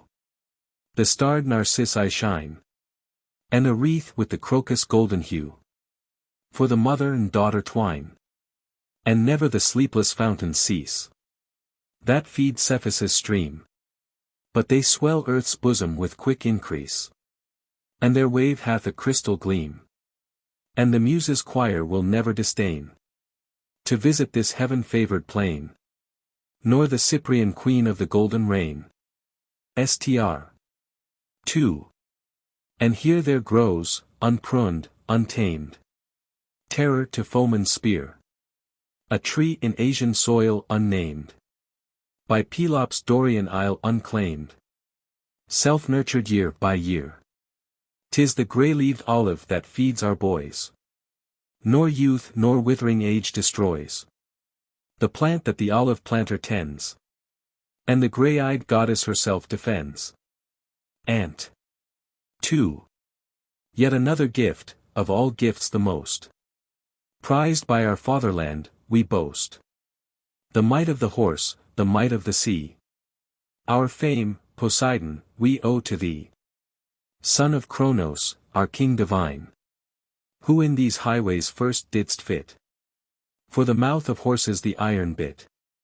Thou too hast taught us to fashion meet for the arm of the rower the oar-blade fleet, swift as the Nereids' 100 feet, as they dance along the brine. Antigone. O land extolled above all lands, 'tis now for thee to make these glorious titles good. Oedipus. Why this appeal, my daughter? Antigone. Father, lo! Creon approaches with his company. Oedipus. Fear not, it shall be so, if we are old. This country's vigor has no touch of age. Enter Cron with attendants. Creon. Burghers, my noble friends, ye take alarm. At my approach, I read it in your eyes. Fear nothing and refrain from angry words. I come with no ill purpose. I am old. And know the city whither I am come. Without a peer amongst the powers of Greece. It was by reason of my years that I was chosen to persuade your guest and bring him back to Thebes. Not the delegate of one man, but commissioned by the state. Since of all Thebans I have most bewailed, being his kinsman, his most grievous woes. Oh, listen to me, luckless Oedipus. Come home. The whole Cadmean people claim with right to have thee back, I most of all. For most of all, else were I vile indeed. I mourn for thy misfortunes, seeing thee an aged outcast, wandering on and on. A beggar with one handmaid for thy stay. Ah! Who had e'er imagined she could fall to such a depth of misery as this? To tend in penury thy stricken frame. A virgin ripe for wedlock, but unwed. A prey for any wanton ravisher. Seems it not cruel this reproach I cast on thee and on myself and all the race? Ay, but an open shame cannot be hid. Hide it, oh hide it, Oedipus, thou canst. Oh, by our father's gods, consent I pray. Come back to Thebes, come to thy father's home. Bid Athens, as is meet, a fond farewell. Thebes thy old foster mother claims thee first. Oedipus. O front of brass, thy subtle tongue would twist to thy advantage every plea of right. Why try thy arts on me, why spread again toils where 'twould gall me sorest to be snared? In old days when by self-wrought woes distraught, I yearned for exile as a glad release. Thy will refuse the favor then I craved. But when my frenzied grief had spent its force, and I was fain to taste the sweets of home, then thou wouldst thrust me from my country, then these ties of kindred were by thee ignored. And now again when thou beholdst this state, and all its kindly people welcome me, thou seekst to part us, wrapping in soft words hard thoughts. And yet what pleasure canst thou find in forcing friendship on unwilling foes? Suppose a man refuse to grant some boon, when you importuned him, and afterwards, when you had got your heart's desire, consented, granting a grace from which all grace had fled. Would not such favor seem an empty boon? Yet such the boon thou profferest now to me. Fair in appearance, but when tested false. Yea, I will prove thee false, that these may hear. Thou art come to take me, not to take me home. But plant me on thy borders, that thy state may so escape annoyance from this land. That thou shalt never gain, but this instead. My ghost to haunt thy country without end. And for my sons, this heritage, no more. Just room to die in. Have not I more skill than thou to draw the horoscope of Thebes? Are not my teachers surer guides than thine? Great Phoebus and the sire of Phoebus, Zeus. Thou art a messenger suborned, thy tongue is sharper than a sword's edge, yet thy speech will bring thee more defeats than victories. Howbeit, I know I waste my words, begone, and leave me here. Whatever may be my lot. He lives not ill who lives with all content. Creon. Which loses in this parley, I o'erthrown. By thee, or thou who overthrow'st thyself. Oedipus. I shall be well contented if thy suit fails with these strangers, as it has with me. Creon. Unhappy man, will years ne'er make thee wise? Must thou live on to cast a slur on age? Oedipus. Thou hast a glib tongue, but no honest man, methinks, can argue well on any side. Creon. 'Tis one thing to speak much, another well. Oedipus. Thy words, forsooth, are few and all well aimed. Creon. Not for a man indeed with wits like thine. Oedipus. Depart. I bid thee in these burghers' name. And prowl no longer round me to blockade my destined harbour. Creon. I protest to these. Not thee, and for thine answer to thy kin. If e'er I take thee. Oedipus. Who against their will could take me? Creon. Though untaken thou shalt smart. Oedipus. What power hast thou to execute this threat? Creon. One of thy daughters is already seized. The other I will carry off anon. Oedipus. Woe, woe. Creon. This is but prelude to thy woes. Oedipus. Hast thou my child? Creon. And soon shall have the other. Oedipus. Ho, friends. Ye will not surely play me false. Chase this ungodly villain from your land. Chorus. Hence, stranger, hence avaunt. Thou doest wrong in this, and wrong in all that thou hast done. Creon, to his guards. 'Tis time by force to carry off the girl, if she refuse of her free will to go. Antigone. Ah, woe is me. Where shall I fly, where find succor from gods or men? Chorus. What wouldst thou, stranger? Creon. I meddle not with him, but her who is mine. Oedipus. O princes of the land. Chorus. Sir, thou dost wrong. Creon. Nay, right. Chorus. How right? Creon. I take but what is mine. Oedipus. Help, Athens. Chorus. What means this, Sirrah? Quick unhand her, or we'll fight it out. Creon. Back. Chorus. Not till thou forbear. Creon. 'Tis war with Thebes if I am touched or harmed. Oedipus. Did I not warn thee? Chorus. Quick, unhand the maid. Creon. Command your minions, I am not your slave.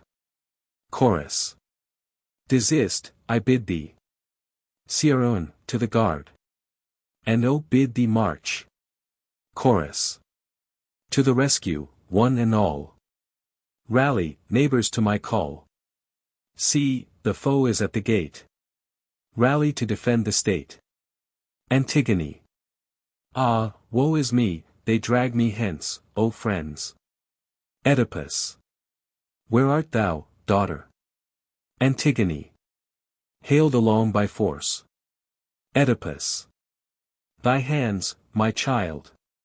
Antigone. They will not let me, father.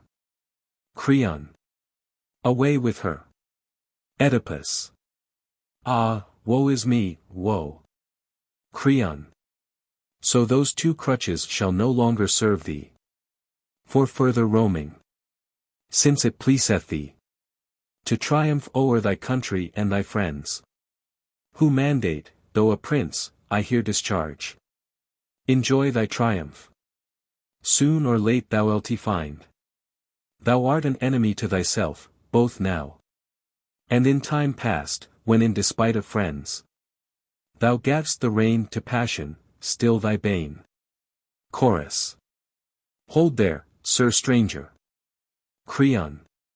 Hands off, have a care. Chorus. Restore the maidens, else thou goest not. Creon. Then Thebes will take a dearer surety soon. I will lay hands on more than these two maids. Chorus. What canst thou further? Creon. Carry off this man. Chorus. Brave words. Creon. And deeds forthwith shall make them good. Chorus. Unless perchance our sovereign intervene. Oedipus. O shameless voice! Wouldst lay an hand on me? Creon. Silence, I bid thee. Oedipus. Goddesses, allow thy suppliant to utter yet one curse. Wretch, now my eyes are gone, thou hast torn away the helpless maiden who was eyes to me. For these to thee and all thy cursed race. May the great sun, whose eye is everywhere, grant length of days and old age like to mine. Creon. Listen, O men of Athens, mark ye this? Oedipus. They mark us both and understand that I, wronged by the deeds, defend myself with words. Creon. Nothing shall curb my will, though I be old. And single-handed, I will have this man. Oedipus.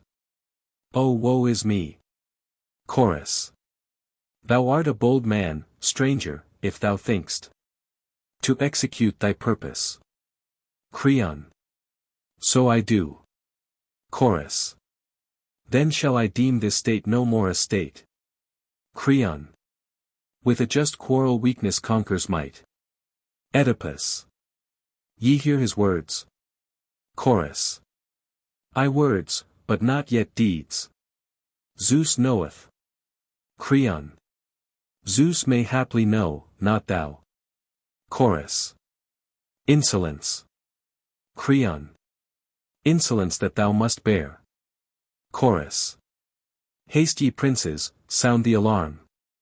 Men of Athens, arm ye, arm. Quickly to the rescue come. Ere the robbers get them home. Enter Theseus. Theseus. Why this outcry? What is forward?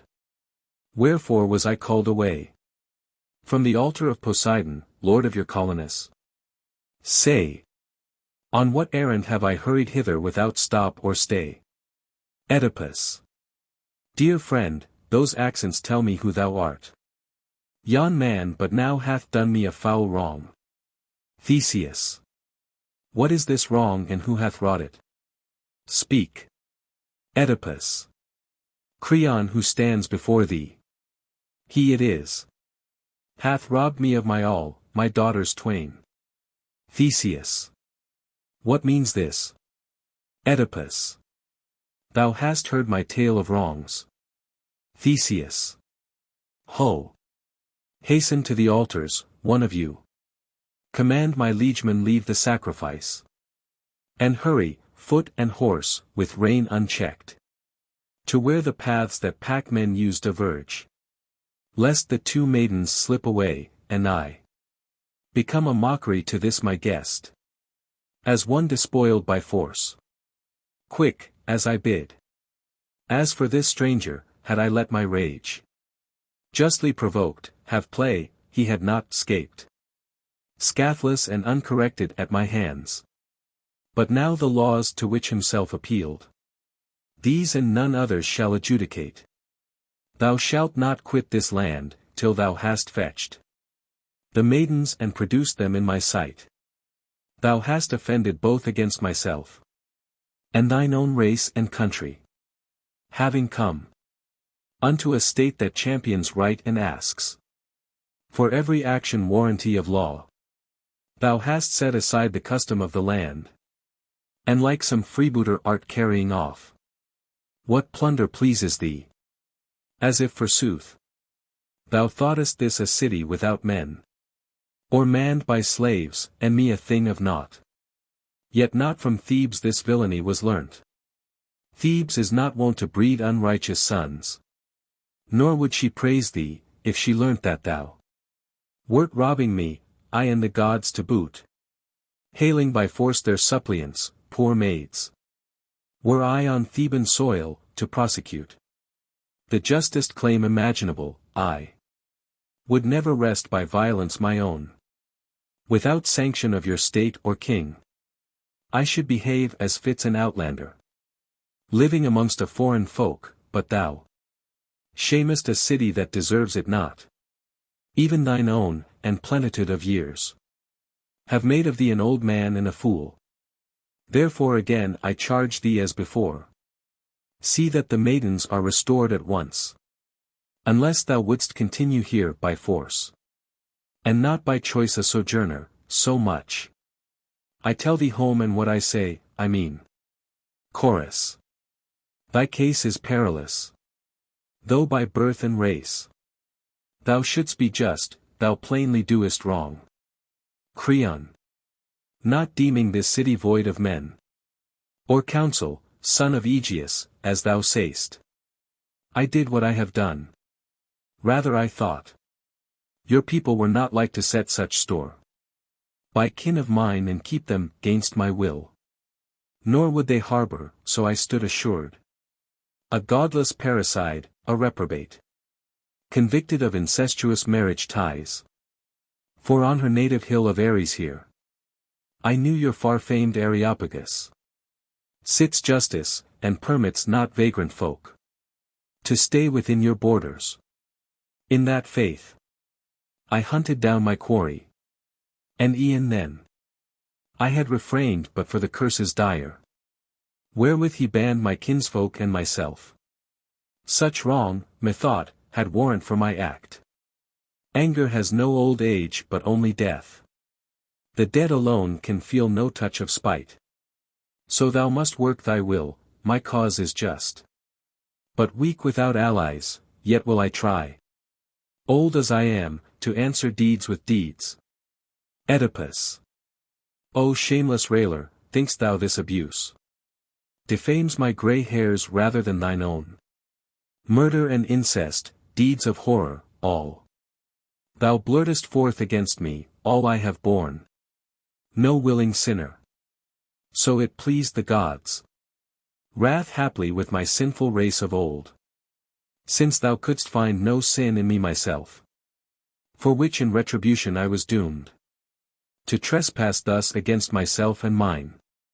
Answer me now, if by some oracle my sire was destined to a bloody end, by a son's hand, can this reflect on me?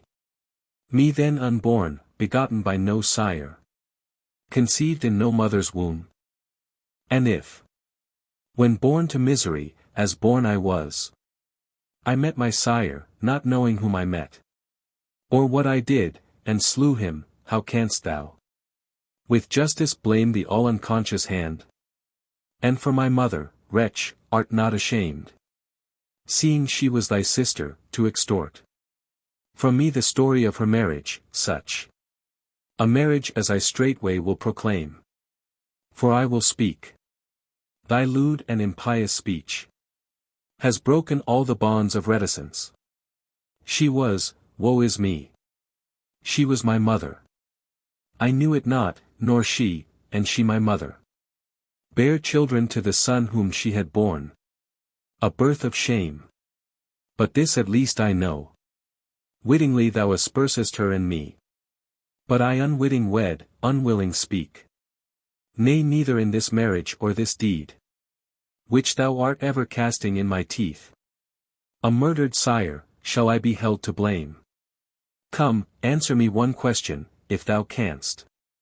If one should presently attempt thy life, wouldst thou, O man of justice, first inquire if the assassin was perchance thy sire, or turn upon him, as thou lovest thy life? On thy aggressor thou wouldst turn, no stay, debating, if the law would bear thee out. Such was my case, and such the pass whereto the gods reduced me. And methinks my sire, could he come back to life, would not dissent. Yet thou, for just thou art not, but a man who sticks at nothing, if it serve his plea. Reproachest me with this before these men. It serves thy turn to laud great Theseus' name, and Athens as a wisely governed state. Yet in thy flatteries one thing is to seek. If any land knows how to pay the gods their proper rights, 'tis Athens most of all. This is the land whence thou wast fain to steal their aged suppliant and hast carried off my daughters. Therefore to yon goddesses I turn, adjure them and invoke their aid, to champion my cause, that thou mayest learn what is the breed of men who guard this state. Chorus. An honest man, my liege, one sore bestead by fortune, and so worthy our support. Theseus. Enough of words, the captors speed amain, while we the victims stand debating here. Creon. What wouldst thou? What can I, a feeble man? Theseus. Show us the trail, and I'll attend thee too. That, if thou hast the maidens hereabouts, thou mayest thyself discover them to me. But if thy guards outstrip us with their spoil, we may draw rein. For others speed, from whom they will not scape to thank the gods at home. Lead on, I say, the captors caught, and fate hath ta'en the fowler in the toils he spread. So soon are lost gains gotten by deceit. And look not for allies. I know indeed such height of insolence was never reached without abettors or accomplices. Thou hast some backer in thy bold essay. But I will search this matter home and see. One man doth not prevail against the state. Dost take my drift, or seem these words as vain as seemed our warnings when the plot was hatched? Creon. Nothing thou sayest can I here dispute. But once at home I too shall act my part. Theseus. Threaten us and, begone. Thou, Oedipus. Stay here assured that nothing save my death will stay my purpose to restore the maids. Oedipus. Heaven bless thee, Theseus, for thy nobleness, and all thy loving care in my behalf. Exeunt Theseus and Cyrene. Chorus. Str. 1. Oh, when the flying foe, turning at last to bay, soon will give blow for blow, might I behold the fray, hear the loud battle roar, swell, on the Pythian shore, or by the torchlit bay, where the dread queen and maid cherish the mystic rites they to none betray, ere on his lips is laid secrecy's golden key, by their own acolytes, priestly Eumolpide. There I might chance behold Theseus our captain bold meet with the robber band, ere they have fled the land, rescue by might and main maidens, the captives twain. Ant. 1. Haply on swiftest steed, or in the flying car, now they approach the glen, west of white Aea's score. They will be vanquished. Dread are our warriors, dread Theseus our chieftain's men. Flashes each bridle bright, charges each gallant knight. All that our queen adore, Pallas their patron, or him whose wide floods inring earth, the great ocean king, whom Rhea bore. Str. 2. Fight they or now prepare to fight? A vision rare tells me that soon again I shall behold the twain maidens so ill bestead, by their kin buffeted. Today Zeus worketh some great thing. This day shall victory bring. Oh, for the wings of a dove, to be borne with the speed of the gale, up and still upwards to sail, and gaze on the fray from the clouds above. Ant. 2. All-seeing Zeus, O Lord of heaven, to our guardian host be given might triumphant to surprise flying foes and win their prize. Hear us, Zeus, and hear us, child. Of Zeus, Athene undefiled. Hear, Apollo, hunter, hear. Huntress, sister of Apollo. Who the dappled swift-foot deer o'er the wooded glade dost follow. Help with your twofold power Athens in danger's hour. O wayfarer, thou wilt not have to tax the friends who watch for thee with false presage. For lo, an escort with the maids draws near. Enter Antigone and Ismene with Theseus. Oedipus. Where? What sayest thou? Antigone. O father, father. Would that some god might grant thee eyes to see this best of men who brings us back again. Oedipus. My child. And are ye back indeed?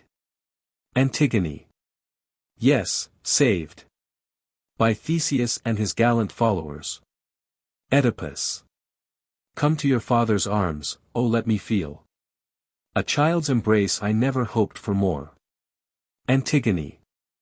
Thou askest what is doubly sweet to give. Oedipus. Where are ye then? Antigone. We come together both. Oedipus. My precious nurslings. Antigone. Fathers I were fond. Oedipus. Props of my age. Antigone. So sorrow props. Oedipus. I have my darlings, and if death should come, death were not wholly bitter with you near. Cling to me, press me close on either side. There rest ye from your dreary wayfaring. Now tell me of your ventures, but in brief. Brief speech suffices for young maids like you. Antigone. Here is our Saviour, thou shouldst hear the tale from his own lips, so shall my part be brief. Oedipus.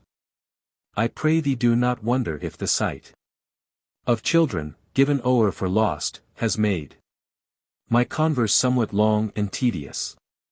Full well I know the joy I have of them is due to thee, and no man else. Thou wast their sole deliverer, none else. The gods deal with thee after my desire. With thee and with this land. For fear of heaven. I found above all peoples most with you. And righteousness and lips that cannot lie. I speak in gratitude of what I know. For all I have I owe to thee alone. Give me thy hand, O Prince, that I may touch it. And if thou wilt permit me, kiss thy cheek. What say I? Can I wish that thou shouldst touch one fallen like me to utter wretchedness? Corrupt and tainted with 1,000 ills? Oh no, I would not let thee if thou wouldst. They only who have known calamity can share it. Let me greet thee where thou art. And still befriend me as thou hast till now. Theseus. I marvel not if thou hast dallied long in converse with thy children and preferred their speech to mine. I feel no jealousy. I would be famous more by deeds than words. Of this, old friend, thou hast had proof, my oath. I have fulfilled and brought thee back the maids. Alive and nothing harmed for all those threats. And how the fight was won, 'twere waste of words to boast. Thy daughters here will tell thee all. But of a matter that has lately chanced. On my way hitherward, I fain would have thy counsel, slight, 'twould seem, yet worthy thought. A wise man heeds all matters great or small. Oedipus.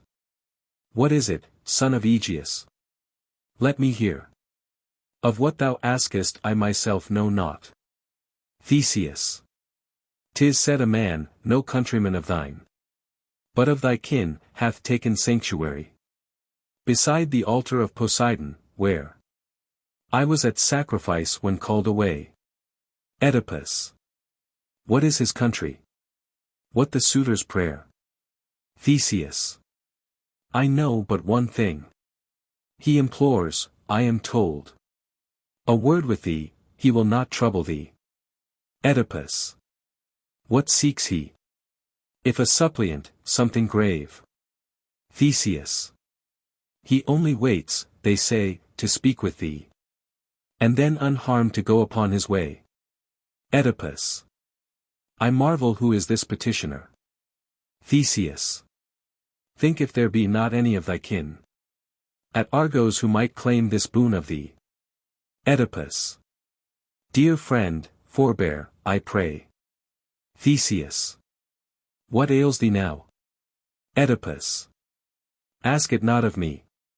Theseus. Ask not what? Explain. Oedipus. Thy words have told me who the suppliant is. Theseus. Who can he be that I should frown on him? Oedipus. My son, O king, my hateful son, whose words of all men's most would jar upon my ears. Theseus. Thou sure mightest listen. If his suit offend, no need to grant it. Why so loath to hear him? Oedipus. That voice, O king, grates on a father's ears. I have come to loathe it. Force me not to yield. Theseus. But he hath found asylum. O beware. And fail not in due reverence to the god. Antigone. O heed me, father, though I am young in years. Let the prince have his will and pay withal. What in his eyes is service to the god? For our sake also let our brother come. If what he urges tend not to thy good, he cannot surely rest perforce thy will. To hear him then, what harm? By open words. A scheme of villainy is soon bewrayed. Thou art his father, therefore canst not pay in kind a son's most impious outrages. O listen to him. Other men like thee have thankless children and are choleric. But yielding to persuasion's gentle spell, they let their savage mood be exorcised. Look thou to the past, forget the present, think on all the woe thy sire and mother brought thee. Thence wilt thou draw this lesson without fail.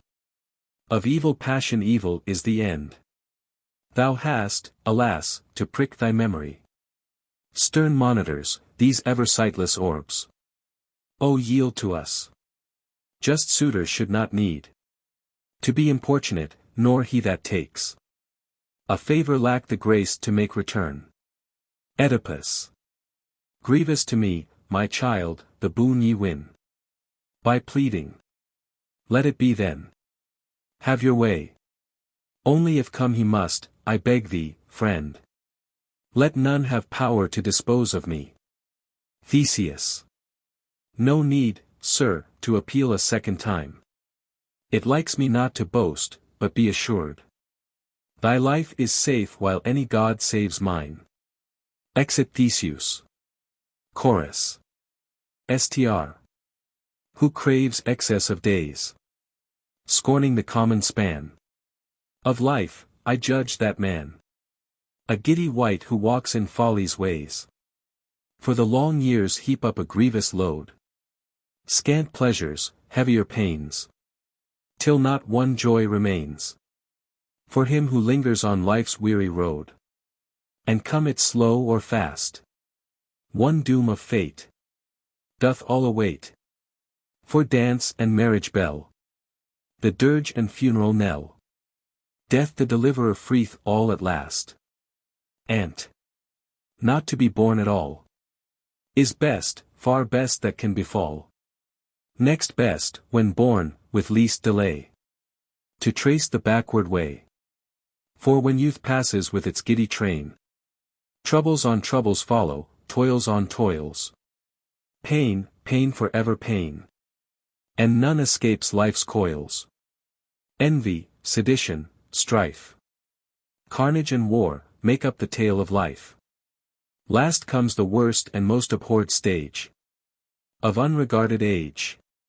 Joyless, companionless and slow, of woes the crowning woe.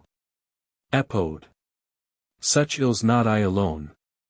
He too our guest hath known.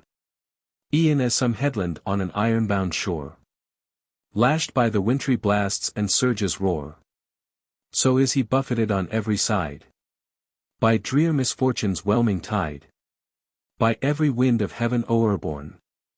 Some from the sunset, some from orient morn. Some from the noonday glow. Some from Rhipaean gloom of everlasting snow. Antigone. Father, methinks I see the stranger coming. Alone he comes and weeping plenteous tears. Oedipus. Who may he be? Antigone. The same that we surmised. From the outset, Polonius's. He is here. Enter Polonius's. Polonius's. Ah me, my sisters, shall I first lament my own afflictions, or my aged sires? Whom here I find a castaway, with you. In a strange land, an ancient beggar clad. In antic tatters, marring all his frame. While o'er the sightless orbs his unkept locks float in the breeze. And, as it were to match, he bears a wallet against hunger's pinch. All this too late I learn, wretch that I am. Alas! I own it, and am proved most vile. In my neglect of thee, I scorn myself. But as Almighty Zeus in all he doth, hath mercy for co-partner of this throne. Let mercy, Father, also sit enthroned in thy heart likewise. For transgressions past may be amended, cannot be made worse. Why silent? Father, speak, nor turn away. Hast thou no word, wilt thou dismiss me then? In mute disdain, nor tell me why thou art wrath? O ye his daughters, sisters mine, do ye this sullen, obstinate silence try to move? Let him not spurn, without a single word of answer, me the suppliant of the god. Antigone. Tell him thyself, unhappy one, thine errand. For large discourse may send a thrill of joy, or stir a chord of wrath or tenderness. And to the tongue-tied somehow give a tongue. Polonius's. Well dost thou counsel, and I will speak out. First will I call in aid the god himself. Poseidon, from whose altar I was raised. With warrant from the monarch of this land. To parley with you, and depart unscathed. These pledges, strangers, I would see observed. By you and by my sisters and my sire. Now, Father, let me tell thee why I came. I have been banished from my native land. Because by right of primogeniture, I claimed possession of thy sovereign throne. Wherefrom Eteocles, my younger brother, ousted me, not by weight of precedent, nor by the last arbitrament of war, but by his popular acts. And the prime cause of this I deem the curse that rests on thee. So likewise hold the soothsayers, for when I came to Argos in the Dorian land, and took the king Adrastus' child to wife, under my standard I enlisted all the foremost captains of the Apian isle, to levy with their aid that sevenfold host of spearmen against Thebes, determining to oust my foes or die in a just cause. Why then, thou askest, am I here today? Father, I come a suppliant to thee, both for myself and my allies who now, with squadrons 7 beneath their 7 spears, beleaguer all the plain that circles Thebes. Foremost the peerless warrior, peerless seer, Amphiaraus with his lightning lance. Next an Aetolian, Tydeus, Enu's son. Eteocles of Argive birthed the third. The fourth Hippomedon, sent to the war by his sire Teleos. Capaneus, the fifth. Vaunts he will fire and raze the town, the sixth. Parthenopaeus, an Arcadian born. Named of that maid, long time a maid and late espoused, Atlanta's true-born child. Last I thy son, or thine at least in name. If but the bastard of an evil fate, lead against Thebes the fearless Argive host. Thus by thy children and thy life, my sire, we all adjure thee to remit thy wrath, and favor one who seeks a just revenge. against a brother who has banned and robbed him. For victory, if oracles speak true, will fall to those who have thee for ally. So, by our fountains and familiar gods, I pray thee, yield and hear, a beggar I. An exile, thou an exile likewise. Both, involved in one misfortune, find a home as pensioners, while he, the lord of Thebes, O agony, makes a mock of thee and me. I'll scatter with a breath the upstart's might, and bring thee home again and stablish thee. And stablish, having cast him out, myself. This will thy goodwill I will undertake. Without it I can scare return alive. Chorus. For the king's sake who sent him, Oedipus. Dismiss him not without a meet reply. Oedipus.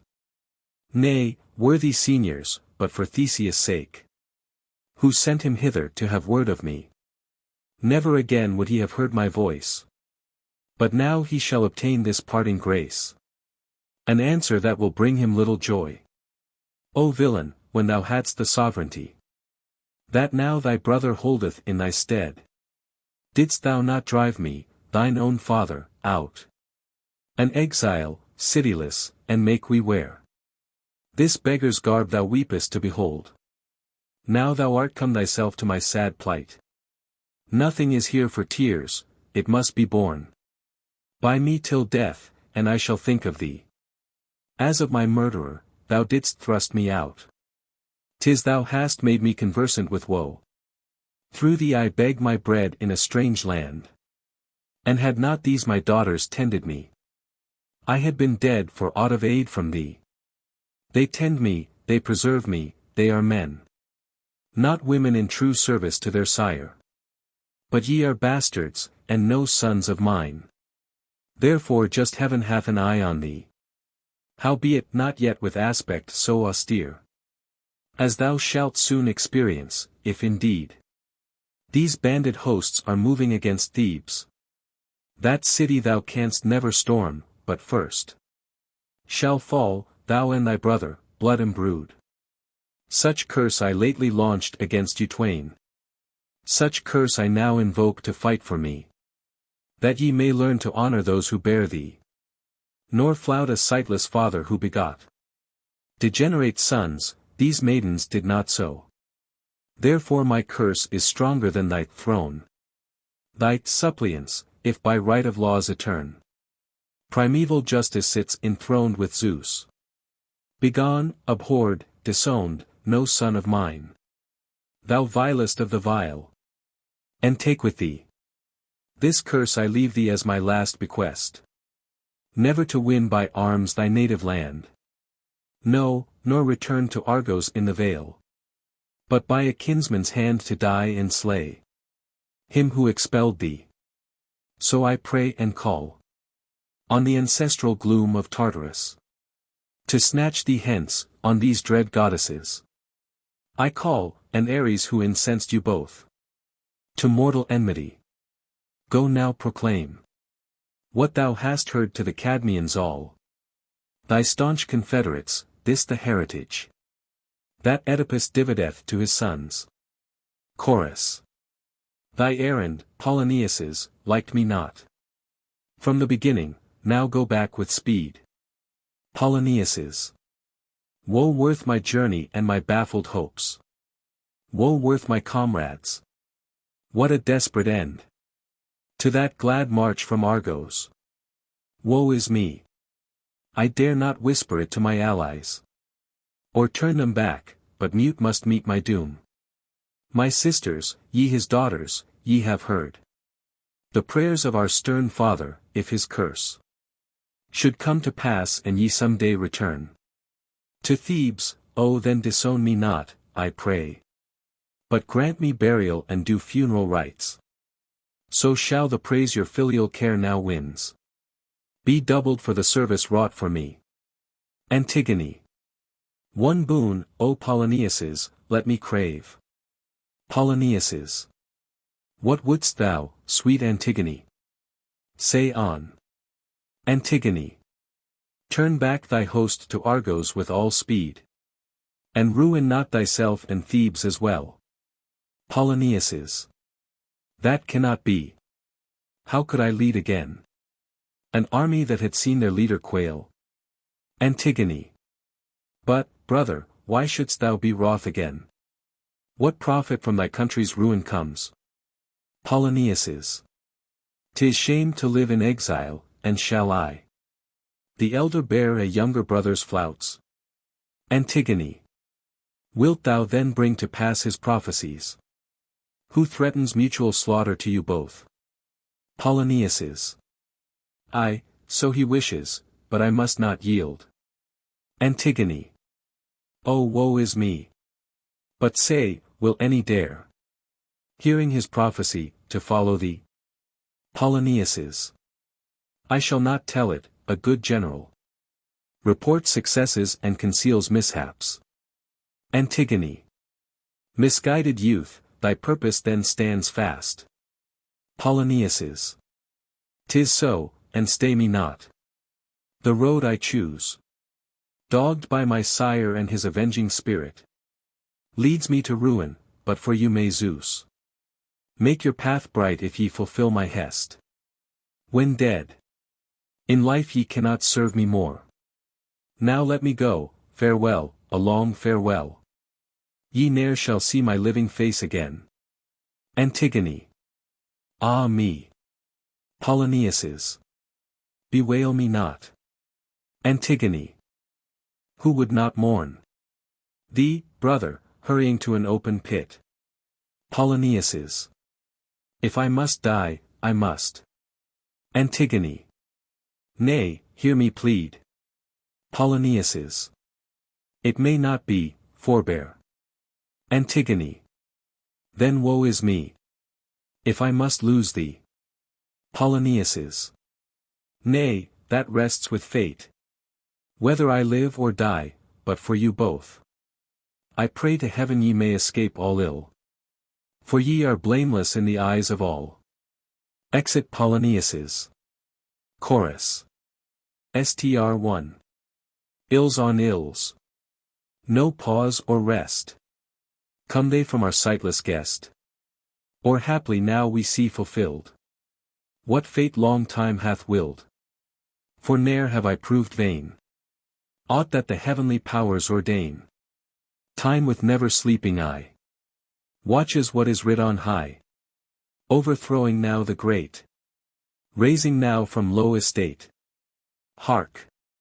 How the thunder rumbles! Zeus defend us! Oedipus. Children, my children, will no messenger go summon hither Theseus my best friend? Antigone. And wherefore, father, dost thou summon him? Oedipus. This winged thunder of the god must bear me anon to Hades. Send and tarry not.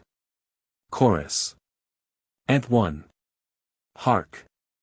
With louder, nearer roar, the bolt of Zeus descends once more. My spirit quails and cowers, my hair bristles for fear.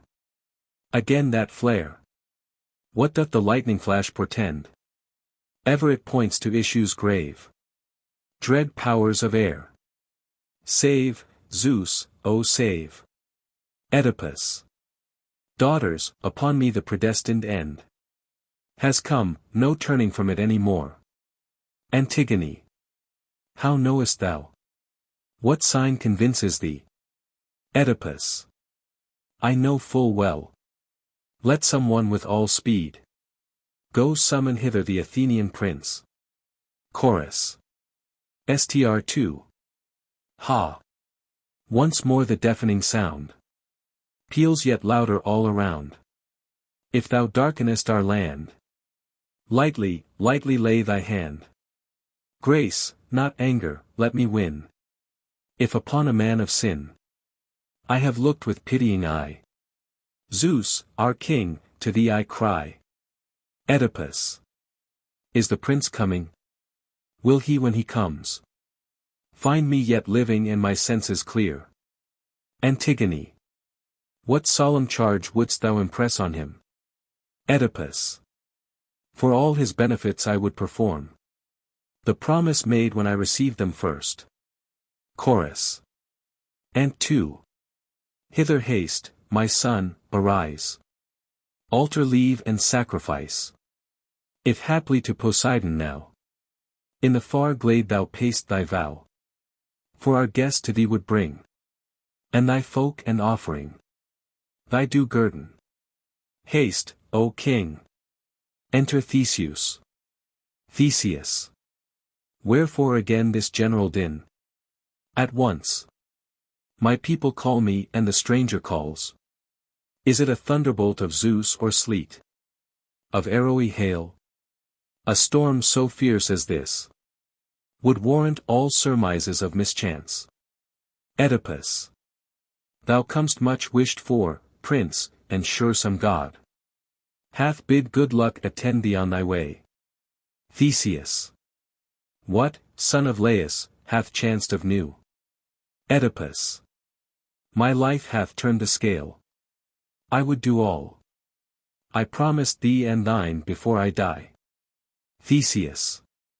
What sign assures thee that thine end is near? Oedipus. The gods themselves are heralds of my fate. Of their appointed warnings nothing fails. Theseus. How sayest thou they signify their will? Oedipus. This thunder, peal on peal, this lightning hurled. Flash upon flash, from the unconquered hand. Theseus. I must believe thee, having found thee oft a prophet true, then speak what must be done. Oedipus. O son of Aegeus, for this state will I unfold a treasure age cannot corrupt. Myself anon without a guiding hand will take thee to the spot where I must end. This secret ne'er reveal to mortal man. Neither the spot nor whereabouts it lies. So shall it ever serve thee for defense. Better than native shields and near allies. But those dread mysteries speech may not profane. Thyself shalt gather coming there alone. Since not to any of thy subjects, nor to my own children, though I love them dearly, can I reveal what thou must guard alone. And whisper to thy chosen heir alone. So to be handed down from heir to heir. Thus shalt thou hold this land inviolate from the dread dragon's brood. The justest state by countless wanton neighbors may be wronged. For the gods, though they tarry, mark for doom the godless sinner in his mad career. Far from thee, son of Aegeus, be such fate. But to the spot, the god within me goads. Let us set forth no longer hesitate. Follow me, daughters, this way. Strange that I, whom you have led so long, should lead you now. Oh, touch me not, but let me all alone find out the sepulchre that destiny appoints me in this land. Hither, this way. For this way Hermes leads, the spirit guide. And Persephassa, empress of the dead. O light, no light to me, but mine erewhile. Now the last time I feel thee palpable. For I am drawing near the final gloom of Hades. Blessing on thee, dearest friend. On thee and on thy land and followers. Live prosperous and in your happy state. Still for your welfare think on me, the dead. Exit Theseus followed by Antigone and Ismene. Chorus. Str. If mortal prayers are heard in hell, hear, goddess dread, invisible. Monarch of the regions drear. Hades, hear, oh hear. By a gentle, tearless doom. Speed this stranger to the gloom. Let him enter without pain. The all-shrouding Stygian plain. Wrongfully in life oppressed. Be he now by justice blessed. Ant. Queen infernal, and thou fell. Watchdog of the gates of hell. Who, as legends tell, dost glare. Gnarling in thy cavernous lair. At all comers, let him go. Scathless to the fields below. For thy master orders thus. The son of earth and Tartarus. In his den the monster keep. Giver of eternal sleep. Enter messenger. Messenger. Friends, countrymen, my tidings are in sum. That Oedipus is gone, but the event was not so brief, nor can the tale be brief. Chorus. What, has he gone, the unhappy man? Messenger. Know well that he has passed away from life to death. Chorus. How? By a God sent, painless doom, poor soul. Messenger. Thy question hits the marvel of the tale. How he moved hence, you saw him and must know. Without a friend to lead the way, himself guiding us all. So having reached the abrupt, earth-rooted threshold with its brazen stairs, he paused at one of the converging paths, hard by the rocky basin which records the pact of Theseus and Perithous. Betwixt that rift and the Thracian rock, the hollow pear tree and the marble tomb, midway he sat and loosed his beggar's weeds. Then calling to his daughters bade them fetch of running water, both to wash withal, and make libation. So they clomb the steep, and in brief space brought what their father bade. Then laved and dressed him with observance due. But when he had his will in everything, and no desire was left unsatisfied, it thundered from the netherworld. The maids shivered, and crouching at their father's knees, wept, beat their breast and uttered a long wail. He, as he heard their sudden bitter cry, folded his arms about them both and said, My children, ye will lose your sire today. For all of me has perished, and no more have ye to bear your long, long ministry. A heavy load, I know, and yet one word wipes out all score of tribulations, love. And love from me ye had, from no man more. But now must live without me all your days. So clinging to each other sobbed and wept, father and daughters both, but when at last their mourning had an end and no wail rose, a moment there was silence, suddenly a voice that summoned him with sudden dread. The hair of all stood up and all were amazed. For the call came, now loud, now low, and oft. Oedipus, Oedipus, why tarry we? Too long thy passing is delayed. But when he heard the summons of the god, he prayed that Theseus might be brought, and when the prince came nearer, O my friend, he cried, pledge ye my daughters, giving thy right hand. And, daughters, give him yours, and promise me thou never wilt forsake them, but do all that time and friendship prompt in their behoof. And he of his nobility repressed his tears and swore to be their constant friend. This promise given, Oedipus put forth blind hands and laid them on his children, saying, O children, prove your true nobility, and hence depart nor seek to witness sights unlawful or to hear unlawful words. Nay, go with speed. Let none but Theseus stay, our ruler, to behold what next shall hap. So we all heard him speak, and weeping sore, we companied the maidens on their way. After brief space we looked again, and lo, the man was gone, evanished from our eyes. Only the king we saw with upraised hand, shading his eyes as from some awful sight that no man might endure to look upon.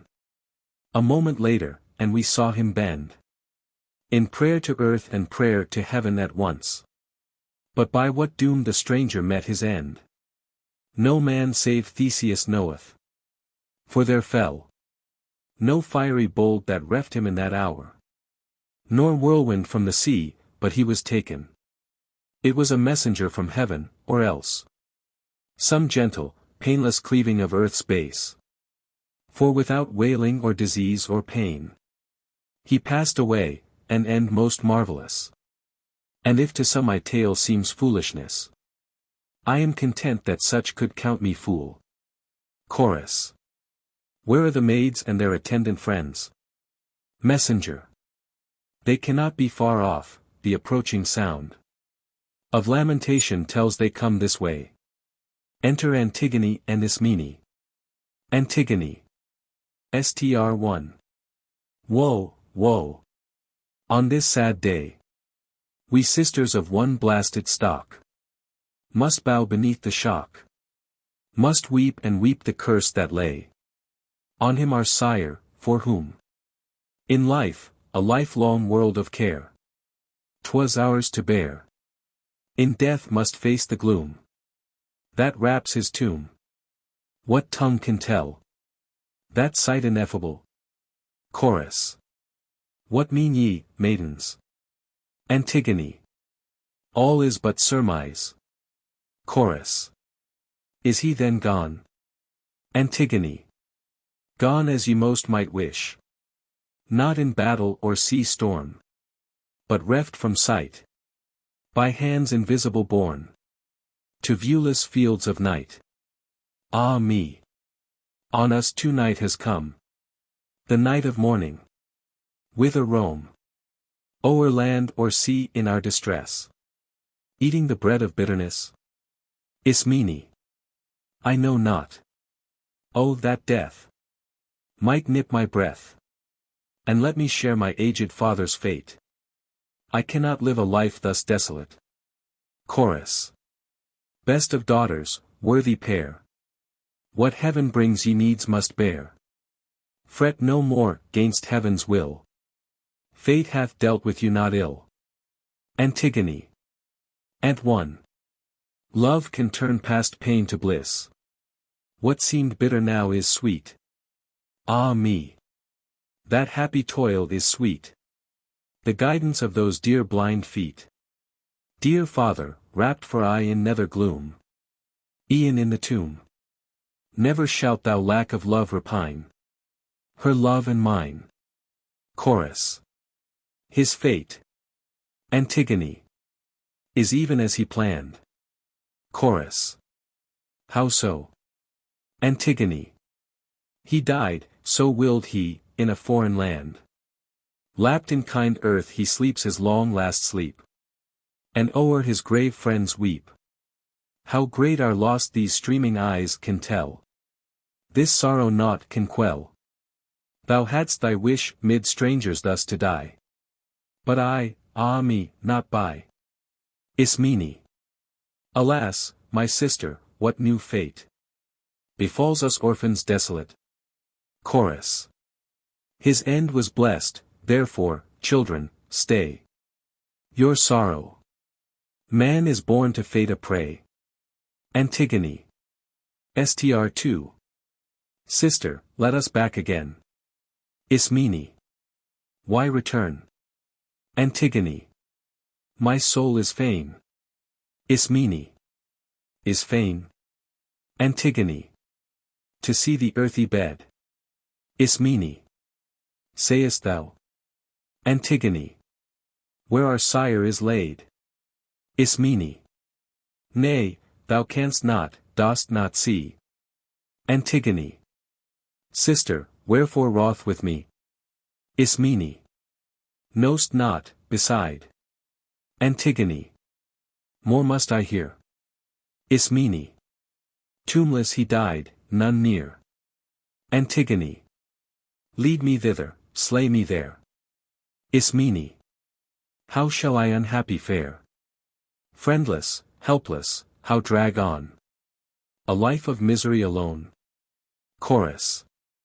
Ant 2. Fear not, maids. Antigone.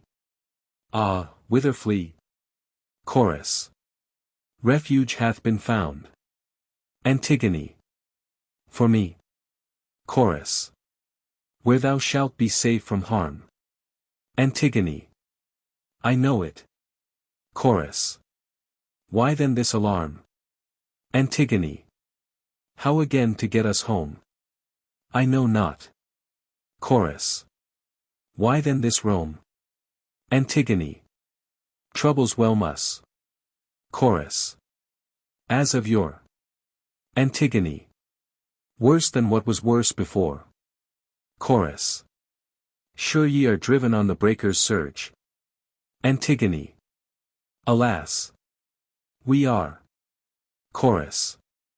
Alas! 'Tis so. Antigone. Ah, whither turn, O Zeus? No ray of hope to cheer the way, whereon the fates our desperate voyage urge. Enter Theseus. Theseus. Dry your tears.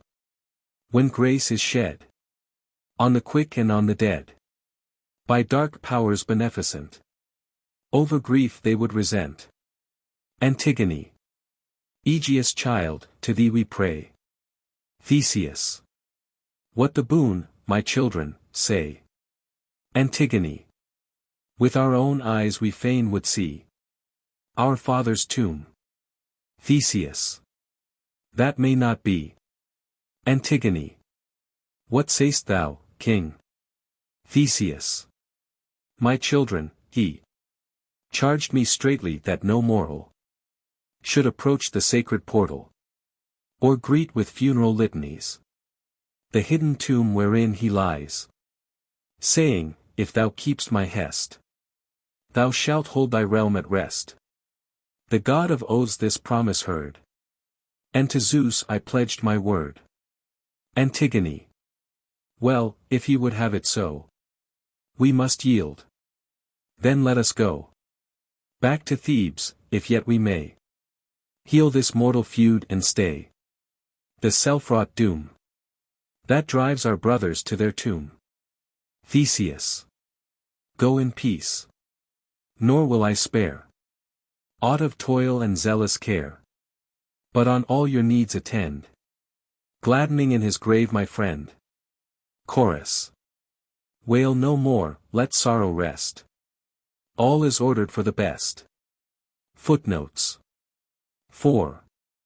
The Greek text for the passages marked here and later in the text have been lost. 5. To avoid the blessing, still a secret, he resorts to a commonplace. Literally, for what generous man is not, in befriending others, a friend to himself? 6. Creon desires to bury Oedipus on the confines of Thebes so as to avoid the pollution and yet offer due rites at his tomb. Ismene tells him of the latest oracle and interprets to him its purport, that some day the Theban invaders of Athens will be routed in a battle near the grave of Oedipus. 7. The Thebans sprung from the dragon's teeth sown by Cadmus. Antigone. Translation by F. Storr, B.A.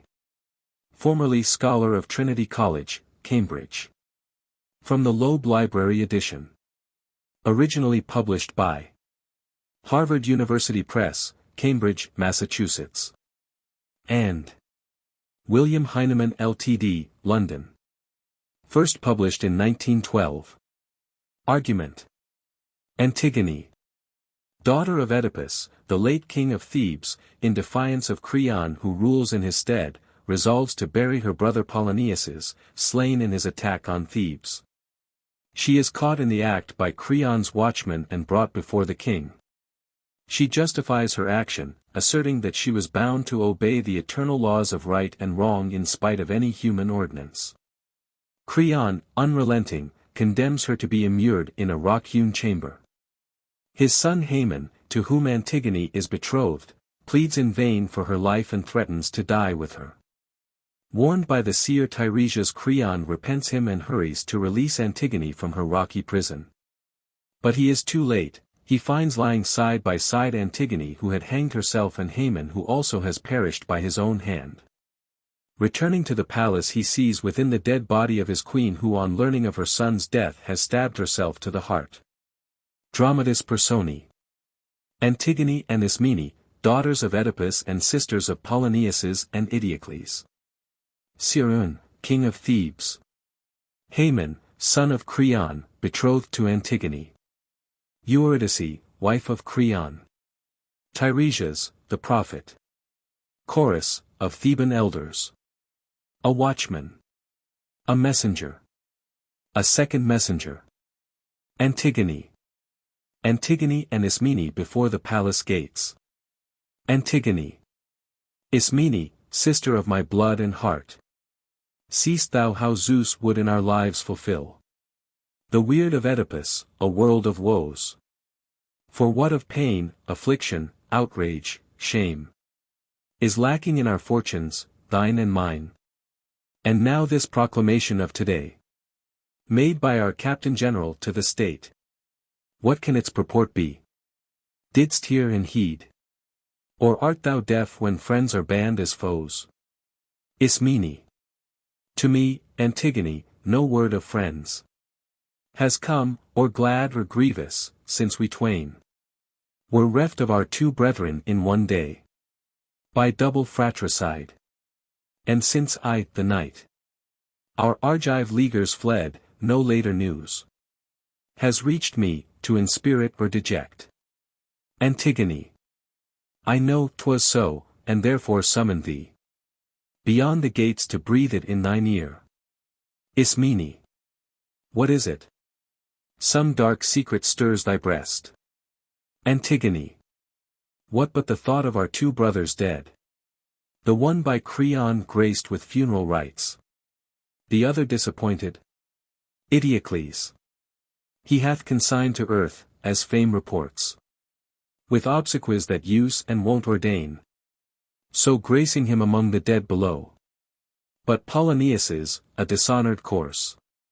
So by report the royal edict runs. No man may bury him or make lament.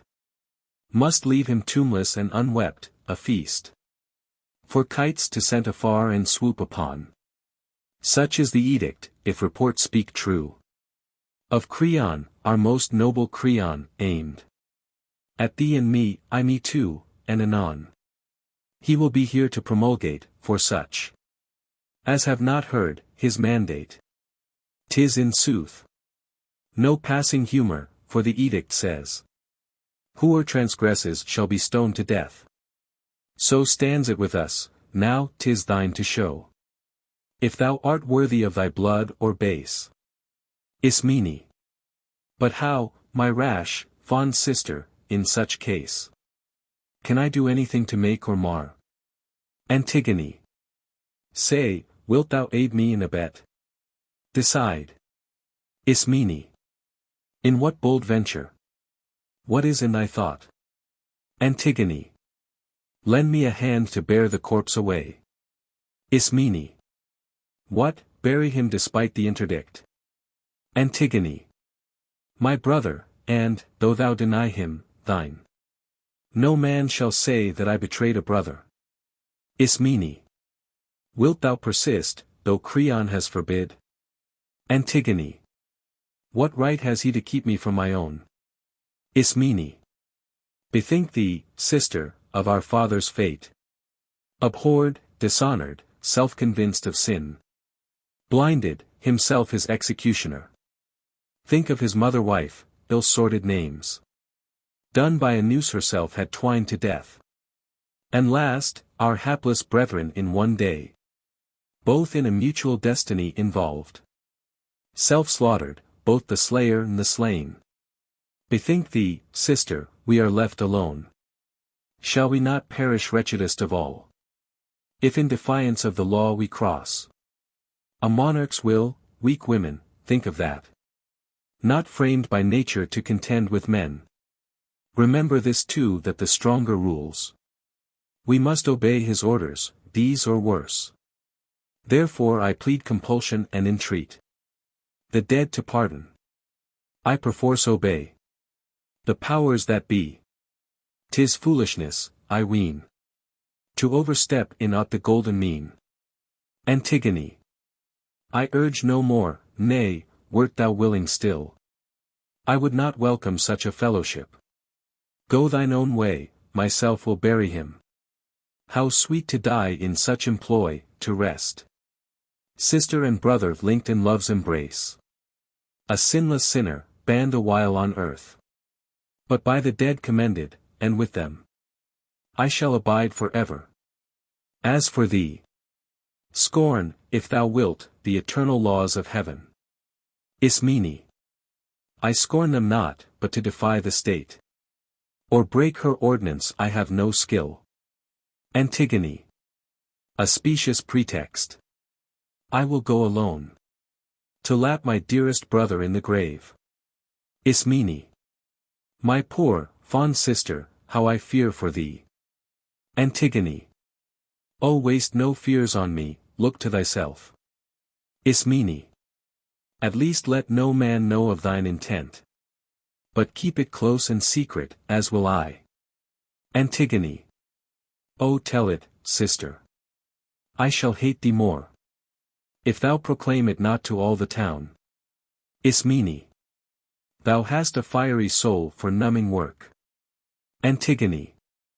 I pleasure those whom I would liefest please. Ismene. If thou succeed, but thou art doomed to fail. Antigone. When strength shall fail me, yes, but not before. Ismene. But, if the venture's hopeless, why essay? Antigone. Sister, forbear, or I shall hate thee soon. And the dead man will hate thee too, with cause. Say I am mad and give my madness rein. To wreck itself, the worst that can befall. Is but to die an honorable death. Ismene. Have thine own way then, 'tis a mad endeavor. Yet to thy lovers thou art dear as ever. Exeunt. Chorus. Str. 1. Sunbeam, of all that ever dawn upon our seven-gated Thebes the brightest ray. O eye of golden day! How fair thy light o'er Dirce's fountain shone, speeding upon their headlong homeward course. Far quicker than they came, the Argive force putting to flight the argent shields, the host with scutcheons white. Against our land the proud invader came, to vindicate fell Polonius's claim.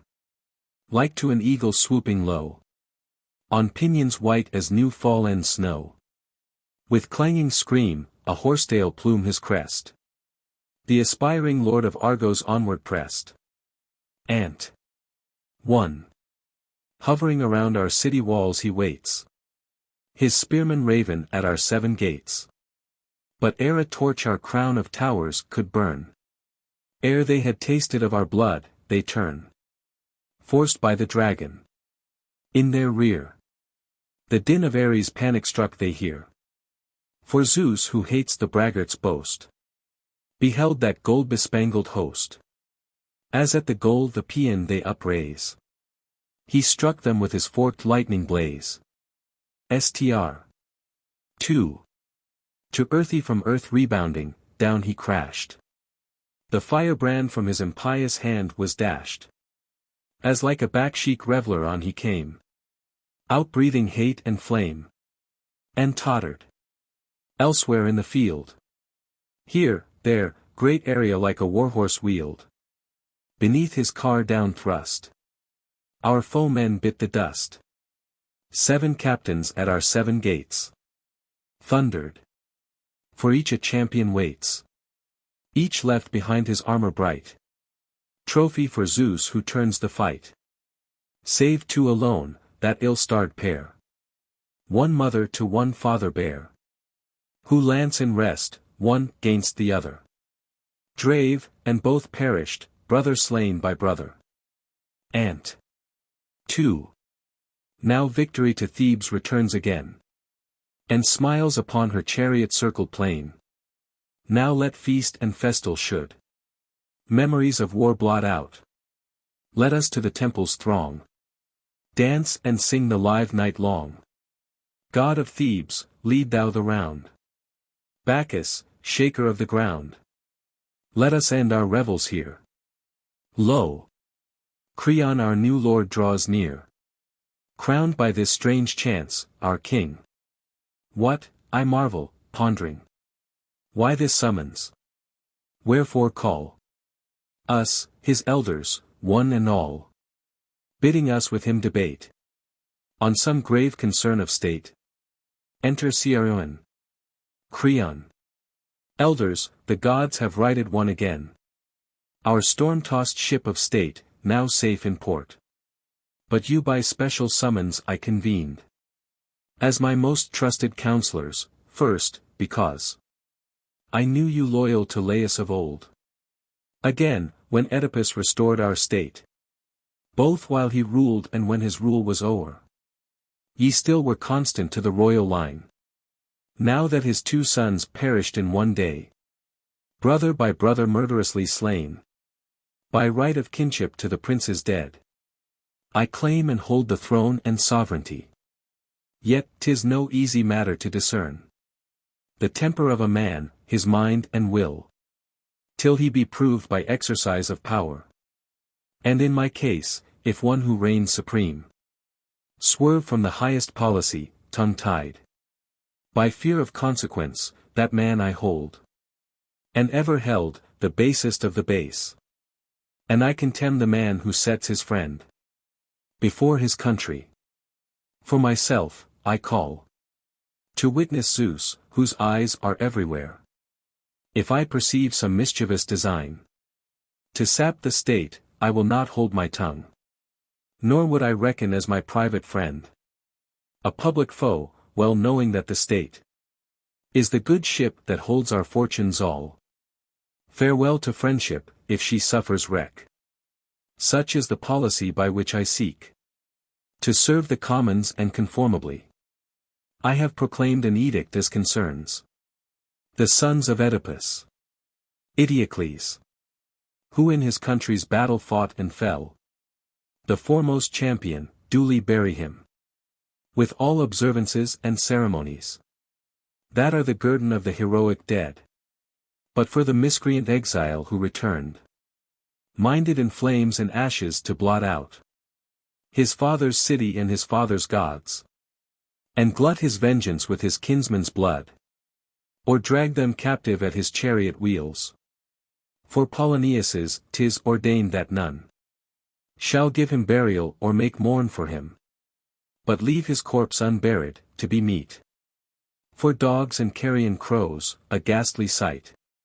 So am I purposed, never by my will shall miscreants take precedence of true men, but all good patriots, alive or dead, shall be by me preferred and honored.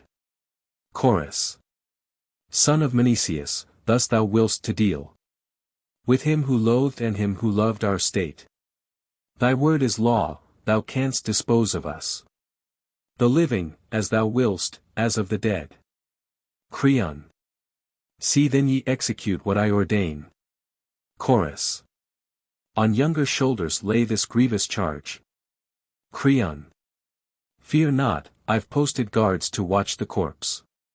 Chorus. What further duty wouldst thou lay on us? Creon. Not to connive at disobedience. Chorus. No man is mad enough to court his death. Creon. The penalty is death, yet hope of gain hath lured men to their ruin oftentimes. Enter guard.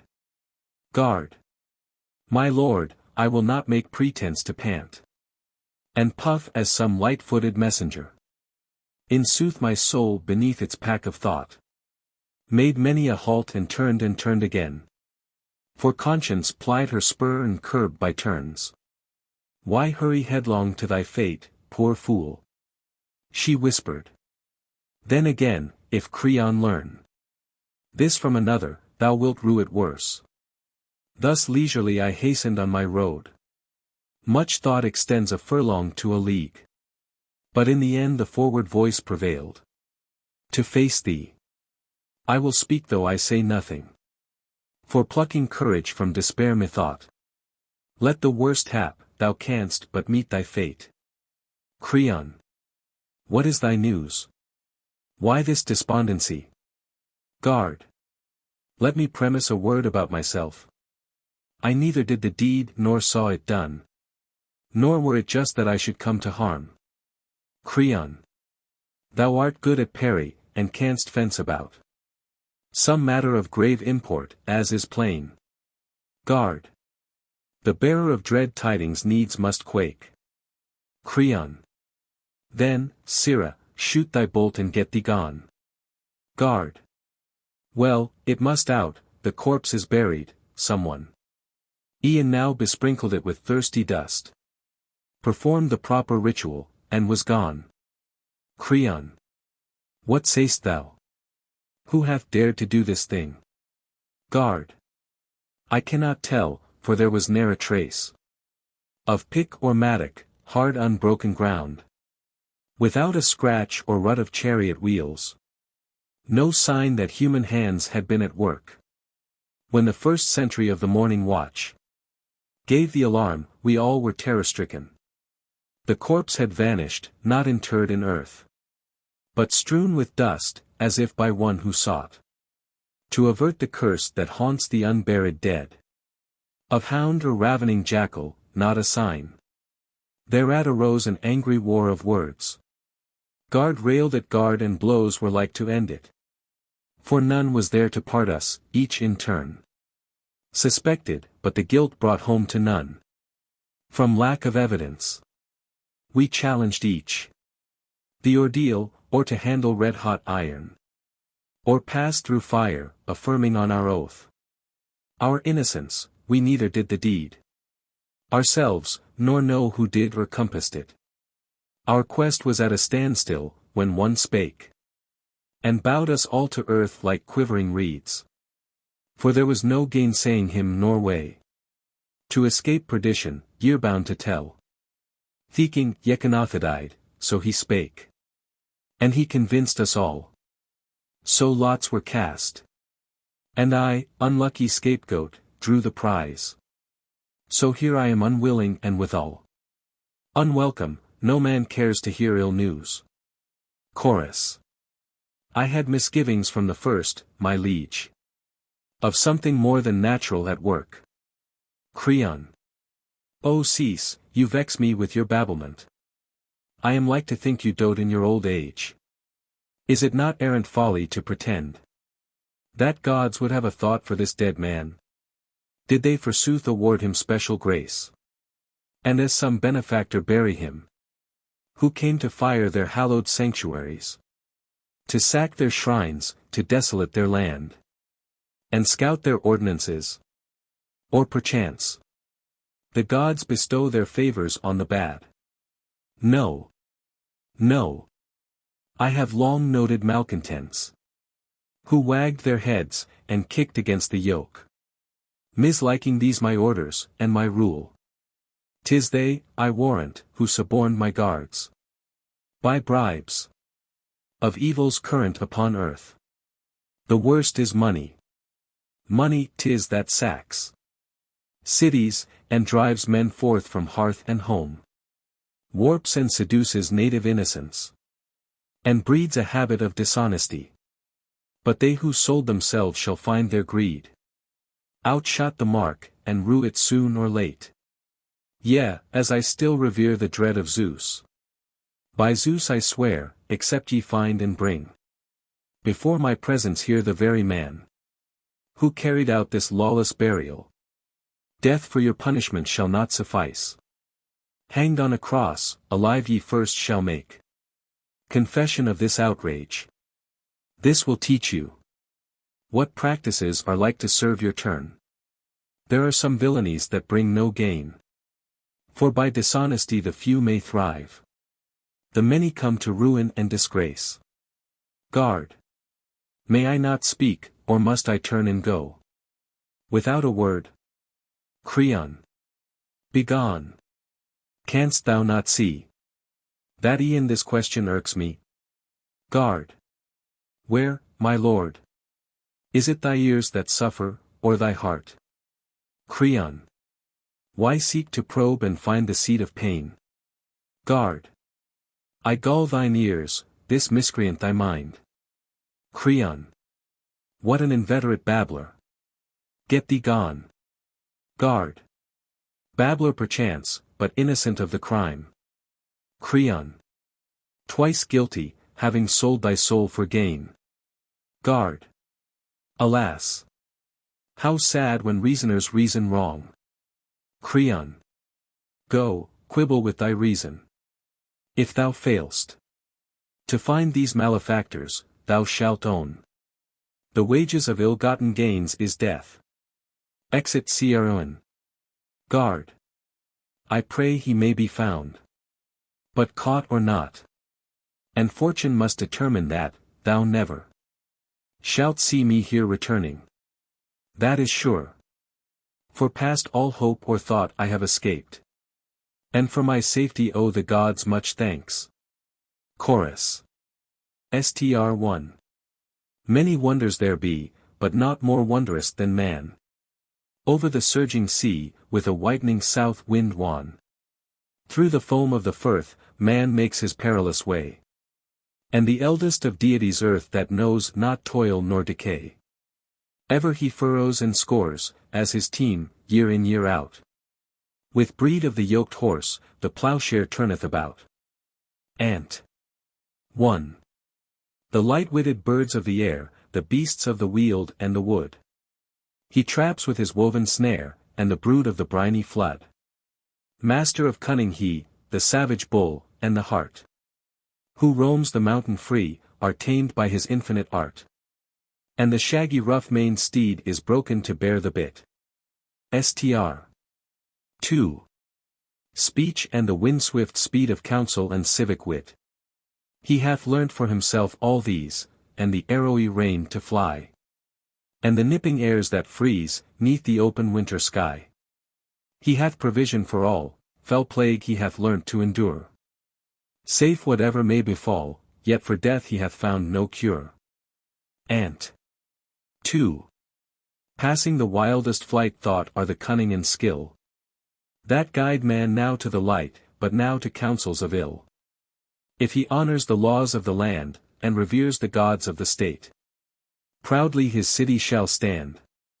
But a cityless outcast I rate. Whoso bold in his pride from the path of right doth depart. Ne'er may I sit by his side, or share the thoughts of his heart. What strange vision meets my eyes? Fills me with a wild surprise. Sure I know her, sure 'tis she. The maid Antigone. Hapless child of hapless sire. Didst thou recklessly conspire? Madly brave the king's decree? Therefore are they hailing thee. Enter guard bringing Antigone. Guard. Here is the culprit taken in the act of giving burial. But where's the king? Chorus. There from the palace he returns in time. Enter Creon. Creon. Why is my presence timely? What has chanced? Guard. No man, my lord, should make a vow, for if he ever swears he will not do a thing, his afterthoughts belie his first resolve. When from the hailstorm of thy threats I fled, I swear thou wouldst not see me here again. But the wild rapture of a glad surprise intoxicates, and so I'm here forsworn. And here's my prisoner, caught in the very act, decking the grave. No lottery this time. This prize is mine by right of treasure trove. So take her, judge her, rack her, if thou wilt. She's thine, my liege, but I may rightly claim hence to depart well quit of all these ills. Creon. Say, how didst thou arrest the maid, and where? Guard. Burying the man. There's nothing more to tell. Creon. Hast thou thy wits? Or know'st thou what thou say'st? Guard. I saw this woman burying the corpse. Against thy orders. Is that clear and plain? Creon. But how was she surprised and caught in the act? Guard. It happened thus. No sooner had we come, driven from thy presence by those awful threats, then straight we swept away all trace of dust, and bared the clammy body. Then we sat high on the ridge to windward of the stench, while each man kept he fellow alert and rated roundly the sluggard if he chanced to nap. So all night long we watched, until the sun stood high in heaven, and his blazing beams smote us. A sudden whirlwind then upraised a cloud of dust that blotted out the sky, and swept the plain, and stripped the woodlands bare, and shook the firmament. We closed our eyes, and waited till the heaven-sent plague should pass. At last it ceased, and lo! There stood this maid. A piercing cry she uttered, sad and shrill, as when the mother bird beholds her nest robbed of its nestlings. Even so the maid wailed as she saw the body stripped and bare, and cursed the ruffians who had done this deed. Anon she gathered handfuls of dry dust.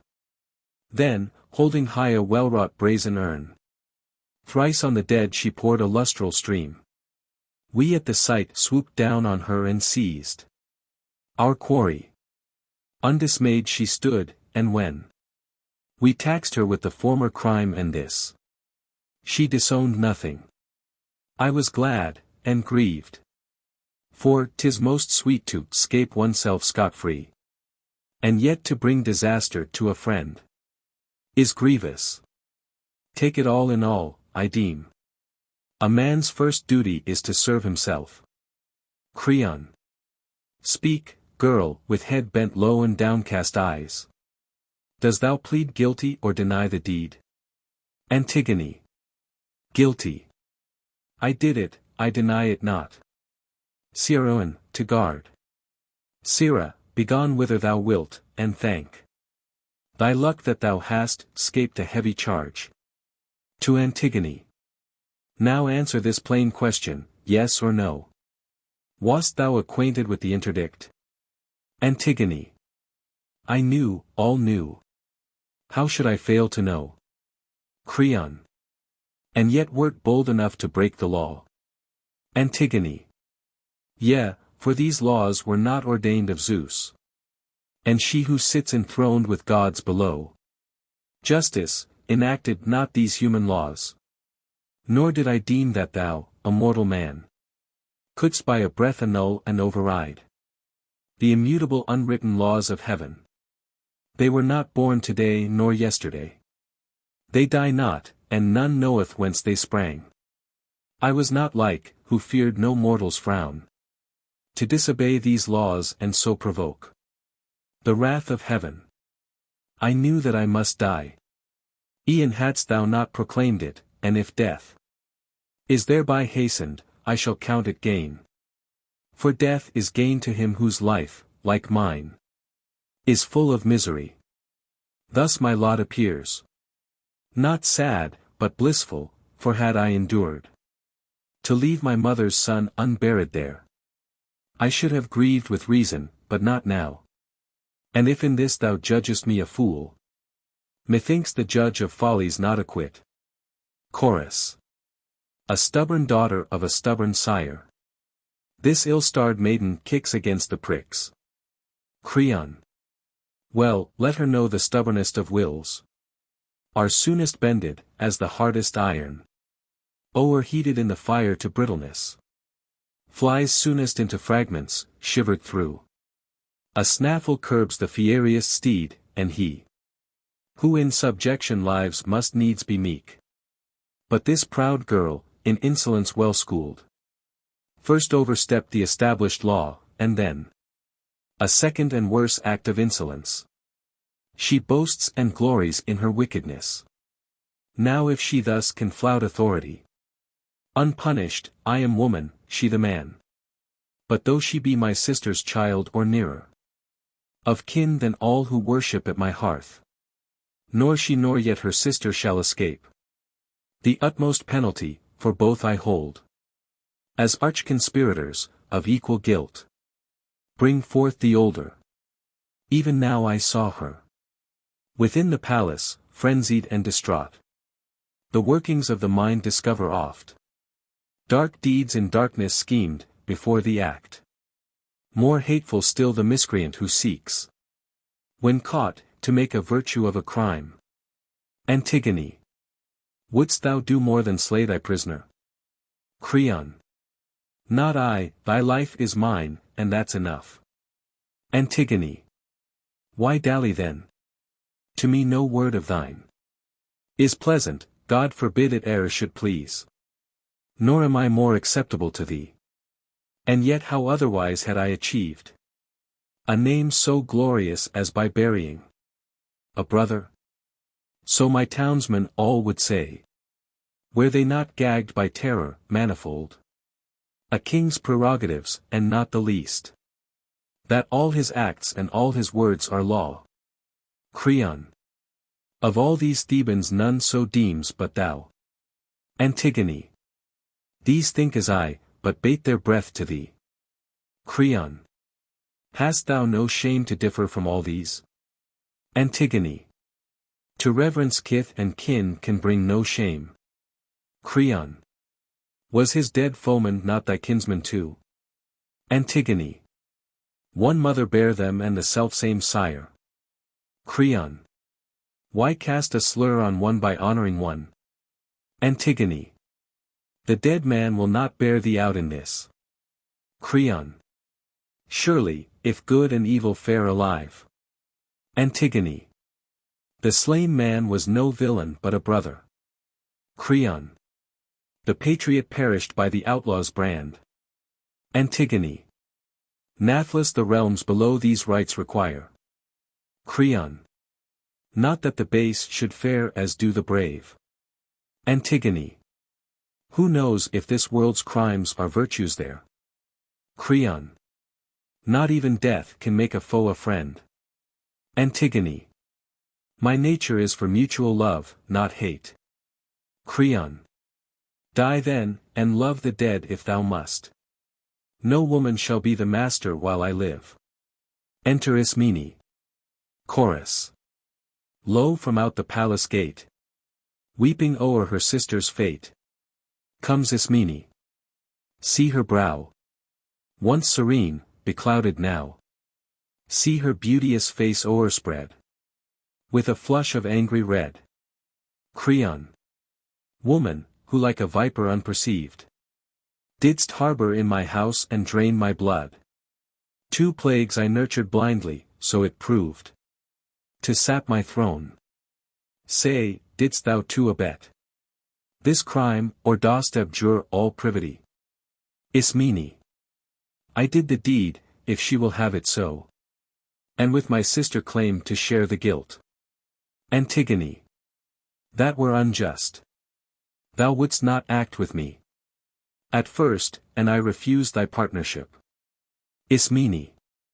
But now thy bark is stranded, I am bold to claim my share as partner in the loss. Antigone. Who did the deed the underworld knows well. A friend in word is never friend of mine. Ismene. O sister, scorn me not, let me but share thy work of piety, and with thee die. Antigone. Claim not a work in which thou hadst no hand. One death sufficeth. Wherefore shouldst thou die? Ismene. What would life profit me bereft of thee? Antigone. Ask Creon, he's thy kinsman and best friend. Ismene. Why taunt me? Find'st thou pleasure in these jibes? Antigone. 'Tis a sad mockery, if indeed I mock. Ismene. Oh, say if I can help thee even now. Antigone. No, save thyself. I grudge not thy escape. Ismene. Is e'en this boon denied, to share thy lot? Antigone. Yea, for thou chosedst life, and I to die. Ismene. Thou canst not say that I did not protest. Antigone. Well, some approve thy wisdom, others mine. Ismene. But now we stand convicted, both alike.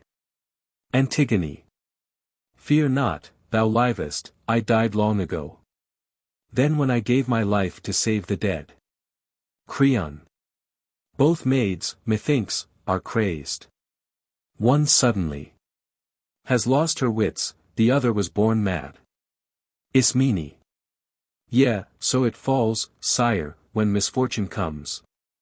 The wisest even lose their mother wit. Creon. Faith thy wit forsook thee when thou madst thy choice with evildoers to do ill. Ismene. What life for me without my sister here? Creon. Say not thy sister here, thy sister's dead. Ismene. What, wilt thou slay thy own son's plighted bride? Creon. Aye, let him raise him seed from other fields. Ismene. No new espousal can be like the old. Creon. A plague on trolls who court and woo our sons. Antigone. O Haman, how thy sire dishonors thee. Creon. A plague on thee and thy accursed bride. Chorus.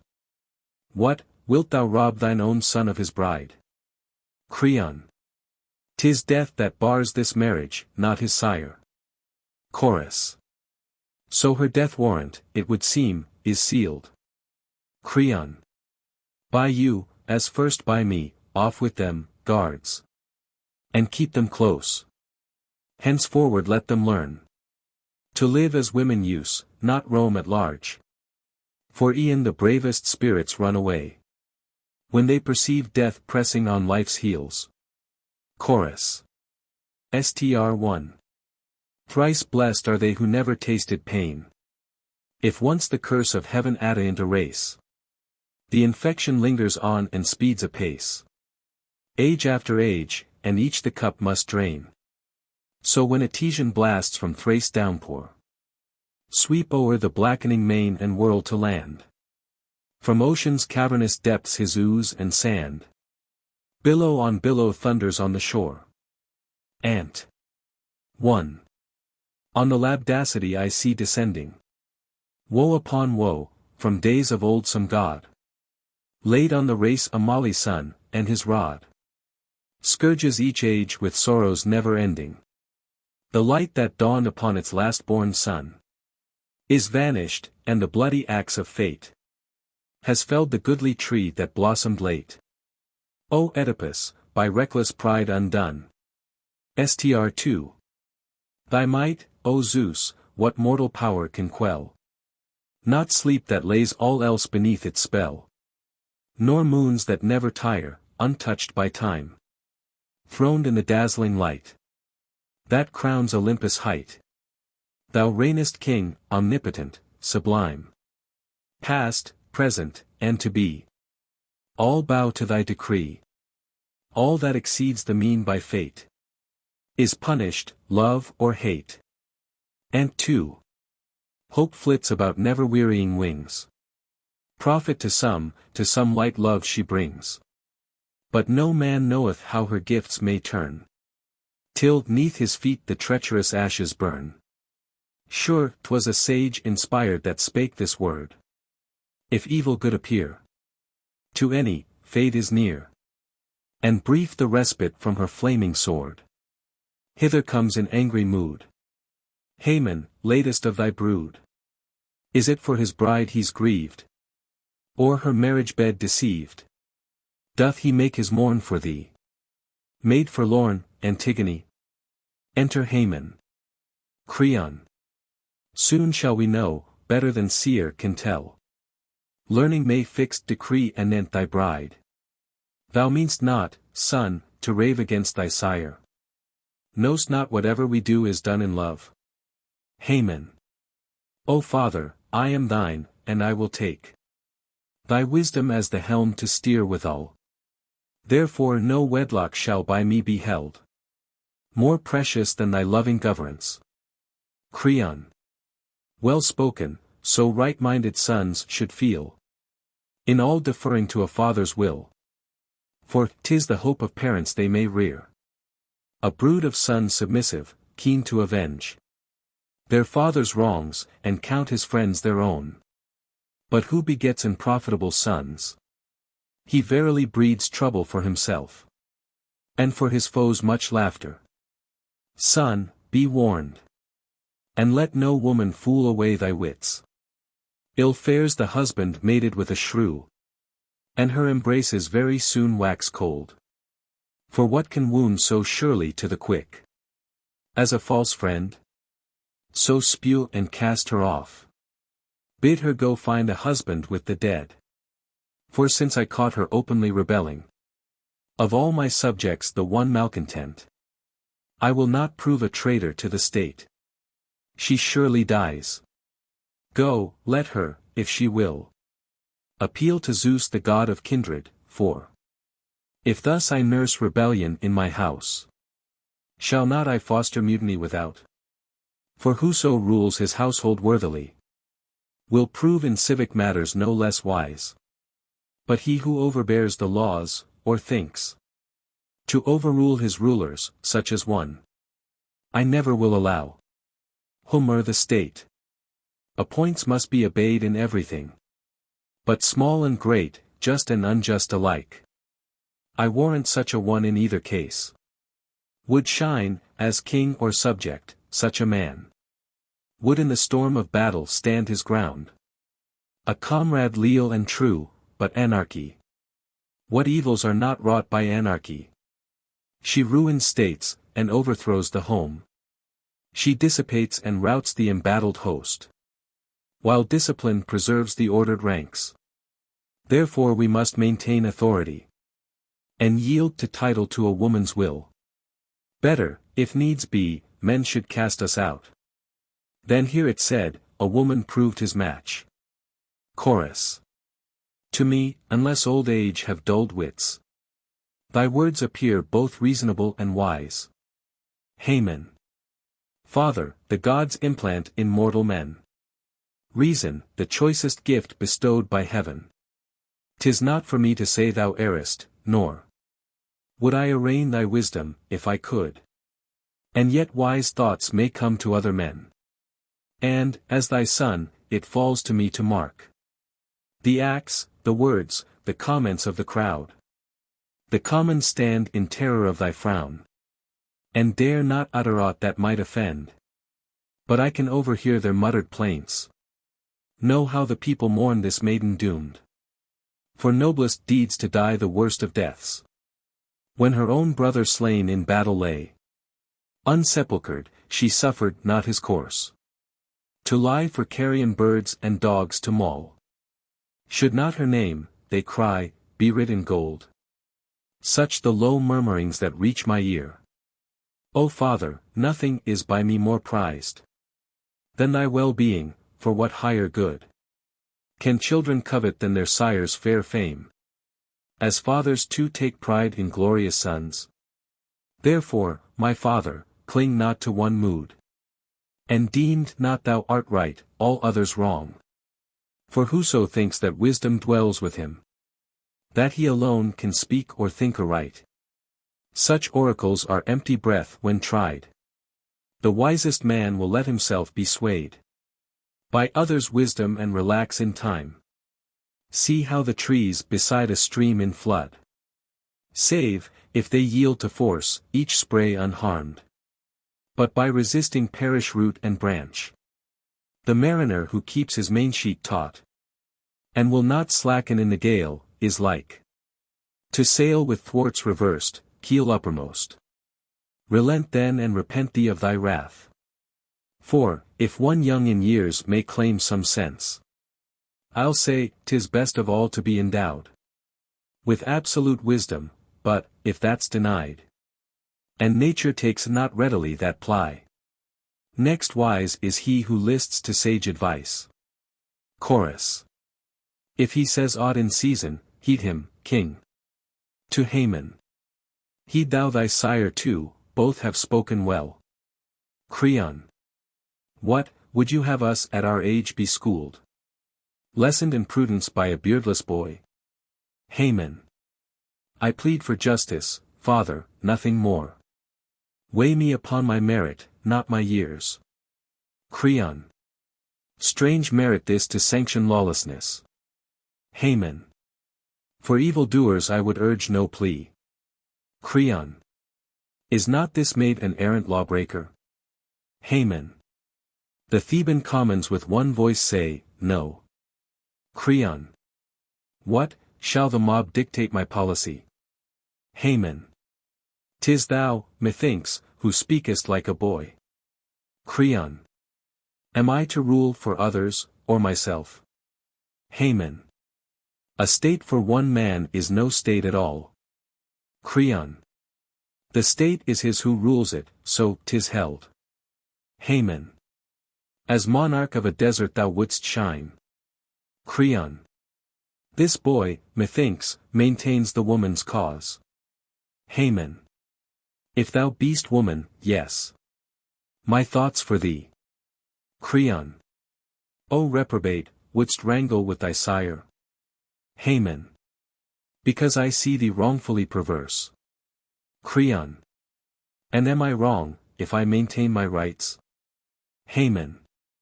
Talk not of rights, thou spurn'st the dew of heaven. Creon. O heart corrupt, a woman's minion thou. Haman. Slave to dishonor thou wilt never find me. Creon. Thy speech at least was all a plea for her. Haman. And thee and me, and for the gods below. Creon. Living the maid shall never be thy bride. Haman. So she shall die, but one will die with her. Creon. Hast come to such a pass as threaten me? Haman. What threat is this, vain counsels to reprove? Creon. Vain fool to instruct thy betters, thou shalt rue it. Haman. Wert not my father, I had said thou erst. Creon. Play not the spaniel, thou a woman's slave. Haman. When thou dost speak, must no man make reply? Creon. This passes bounds. By heaven, thou shalt not rate. And jeer and flout me with impunity. Off with the hateful thing that she may die. At once, beside her bridegroom, in his sight. Haman. Think not that in my sight the maid shall die. Or by my side. Never shalt thou again behold my face hereafter. Go, consort. With friends who like a madman for their mate. Exit Haman. Chorus. Thy son has gone, my liege, in angry haste. Fell is the wrath of youth beneath a smart. Creon. Let him go vent his fury like a fiend. These sisters twain he shall not save from death. Chorus. Surely, thou meanest not to slay them both. Creon. I stand corrected, only her who touched the body. Chorus. And what death is she to die? Creon. She shall be taken to some desert place. By man untrod, and in a rock-hewn cave. With food no more than to avoid the taint. That homicide might bring on all the state. Buried alive. There let her call in aid the king of death, the one god she reveres. Or learn too late a lesson learnt at last. 'Tis labor lost, to reverence the dead. Chorus. Str. Love resistless in fight, all yield at a glance of thine eye. Love who pillowed all night on a maiden's cheek dost lie. Over the upland holds. Shall mortals not yield to thee? Ant. Mad are thy subjects all, and even the wisest heart. Straight to folly will fall, at a touch of thy poison dart. Thou didst kindle the strife, this feud of kinsman with kin. By the eyes of a winsome wife, and the yearning her heart to win. For as her consort still, enthroned with justice above. Thou bendest man to thy will, O all-invincible love. Lo, I myself am borne aside from justice, as I view this bride. O sight an eye in tears to drown. Antigone, so young, so fair. Thus hurried down. Death's bower with the dead to share. Antigone. Str. 1. Friends, countrymen, my last farewell I make. My journey's done. One last fond, lingering, longing look I take. At the bright sun. For death who puts to sleep both young and old. Hails my young life. And beckons me to Acheron's dark fold. An unwed wife. No youths have sung the marriage song for me. My bridal bed. No maids have strewn with flowers from the Leah. 'Tis death I wed. Chorus. But bethink thee, thou art sped. Great and glorious, to the dead. Thou the sword's edge hast not tasted. No disease thy frame hath wasted. Freely thou alone shalt go. Living to the dead below. Antigone. Ant. 1. Nay, but the piteous tale I've heard men tell. Of Tantalus doomed child. Chained upon Syphilis high rocky fell. That clung like ivy wild. Drenched by the pelting rain and whirling snow. Left there to pine. While on her frozen breast the tears I flow. Her fate is mine. Chorus. She was sprung of gods, divine. Mortals we of mortal line. Like renown with gods to gain. Recompenses all thy pain. Take this solace to thy tomb. Hers in life and death thy doom. Antigone. Str 2.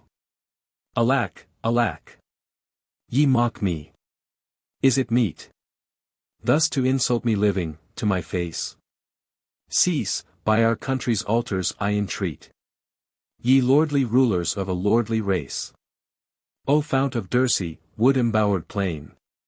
Where Theban chariots to victory speed. Mark ye the cruel laws that now have wrought my bane. The friends who show no pity in my need. Was ever fate like mine? O monstrous doom! Within a rock-built prison sepulchred. To fade and wither in a living tomb. An alien midst the living and the dead. Chorus. Str. 3. In thy boldness over rash. Madly thou thy foot didst dash. Gainst high justice altar stare. Thou a father's guild dost bear. Antigone. Ant. 2. At this thou touchest my most poignant pain. My ill-starred father's piteous disgrace. The taint of blood, the hereditary stain. That clings to all of Labdacus' famed race. Woe worth the monstrous marriage bed where lay a mother with the son her womb had borne. Therein I was conceived, woe worth the day. Fruit of incestuous sheets, a maid forlorn. And now I pass, accursed and unwed. To meet them as an alien there below. And thee, O brother, in marriage ill bestead. 'Twas thy dead hand that dealt me this death blow. Chorus. Religion has her chains, 'tis true. Let right be paid when rights are due. Yet is it ill to disobey the powers who hold by might the sway. Thou hast withstood authority. A self-willed rebel, thou must die. Antigone. Unwept, unwed, unfriended, hence I go. No longer may I see the day's bright eye. Not one friend left to share my bitter woe. And o'er my ashes heave one passing sigh. Creon. If wail and lamentation aught availed to stave off death, I trow they'd never end. Away with her, and having walled her up in a rock-vaulted tomb, as I ordained, leave her alone at liberty to die. Or, if she choose, to live in solitude. The tomb her dwelling. We in either case are guiltless as concerns this maiden's blood. Only on earth no lodging shall she find. Antigone. O grave, O bridal bower, O prison house. Hewn from the rock, my everlasting home. Whither I go to join the mighty host of kinsfolk, Persephassa's guests long dead. The last of all more miserable. I pass. My destined span of years cut short. And yet good hope is mine that I shall find a welcome from my sire, a welcome too from thee, my mother, and my brother dear. From with these hands, I laved and decked your limbs in death, and poured libations on your grave. And last, my Polyneuses, unto thee I paid due rites, and this my recompense. Yet am I justified in wisdom's eyes. For even had it been some child of mine, or husband mouldering in death's decay, I had not wrought this deed despite the state. What is the law I call an aid? 'Tis thus. I argue. Had it been a husband dead, I might have wed another, and have borne another child, to take the dead child's place. But, now my sire and mother both are dead. No second brother can be born for me. Thus by the law of conscience I was led to honor thee, dear brother, and was judged by Creon guilty of a heinous crime. And now he drags me like a criminal, a bride unwed, immersed of marriage song, and marriage bed and joys of motherhood, by friends deserted to a living grave. What ordinance of heaven have I transgressed?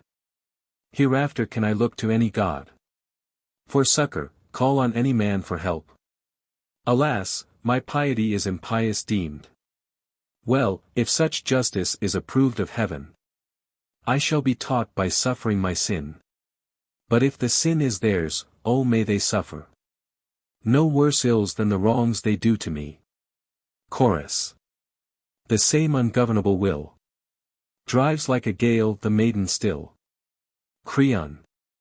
Therefore, my guards who let her stay shall smart full sore for their delay. Antigone. Ah, woe is me! This word I hear brings death most near. Chorus. I have no comfort. What he saith portends no other thing than death. Antigone. My fatherland, city of Thebes divine. Ye gods of Thebes whence sprang my line. Look, puissant lords of Thebes, on me. The last of all your royal house ye see. Martyred by men of sin, undone. Such meed my piety hath won. Exit Antigone. Chorus. Str 1. Like to thee that maiden bright, Danae, in her brass-bound tower, once exchanged the glad sunlight for a cell, her bridal bower. And yet she sprang of royal line, my child, like thine, and nursed the seed, by her conceived, of Zeus descending in a golden shower. Strange are the ways of fate, her power. Nor wealth, nor arms withstand, nor tower, nor brass-prowed ships, that breast the sea, from fate can flee. Ant. 1. Thus Dryas' child, the rash Edonian king, for words of high disdain, did Bacchus to a rocky dungeon bring, to cool the madness of a fevered brain. His frenzy past, he learnt at last 'twas madness jibes against a god to fling. For once he fain had quenched the Maenads' fire, and of the tuneful nine provoked the ire. Str. 2. By the iron rocks that guard the double main, on Bosporus' lone strand, where stretcheth Salmydessus' plain, in the wild Thracian land, there on his borders Ares witnessed the vengeance by a jealous stepdame ta'en, the gore that trickled from a spindle red, the sightless orbits of her stepsons twain. And 2. Wasting away they mourned their piteous doom, the blasted issue of their mother's womb. But she her lineage could trace to great Erechtheus' race, daughter of Boreas in her sire's vast caves, reared, where the tempest raves. Swift as his horses o'er the hills she sped, a child of gods. Yet she, my child, like thee, by destiny, that knows not death nor age, she too was vanquished. Enter Tiresias and boy. Tiresias. Princes of Thebes, two wayfarers as one. Having betwixt us eyes for one, we are here. The blind man cannot move without a guide. Creon. Why tidings, old Tiresias? Tiresias. I will tell thee. And when thou hearest thou must heed the seer. Creon. Thus far I ne'er have disobeyed thy rede. Tiresias. So hast thou steered the ship of state aright. Creon. I know it, and I gladly own my debt. Tiresias. Bethink thee that thou treadest once again the razor edge of peril. Creon. What is this? Thy words inspire a dread presentiment. Tiresias. The divination of my arts shall tell, sitting upon my throne of augury, as is my wont, where every fowl of heaven Find harborage, upon mine ears was borne. A jargon strange of twitterings, hoots, and screams. So knew I that each bird at the other tear. With bloody talons, for the whir of wings. Could signify naught else. Perturbed in soul, I straight essayed the sacrifice by fire. On blazing altars, but the god of fire came not in flame, and from the thigh bones dripped. And sputtered in the ashes a foul ooze. Gall bladders cracked and spurted up, the fat melted and fell and left the thigh bones bare. Such are the signs, taught by this lad, I read. As I guide others, so the boy guides me. The frustrate signs of oracles grown dumb. O king, thy wilful temper ails the state. For all our shrines and altars are profaned by what has filled the maw of dogs and crows. The flesh of Oedipus' unburied son. Therefore the angry gods abominate our litanies and our burnt offerings. Therefore no birds trill out a happy note, gorged with the carnival of human gore. O ponder this, my son. To err is common to all men, but the man who having erred hugs not his errors, but repents and seeks the cure, is not a wastrel nor unwise. No fool, the saw goes, like the obstinate fool. Let death disarm thy vengeance. O forbear to vex the dead. What glory wilt thou win by slaying twice the slain? I mean thee well. Counsels most welcome if I promise gain. Creon. Old man, ye all let fly at me your shafts. Like anchors at a target. Yea, ye set your soothsayer on me. Peddlers are ye all. And I the merchandise ye buy and sell. Go to, and make your profit where ye will. Silver of Sardis change for gold of Ind. Ye will not purchase this man's burial. Not though the winged ministers of Zeus should bear him in their talons to his throne. Not e'en in awe of prodigy so dire would I permit his burial, for I know no human soilure can assail the gods. This too I know, Tiresias, dire's the fall of craft and cunning when it tries to gloss foul treachery with fair words for filthy gain. Tiresias. Alas! Doth any know and lay to heart? Creon. Is this the prelude to some hackneyed saw? Tiresias. How far good counsel is the best of goods? Creon. True, as unwisdom is the worst of ills. Tiresias. Thou art infected with that ill thyself. Creon. I will not bandy insults with thee, seer. Tiresias. And yet thou say'st my prophecies are frauds. Creon. Prophets are all a money-getting tribe. Tiresias. And kings are all a lucre-loving race. Creon.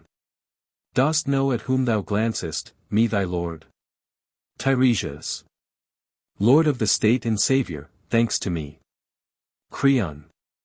Skilled prophet art thou, but to wrong inclined. Tiresias. Take heed, thou wilt provoke me to reveal the mystery deep hidden in my breast. Creon.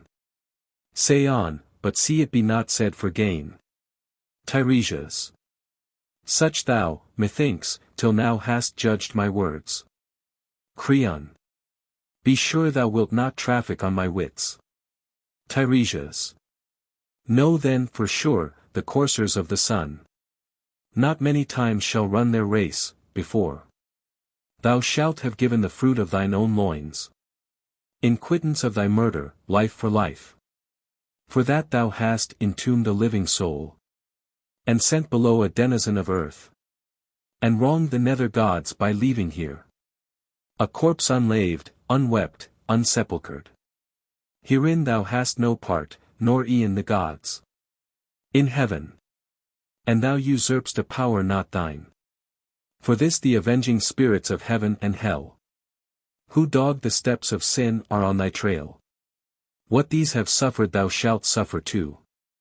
And now, consider whether bought by gold. I prophesy. For, yet a little while, and sound of lamentation shall be heard, of men and women through thy desolate halls. And all thy neighbor states are leagues to avenge their mangled warriors who have found a grave. I, the maw of wolf or hound, or winged bird, that flying homewards taints their city's air. These are the shafts, that like a bowman I provoke to anger, loosen at thy breast. Unerring, and their smart thou shalt not shun. Boy, lead me home, that he may vent his spleen on younger men, and learn to curb his tongue with gentler manners than his present mood. Exit Tiresias. Chorus. My liege, that man hath gone, foretelling woe. And, oh believe me, since these grizzled locks were like the raven, never have I known the prophet's warning to the state to fail. Creon. I know it too, and it perplexes me. To yield is grievous, but the obstinate soul that fights with fate, is smitten grievously. Chorus. Son of Menecius, list to good advice. Chorus. What should I do? Advise me. I will heed. Chorus. Go, free the maiden from her rocky cell, and for the unburied outlaw build a tomb. Creon. Is that your counsel? You would have me yield? Chorus. Yea, king, this instant. Vengeance of the gods is swift to overtake the impenitent. Creon. Ah! What a wrench it is to sacrifice my heart's resolve, but fate is ill to fight. Chorus. Go, trust not others. Do it quick thyself. Creon. I go hot foot. Bestir ye one and all. My henchmen. Get ye axes. Speed away to yonder eminence.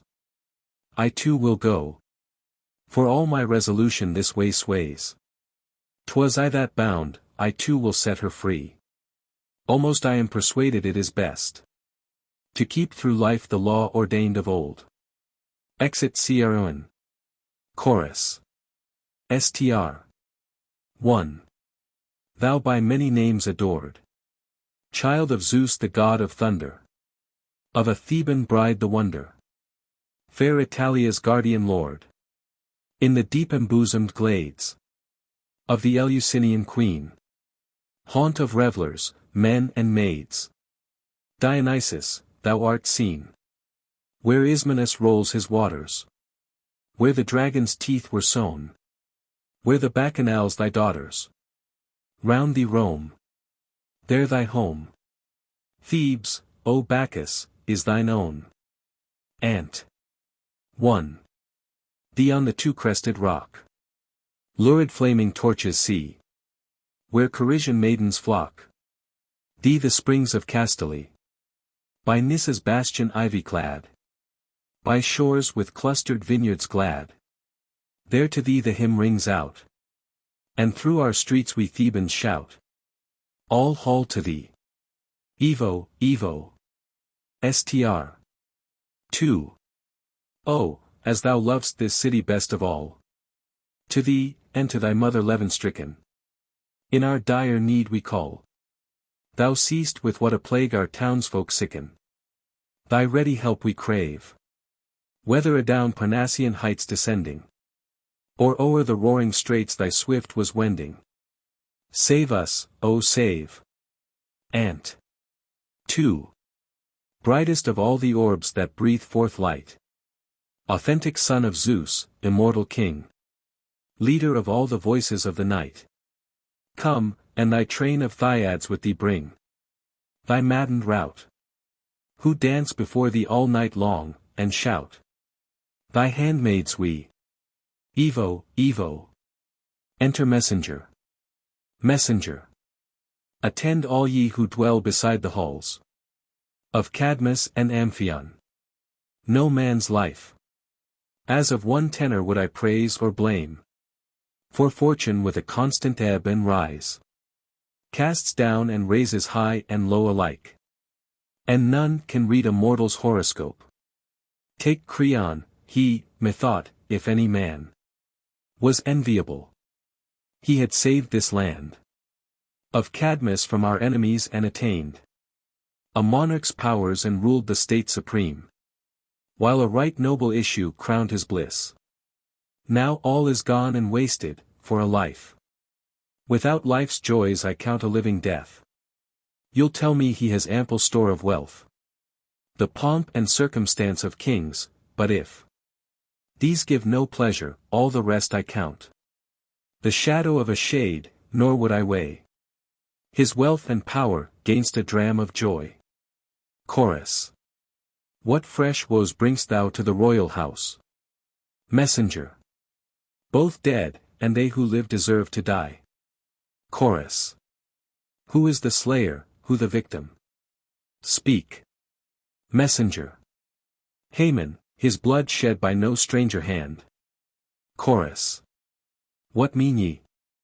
By his father's or his own? Messenger. His own, in anger for his father's crime. Chorus. O prophet, what thou spakest comes to pass. Messenger. So stands the case, now 'tis for you to act. Chorus. Lo! From the palace gates I see approaching Creon's unhappy wife, Eurydice. Comes she by chance or learning her son's fate? Enter Eurydice. Eurydice. Ye men of Thebes, I overheard your talk as I passed out to offer up my prayer to Pallas, and was drawing back the bar to open wide the door. Upon my ears there broke a wail that told of household woe. Stricken with terror in my handmaid's arms, I fell and fainted. But repeat your tale to one not unacquainted with misery. Messenger. Dear mistress, I was there and will relate the perfect truth, omitting not one word. Why should we gloze and flatter, to be proved liars hereafter? Truth is ever best. Well, in attendance on my liege, your lord, I crossed the plain to its utmost margin, where the corse of Poloniuses, gnawn and mauled, was lying yet. We offered first a prayer to Pluto and the goddess of crossways, with contrite hearts, to deprecate their ire. Then laved with lustral waves the mangled corse, laid it on fresh lopped branches, lit a pyre, and to his memory piled a mighty mound of Mother Earth. Then to the caverned rock, the bridal chamber of the maid and death, we sped, about to enter. But a guard heard from that godless shrine a far shrill wail, and ran back to our lord to tell the news. But as he nearer drew a hollow sound of lamentation to the king was borne. He groaned and uttered then this bitter plaint. Am I a prophet? Miserable me! Is this the saddest path I ever trod? 'Tis my son's voice that calls me. On, press on. My henchmen, haste with double speed to the tomb. Where rocks down torn have made a gap, look in. And tell me if in truth I recognize the voice of Haman, or am heaven deceived. So at the bidding of our distraught lord, we looked, and in the craven's vaulted gloom, I saw the maiden lying strangled there, a noose of linen twined about her neck, and hard beside her, clasping her cold form, her lover lay bewailing his dead bride, death wedded, and his father's cruelty. When the king saw him, with a terrible groan, he moved towards him, crying, O my son! What hast thou done? What ailed thee? What mischance has reft thee of thy reason? Oh, come forth! Come forth, my son, thy father supplicates. But the son glared at him with tiger eyes, spat in his face, and then, without a word, drew his two-hilted sword and smote, but missed his father flying backwards. Then the boy, wroth with himself, poor wretch, incontinent, fell on his sword and drove it through his side. Home, but yet breathing clasped in his lax arms. The maid, her pallid cheek incarnadined with his expiring gasps. So there they lay. Two corpses, one in death. His marriage rites are consummated in the halls of death. A witness that of ills whatever befall, mortal's unwisdom is the worst of all. Exit Eurydice. Chorus. What makest thou of this? The queen has gone, without a word importing good or ill. Messenger. I marvel too, but entertain good hope. 'Tis that she shrinks in public to lament her son's sad ending, and in privacy would with her maidens mourn a private loss. Trust me, she is discreet and will not err. Chorus. I know not, but strange silence, so I deem, is no less ominous than excessive grief. Messenger. Well, let us to the house and solve our doubts. Whether the tumult of her heart conceals some fell design. It may be thou art right. Unnatural silence signifies no good. Chorus. Lo! The king himself appears. Evidence he with him bears. Gainst himself, ah me! I quake. Gainst a king such charge to make. But all must own the guilt is his and his alone. Creon. Str. 1. Woe for sin of minds perverse, deadly fraught with mortal curse. Behold us slain and slayers, all akin. Woe for my counsel dire, conceived in sin. Alas, my son! Life scarce begun. Thou wast undone. The fault was mine only, O my son. Chorus. Too late thou seemest to perceive the truth. Creon. Str. 2. By sorrow schooled. Heavy the hand of God. Thorny and rough the paths my feet have trod. Humbled my pride, my pleasure turned to pain. Poor mortals, how we labor all in vain.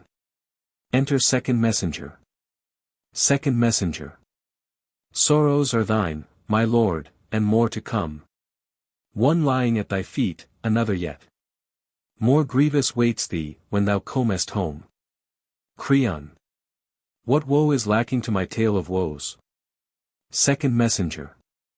Thy wife, the mother of thy dead son here, lies stricken by a fresh inflicted blow. Creon.